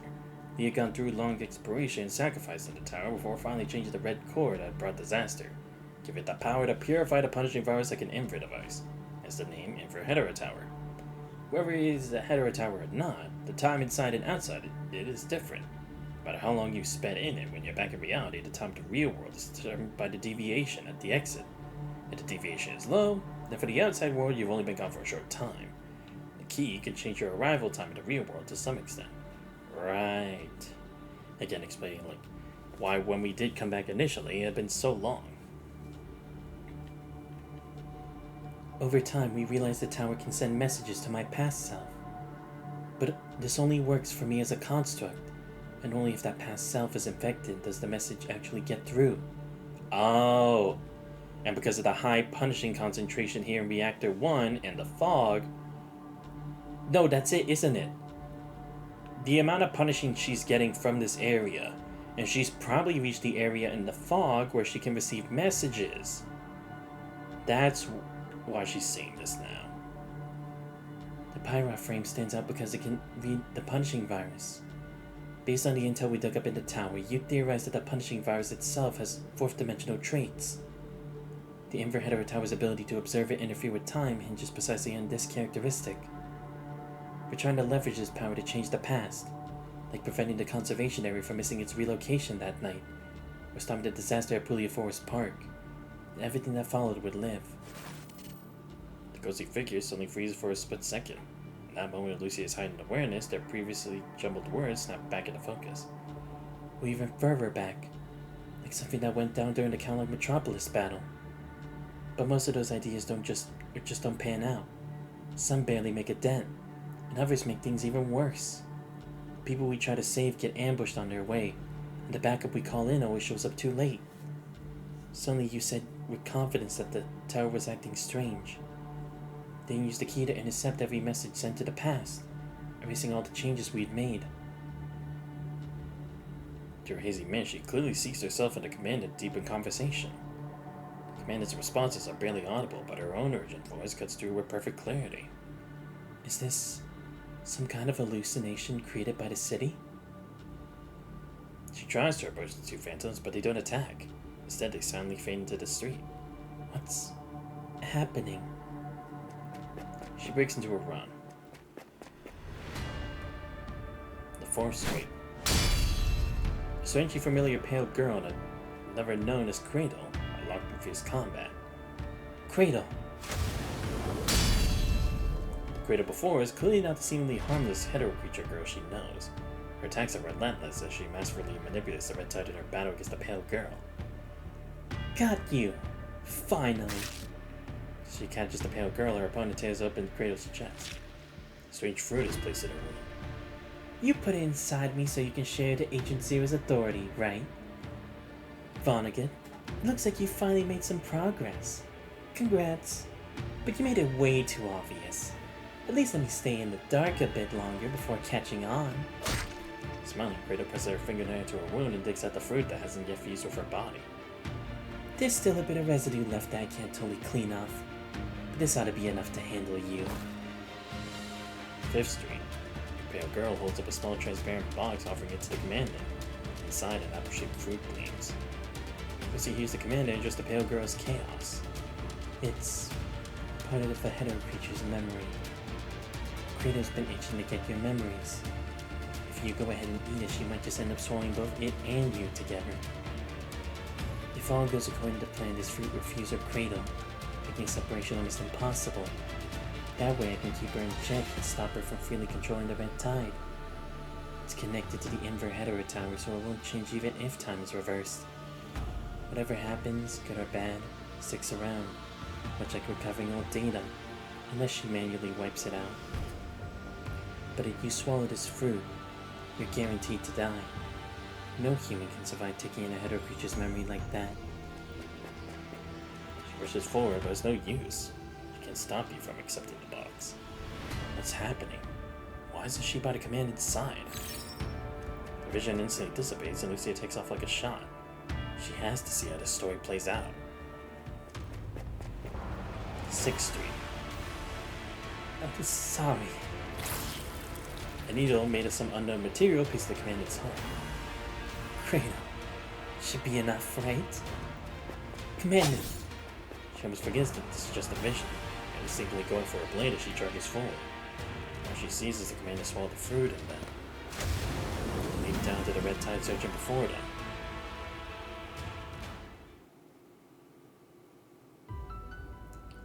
Commandant. She collapses to her knees, her mind a complete blank. The source of her sorrow and pain during frame transfers becomes crystal clear. Right here, countless times, over and over again, she lost her commandant.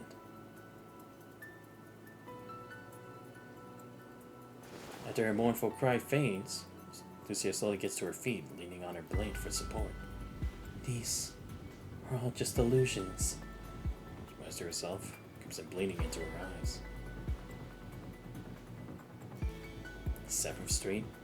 As her feet touch the ground, she rounds the corner on 7th Street. And suddenly the surroundings shift once more. A crimson butterfly gracefully settles in the elevator's blind corner.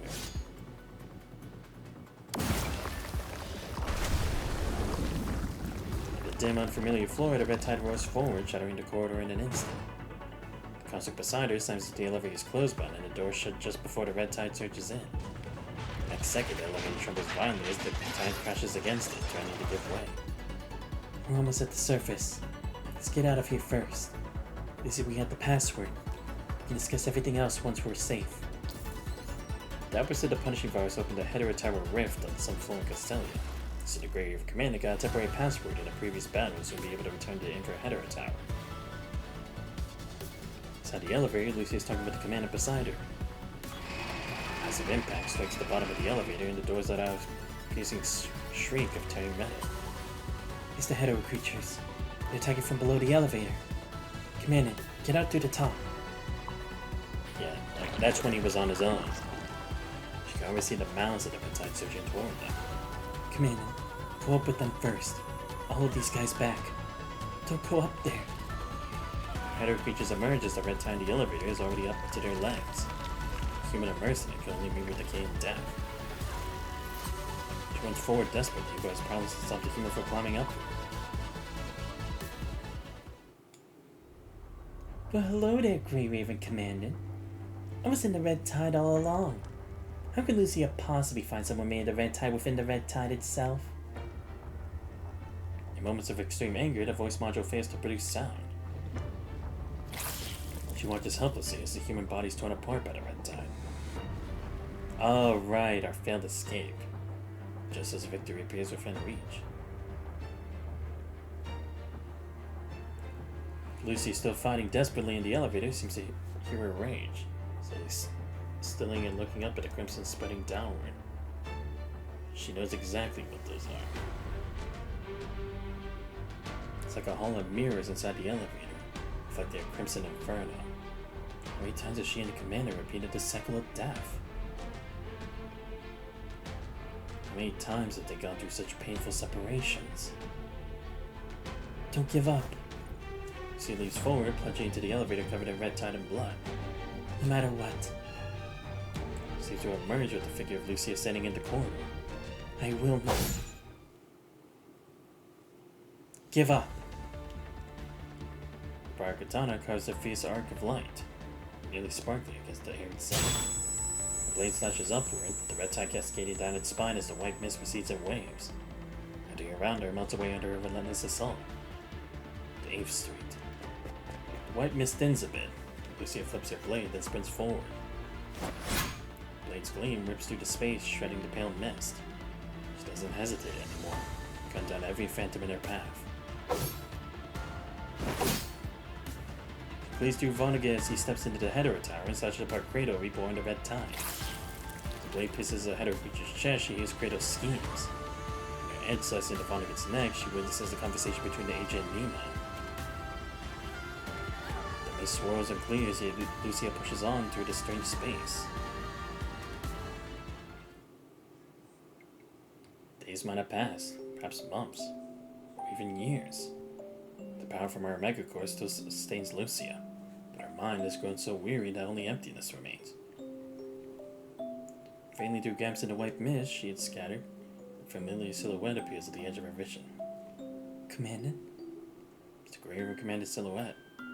Specks of golden light scattered through the mist as if paving a path toward hope. Grip her power katana tightly, Lucia rushes forward in pursuit. The 9th Street. A sliver of a moon hangs in the sky, casting a cold, indifferent gaze upon the world below. Lucia steps forward tentatively, bracing herself for the familiar disorienting lurch that signals after shift or another shift of reality. So what she knows so well appears, but it's dinner now, standing before a gravestone. Commandant. Tightens her grip on the power katana and lunges forward without hesitation. Suddenly the white mist dissipates, vanishing into the air. Surrounded by desolate ruins, landscape littered with corrupted, fallen enemies of the Grey Raven piled high on the other side of the road. The figure she'd been chasing through countless illusions is now safely by her side, her gaze filled with concern. Are you alright? Commandant? Lucy instinctively pulls you closer, as meticulously checking every seam with your protective suit. No issues, absolutely nothing wrong. You're the commandant, her commandant, the Grey Raven commandant. Not injured, not consumed by a hetero creature fruit, not killed by Cradle, not assimilated to the red tide. As Lucia reconfirms your safety, her agitated mind finally begins to settle. You He started feeling unwell after we entered the city with Reactor 1. What happened? She suddenly realized there's only a moment has passed since she first stepped into the hallucination. No forking paths, no white mist, no illusions. Just a single step. I feel like she'd lived countless ages. Did your frame download something from the punishing virus? She opens her mouth and closes it, not sure where to even start. In the hallucination downloaded from the punishing virus, she saw countless fragments she previously dreamed of during standby mode. Pyro frames locked in battle, Crypt's Spiral Tower, a space stick with white mist. Scattered nightmare fragments are now pieced together into more complete visions. But if she speaks them aloud, will they somehow become real? I'm sorry, Commandant. It's just that it's been ages since we fought together. I miss this feeling, so I'm a little on edge. She lied. She doesn't want you to share the burden of this endless cycle of death and suffering. If these nightmares truly manifest, she wants to bear all the calamity herself. She wishes for you to be safe, to return safely to Babylonia, complete mission safely, safely walk her toward the future, even if that future no longer has her. Lucia's lying. Commandant's sharp eyes immediately pick up on Lucia's tension. She insists she's fine over and over, then abruptly changes the subject. She mumbles an excuse about helping Lee install a simple virus filter and walks away. What did Lucia just read? Flash of deja vu moments rippled through your mind, but none of it quite fit what's happening now.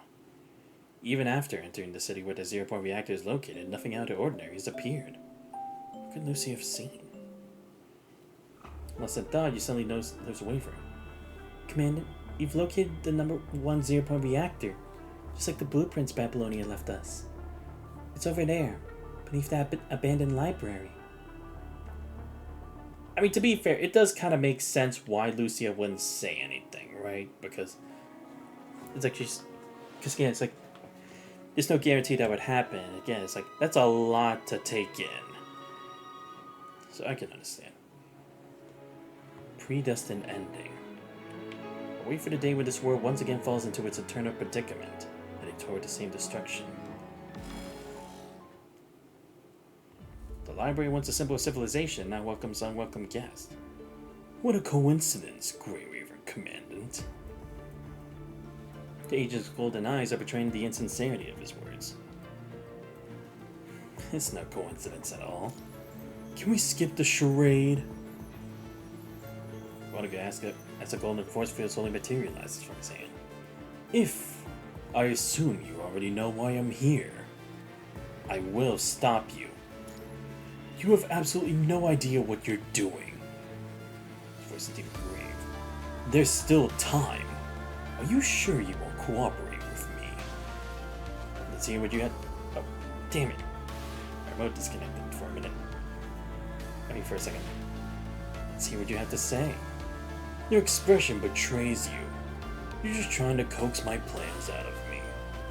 I should have just dissolved you into the red tide when I had the chance. It's too late for regrets. Whatever Vonnegut's plan might be, his sudden appearance at Zero-Point Reactor 1 doesn't bode well. Scoffs, cold laugh escaping him as he suddenly unleashes his force field. Lucia's power baton is drawn. She blocks the attack with the flat of her blade, but as the dust settles, the agent's vanished. He's heading for Reactor 1!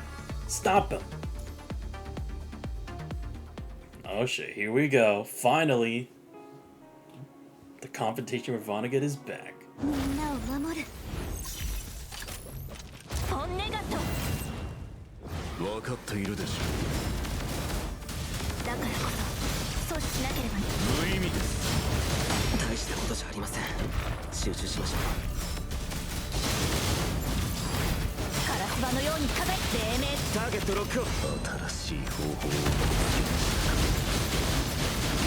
大丈夫彼方まで超えゆけ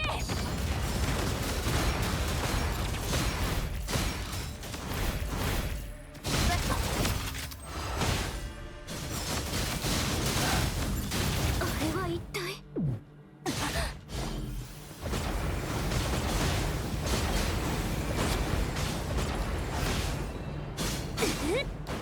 ルシア思い出しました場の夢にいてどう悪夢を避けるのです。行け。大体何も変わらぬ。カラスバのように壁、黎明のように貫け。紅の生理と死別、生と死、それでもなお己の道を貫くというのですか。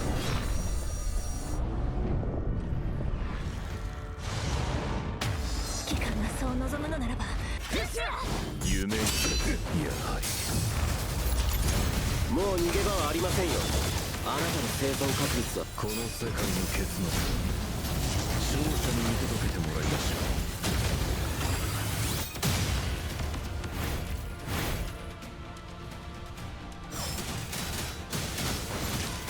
う。もう逃げ場はありませんよ。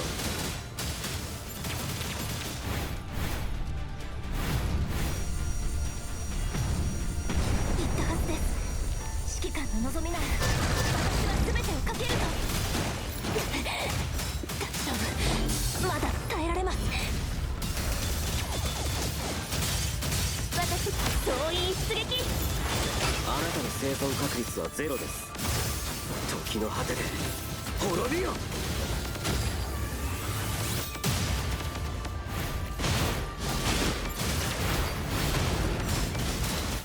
僕の視界からは逃れられませんよ。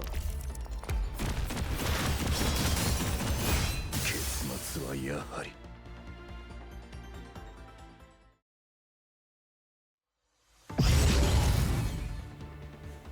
Oh, I just realized Vonnegut had been talking about, like, do you remember now, Lucy? So it's like, did he gain his memories back too? Golden light suddenly converges. Vonnegut stands in the heart of the ruins, his body riddled with wounds. After all, this ending was inevitable. He saw this end coming a long, long time ago. The library framework battered from the fight lets out a sickly groaning creak. You lost. Yes, I've lost. But I still have to warn you. The agent's face twists into a horrifying sneer. The only way to deal with punishing is to cooperate with me. The Hetero Tower is bound to descend. When Agent Zero arrives within, and humanity is caught completely off guard, it will be the end of this world. His tone is absolute, as if he's seen the possibility play out countless times. But the Hetero Tower never came down. Never came down. The so-called Agent Zero never descended from the heavens like a witch on her tower, and disaster and suffering in their wake. Planets keep growing, stars still twinkle in the sky, and gentle breezes continue to carry distant scents. That future is destined to happen.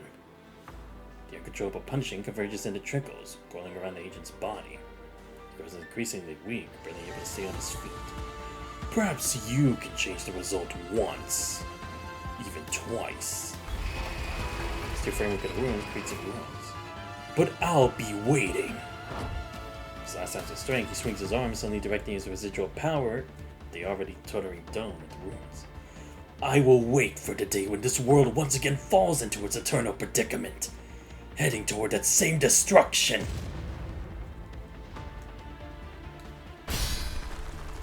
Three Grey Raven members dash forward, shattering the large chunks of stone and metal fragments hurtling toward them. Vonnegut! As the dust settles, the agent's nowhere to be seen. I'll stop him. Lucia hands punishing trails, following it deep into the library's underground. The red tide still churns in areas that basic virus filters haven't reached, because down several hetero creatures spawned from the contagion. Then waits through the blood-red corruption. There she spots the agent's dark form. Sprawled motionless at 0-point reactor 1, utterly still. He's dead. The red tide surges and points of golden light flicker within it. Lucia's blade is out in an instant. But the next moment she freezes solid. Countless memories like scattered stardust flood her mind. The nightmare comes true in the cruelest way imaginable. In that moment she sees endless pasts. Let's go, Commandant. Commandant. Is this all that's left for us? Commandant? The key. Countless deaths of Xanthos, and even more, her deaths. I can't watch you die again. I'll do this even if it means going against your orders. You won't be able to stop me. Not when you're hurt. She hears herself saying it. She sees herself trapped in a long prison, stuck before a rift. She watches them finally leave that Tower of Calamity, at last moving across the surface until the dawn arrives. Please look, Lucia. See how you bid farewell to Commander in the wilderness. See how Commander walks alone through the wind and snow 30 years later. Do you see it now, Lucia? Commander never gave up hope, never stopped lighting the torch, always walking toward the radiant light.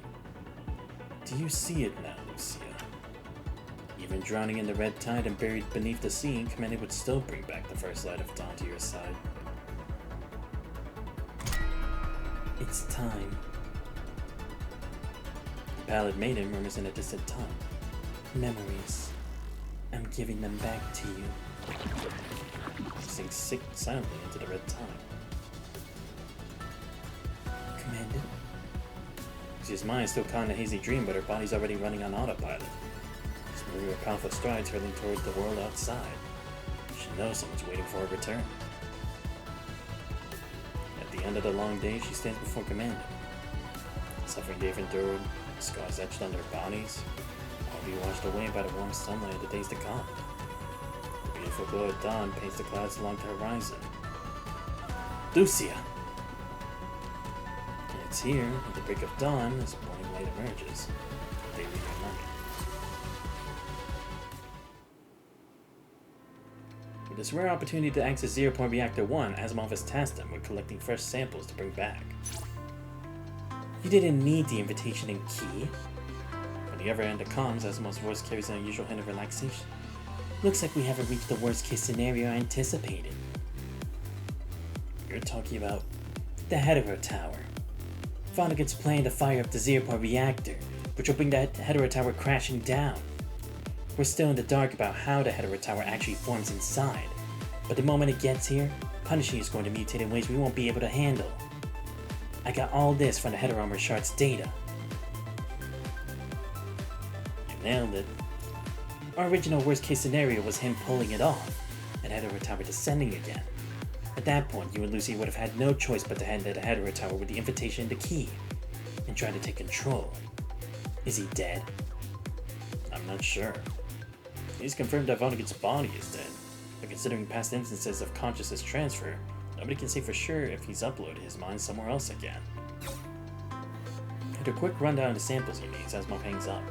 The commander closes the terminal log, gaze fixed on the setting sun.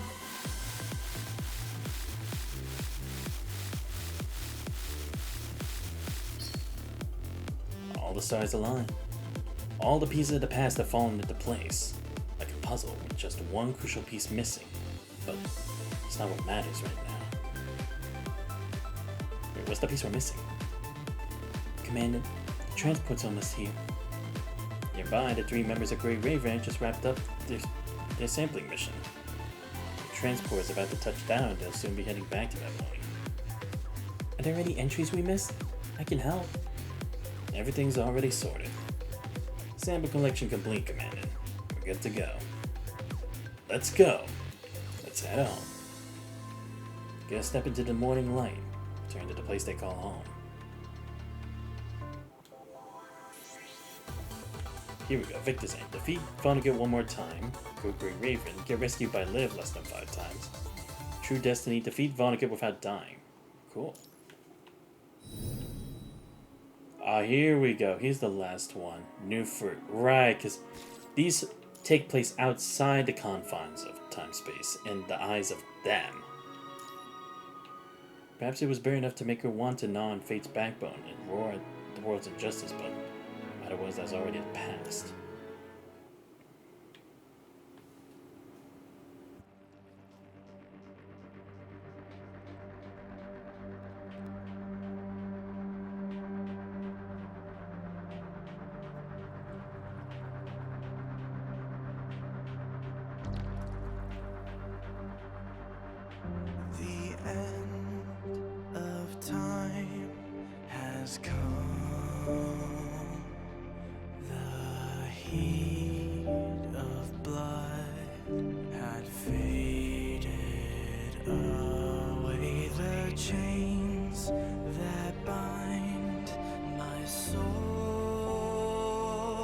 Hope there's a chance to load and last, to make a shot and thwart the dark's arrival.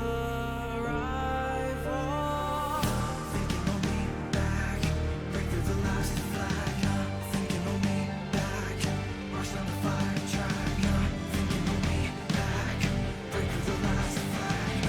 Thinking on me back, light up the dawn, pick up the net, chase the silver light, reverse the time, take out the blight, spreading ravens wings now fly. Rewind, rewind to sky, beyond the sacrifice. Cry leads to the sunlight shine, build a path to reach the prime. It rises, rises bright kind, till the blades lace the night,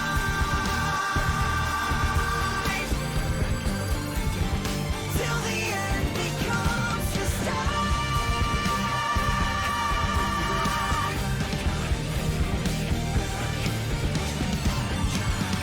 Thinking on me back, bring through the last flag. Thinking on me back, bust down the fire track. Thinking on me back, bring through the last flag. Flame on the drum, the day on the dream, the getting of the night. わけに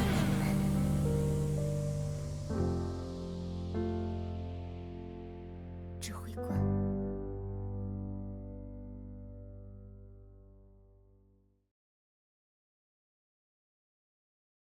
Wow, that was a pretty cool recollection. To think you'd find your way to me. You're as sharp as ever, Grey Raven. Goes in the book, Ishmael flicks her fingers.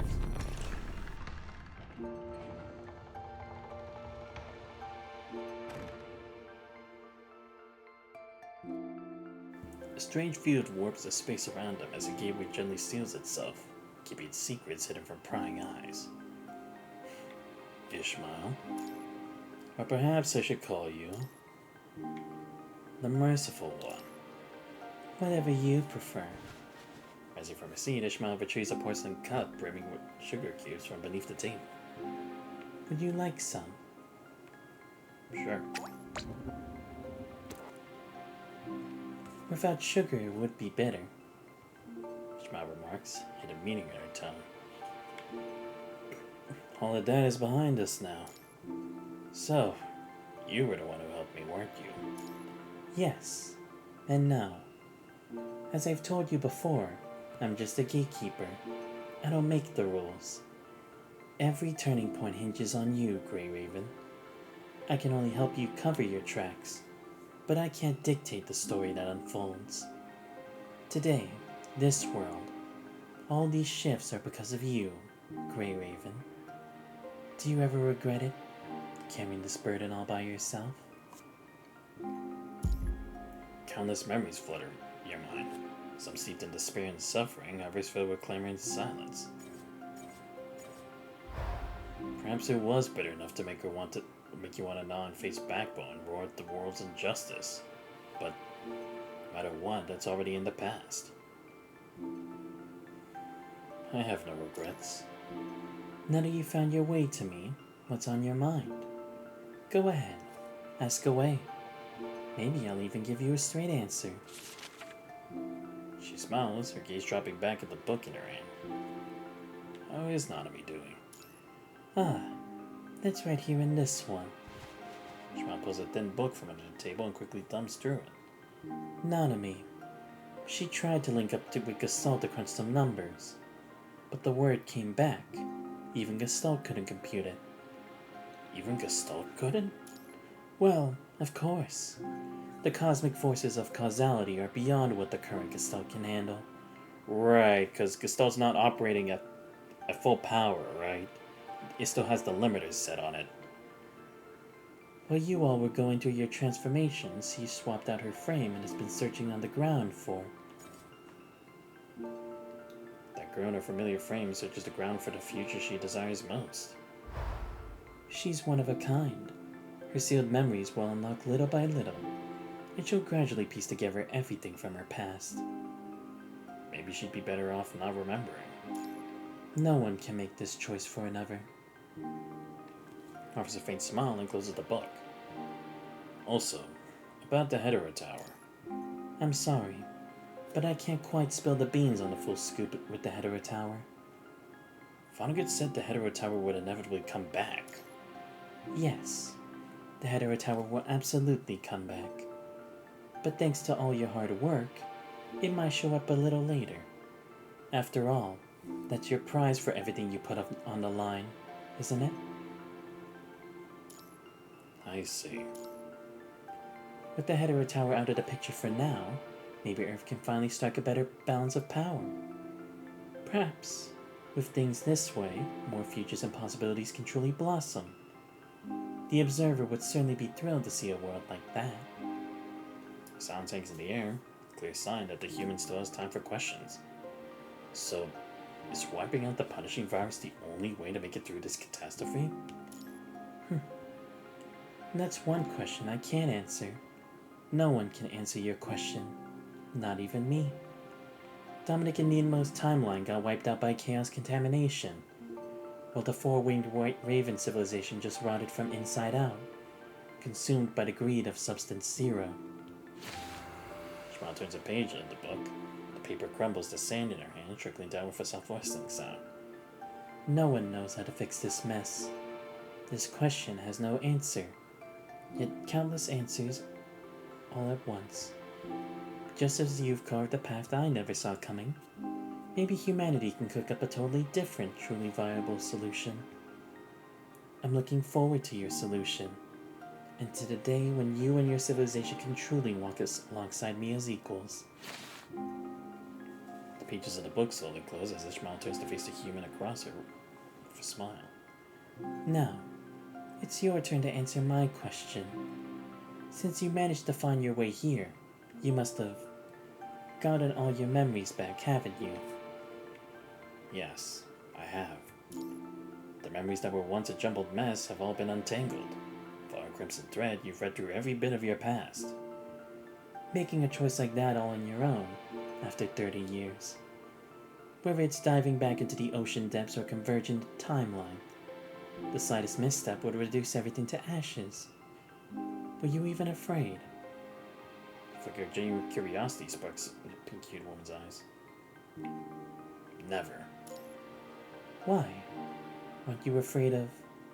Because I know. No matter what choice I make, they'll always have my back. Yes. Them.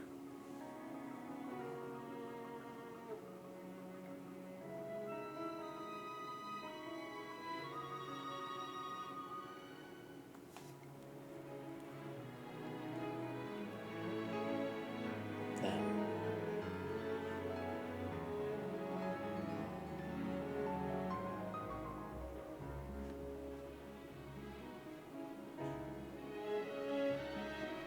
Them.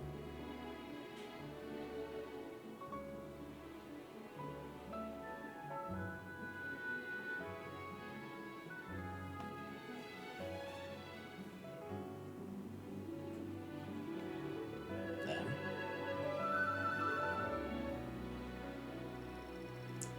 For you, maybe this is just a story.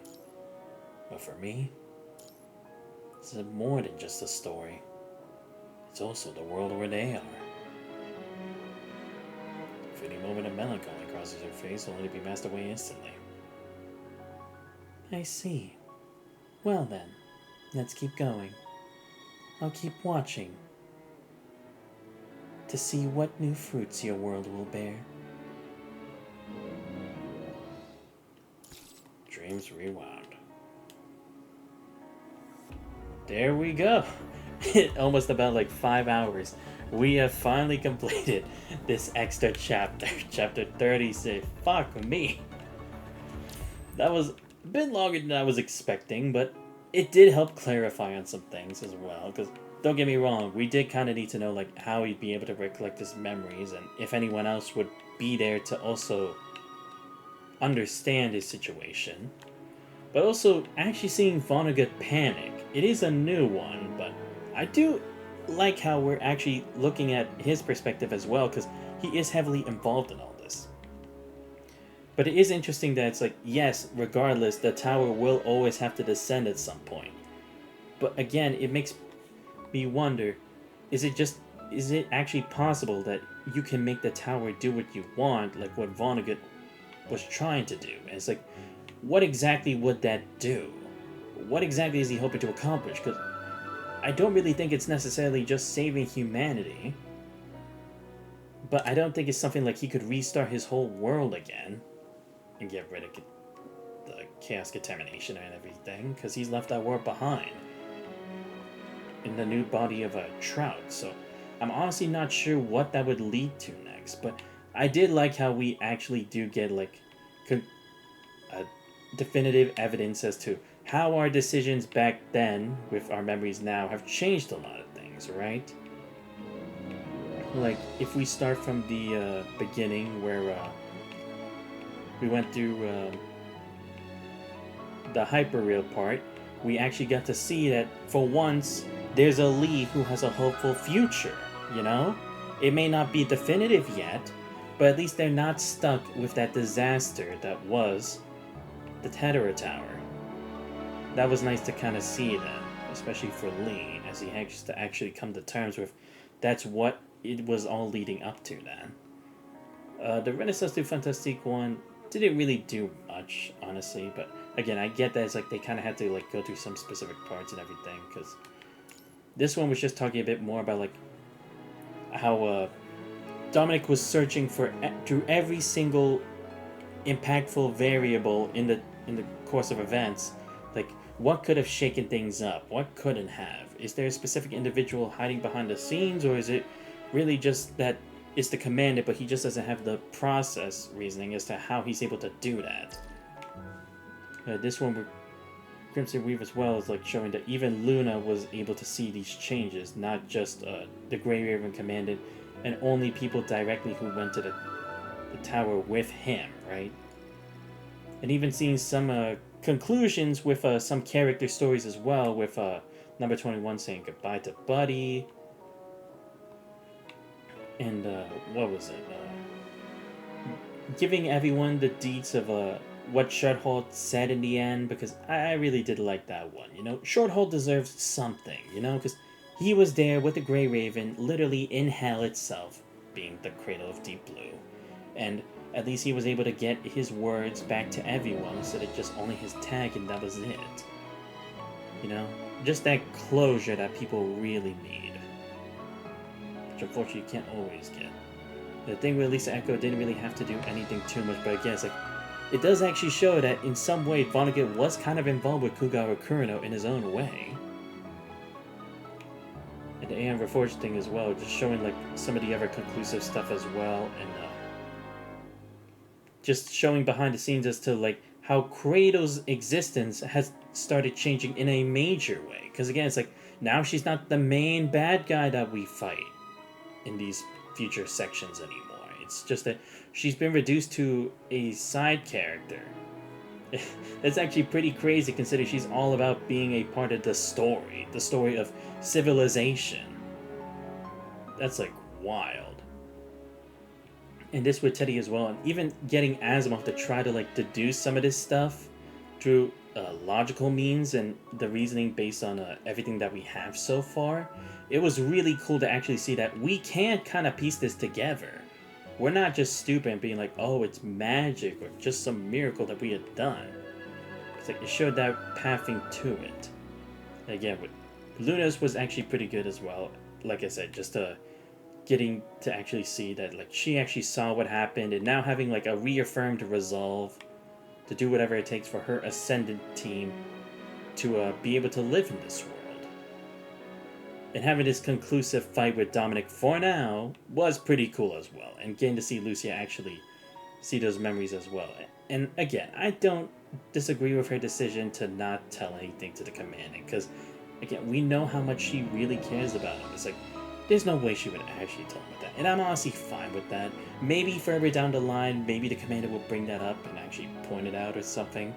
But if they don't have to, and it's like, he can at least understand, like, she does know it, but she just doesn't want to say it. Especially after we had the discussion with Ishmael that we have all our memories back. It's perfectly fine. Because again, it's to show that it's like, that's the past, but now we have a new future, and we need to focus on that future. Because now, we're really on new territory now. Anything goes. Because I honestly did like how they're doing this too, because don't get me wrong, some of these are major arcs I would have loved to have seen be revamped into different ways. Like possibly the Cradle of Deep Blue, maybe with all of that it would be a case. But then again, I guess this part should stay the same for the continuity's sake of the Commandant morphing with Chaos in order to put a stop to Agent Zero. And again, with Crimson Weed, maybe we could have had a bit more with like Forwinter and stuff, because that was a really cool chapter as well. And maybe even what was it? Something more with Luna's chapter with the confrontation of Cradle, and again, of course, with maybe something with Pyra, but then again, it's like they already had so much crazy stuff going on there. I don't think they could have really tried anything that would have had the same magnitude and effect. So honestly, doing it like this, like to catch up as to what has changed and what it means to move forward from these major stepping stones, I think it was a great way of doing it. Because like I said, you wouldn't want to go through the whole story where it's like, you know a lot of the information, but just only slight variables kind of change. It would be pretty pointless, honestly. So I'm honestly glad they did it this way. I didn't think it was going to be as concrete as it was. I didn't think that they'd be able to like balance it out the way they did, but they honestly did it pretty well. And I like how it's like, now we actually did get to confront Ishmael on this, and it's like, yes, she did help us. But again, it's like from now on, we don't get cheat codes anymore, like Dominic. And I think that's the point, right? Now it's like we're balanced. Good and evil have a balance now. Because Vonnegut can't see the future anymore. We can't rely all our memories anymore. So what happens next? Like, is it only the tower we had to look forward to as like the main situation, or would there still be other things that haven't been covered, like even more new ascendant groups that are hidden in the world, like even more power struggles with even other organizations that we're still tied with, but that we haven't gone to more depth with? Or will it literally just be like we're starting with the end? Because that's the thing, is like I honestly don't know what direction it can go, and I think that's great for this. Because like I said, it's like we can't just have the cheat codes forever with everything that's just happened. Like, I like how with Bianca's, it's like it kind of did need to prepare her for it, because I think they kind of realized, and this is my personal opinion of why I think they did this chapter specifically over again. Not only because this was a major turning point for Vonnegut's research and the effects of what happened with the time prison and dream to the timeless end, but more so to power up Bianca so she can actually take part in the interlooming threat that will come about later on. Because ever since her Stigmata chapter, she really hasn't taken part in the story at all.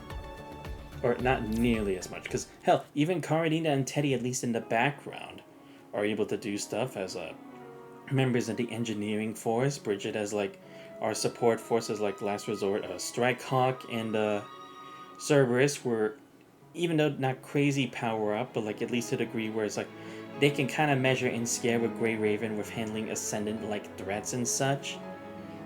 But it's like she was definitely one of those who was kind of like left behind as opposed to a lot of the others.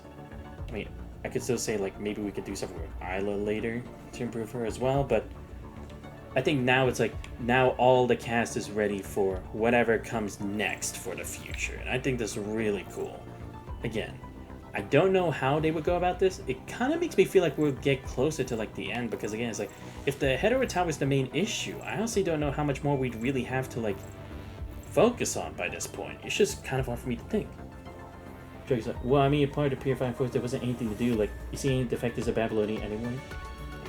No, I mean, that's true, but it's like, Bianca helped us with missions before that doesn't have to do with defectors before. Like in the much earlier chapters in her Zero frame and her Veritas frame.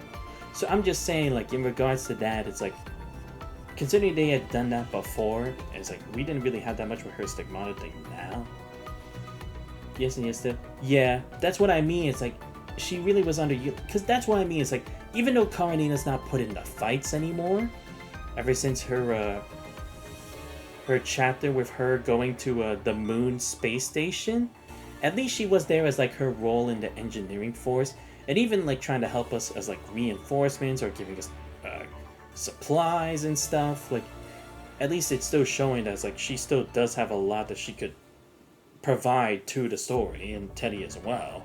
And like I said, Bridget, the same thing. It's like it doesn't have to specifically only be fighting in that stuff, but again, it's like when Bianca got her Stigmata frame, which is supposed to be a great deterrent against the punishing virus, they didn't utilize it the way I was thinking. It's like, oh, she'd be like, maybe for special missions she would join the task force and help out Grey Raven on special missions with special ascendants or tracking down Vonnegut's plans and stuff. It's like they never did anything with that. It's like I feel like that's a way you could have done it. Like create a special task force for like dealing with ascendants only when the need calls for it, you know? Especially with how many ascendants had already posed major problems in the past, you know? Especially considering it was kind of Vonnegut who created the twins, which is a great disaster. You'd think that would be something to like call Bianca for to help support them out, you know? I'm just saying why it's like, I feel like they really did need to do this chapter Echoes Adrift for her, and I'm glad they did. Because again, all these are like, they just did like a summary part of it. But at least for this, it's like, it really did help contribute to the story, her character, Chico's character, and just the groundwork for the future. Meanwhile, the engineering force has a continuous amount of things to do. Exactly. But still, I like what they're doing here. The continuity of all this, really great. And again, like I said, the pacing for this, again, they're not wasting too much of our time with just like endless slop of like, oh, let's recount all these important facts from back then, you know? It's like, it's only like some meaningful stuff that has changed, some stuff that we hadn't seen directly, but it's like it was in the background, like behind the scenes, and some stuff that was affected because of the change in the timeline. It's like, I like how they kind of mix that all up, but also not overextending its reach to the point where it's like, oh, it's just literally just repeat. Like in other games where it's like, when you go back through timelines and everything, it's like, they just decide, let's start the whole damn shit over again, you know? Not just going from that relative point and then onward to new unpredictable stuff that hasn't actually occurred that depend on your actions. You know what I mean? So that's why I really loved from this. I mean, I wouldn't say it's my favorite chapter because it didn't have as much action, but overall, in the concept of what this is supposed to be, like a summative chapter of like all the effects of what's taking place now, it delivered. Plus, you got to have some of the best boss fights from the series come back again, you know? Because we had the Lee Hyperreal fight. It was good to find the Hyperreal frame again, because when you play in like endgame stuff and Punishing Grey Raven, you don't really use the Hyperreal frame as much, but it is a very fun frame to play with. The Chu Shukra fight against the General, or I mean the Emperor, that was a cool fight from back then. Luna's against Celine, another great fight, and the battle against Vonnegut, but this time with all of Grey Raven and not Lucia, it was good. And again, for these other bosses, aside from Vonnegut, for them not being nearly as difficult, it makes sense, right? Because again, it's like, we've been through this. We've been through the toughest of bosses and survived and made it to this point in the story. There's no need to like drag it along like that. But it's not just too easy where it's like you can just spam all your buttons and it's that easy of a clear. But yeah, I did love this one, fight Vonnegut, but with the Grey Ravens all together for this fight. We really needed that, because that was like, oh, it would have been so cool if the Grey Ravens had fight the ultimate boss in a mission together, you know? Kind of reminds me of like when you face the Finality Kevin Kozlana and Honkai Impact 3rd with Hersher Finality Kiana, Hersher of Origin May, and Hersher of Reason Bronya, you know? It's just a really cool way of doing that. And again, now the world's our oyster by this point. But I'm wondering if they're going to keep it here in this section of Pilgrimage, or it's going to be a whole new section. Yeah, it really is a fun frame. It's a real shame they didn't give it the same treatment as the other Gen 2 frames. Like, they could have made both ults have time stop, but no, just... Yeah, that is true. That would have been really cool to have. Because again, it's just a function that you'd love to play around and use on specific bosses who maybe give you a hard time, especially for like F2P players. Like, don't get me wrong, Hyper Release still does a lot of good stuff, but it's like for a lot of those who want to be a bit more conservative, but still like just have fun playing with your favorite characters, it just doesn't really have as much of like that oomph to like keep playing them even after it's like they've been powered, quote unquote, you know. But still, really good chapter. And now we are all caught up with main story once again. Whew. But yeah, that was crazy. Alright, with that, I'm probably going to do another interlude stream at some point. Because again, if I want to do Wan Shi's Floating Record, The Long Goodbye, if I remember, this is supposed to be where like Shodhold is supposedly the final boss, I think, or like a deformed version of him. Because I remember playing that trial boss in the challenge thing back when this chapter was along with someone else's. I don't remember what other character was on the banner at the same time as his, but I remember like at that time it's like it gave me the option to fight this random ass boss called Shorthold. I'm like, who the fuck is this? And then I see the name, I'm like, wait, but that's on the one that I did with Lamia's chapter. It's like, what the fuck? So yeah, I want to see how that kind of like ends up like that. And then we'll see how many of these floating records we can actually do before the 5th of October. I mean, I wouldn't get my hopes up. I'll probably, if I'm lucky, at least get to this, but at least I cleared main story. That's the real important thing. I mean, don't worry, I'm still gonna do streams for the floating records because I am interested in all this.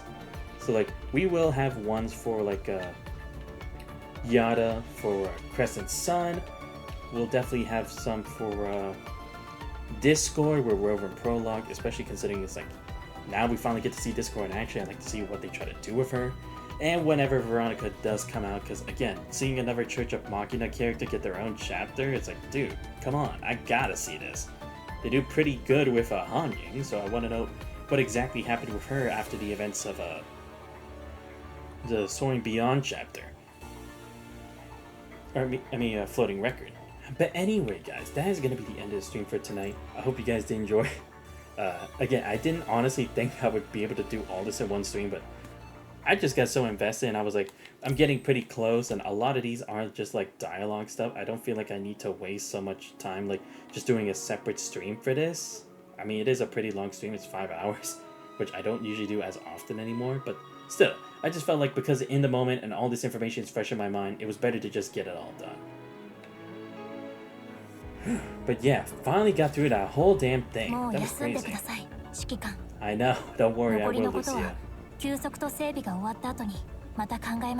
Don't worry, Lucia, I will. I'll get a good night's rest. But anyway, let me give a shout out to Dragasonic for showing up to saying, great channel with you, Drago.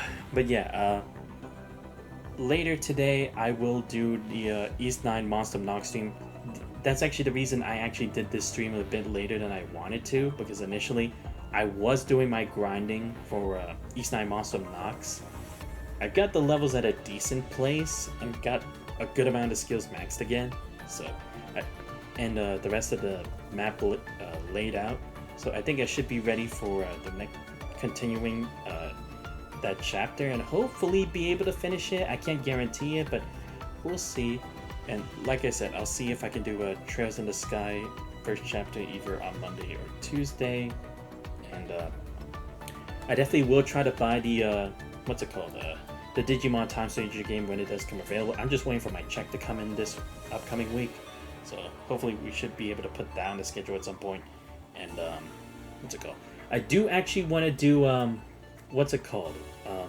I want to actually stream the Sonic Crossworlds racing game because it looks pretty fun. And to be honest, I always wanted to do like Mario Kart and like play with chat such on stream and stuff like that. But it's like I would need to get like a capture card or something like that. It's like that's a lot of money. It's like I'm already paying for like these games that I already stream, so I don't know. Yo, what's up, Easy and Turtle? Welcome back, man. How you been? But yeah, still, those are gonna be in the works. I have to figure that out. And like I said, for upcoming streams later on, I will still try to figure out when I'll do like Witch of the Holy Night and some other or do a Night Abyss whenever that comes out and all that other stuff. Like I said, that's just something I'll have to do. So also shout out to AC and Turtle for showing up with the stream. Last minute. But anyway, if you guys did enjoy the stream but already found the channel, please make sure to leave a follow. Much appreciated. Check my YouTube channel, post all the vlogs, subscribe to it as well. If you're Discord not already, links to all those are on the channel. But yeah, once again, finally all caught up in main story for all my amazing characters. But yeah, I'll just be working on grinding them in the meantime as we prepare to do the next stream for this, for the interludes, to do the flooding records, and then yeah, we'll see how that goes. But anyway, this has been Xander's Vice. I hope you guys have a great rest of your night. I'll see you guys next time. Bruh.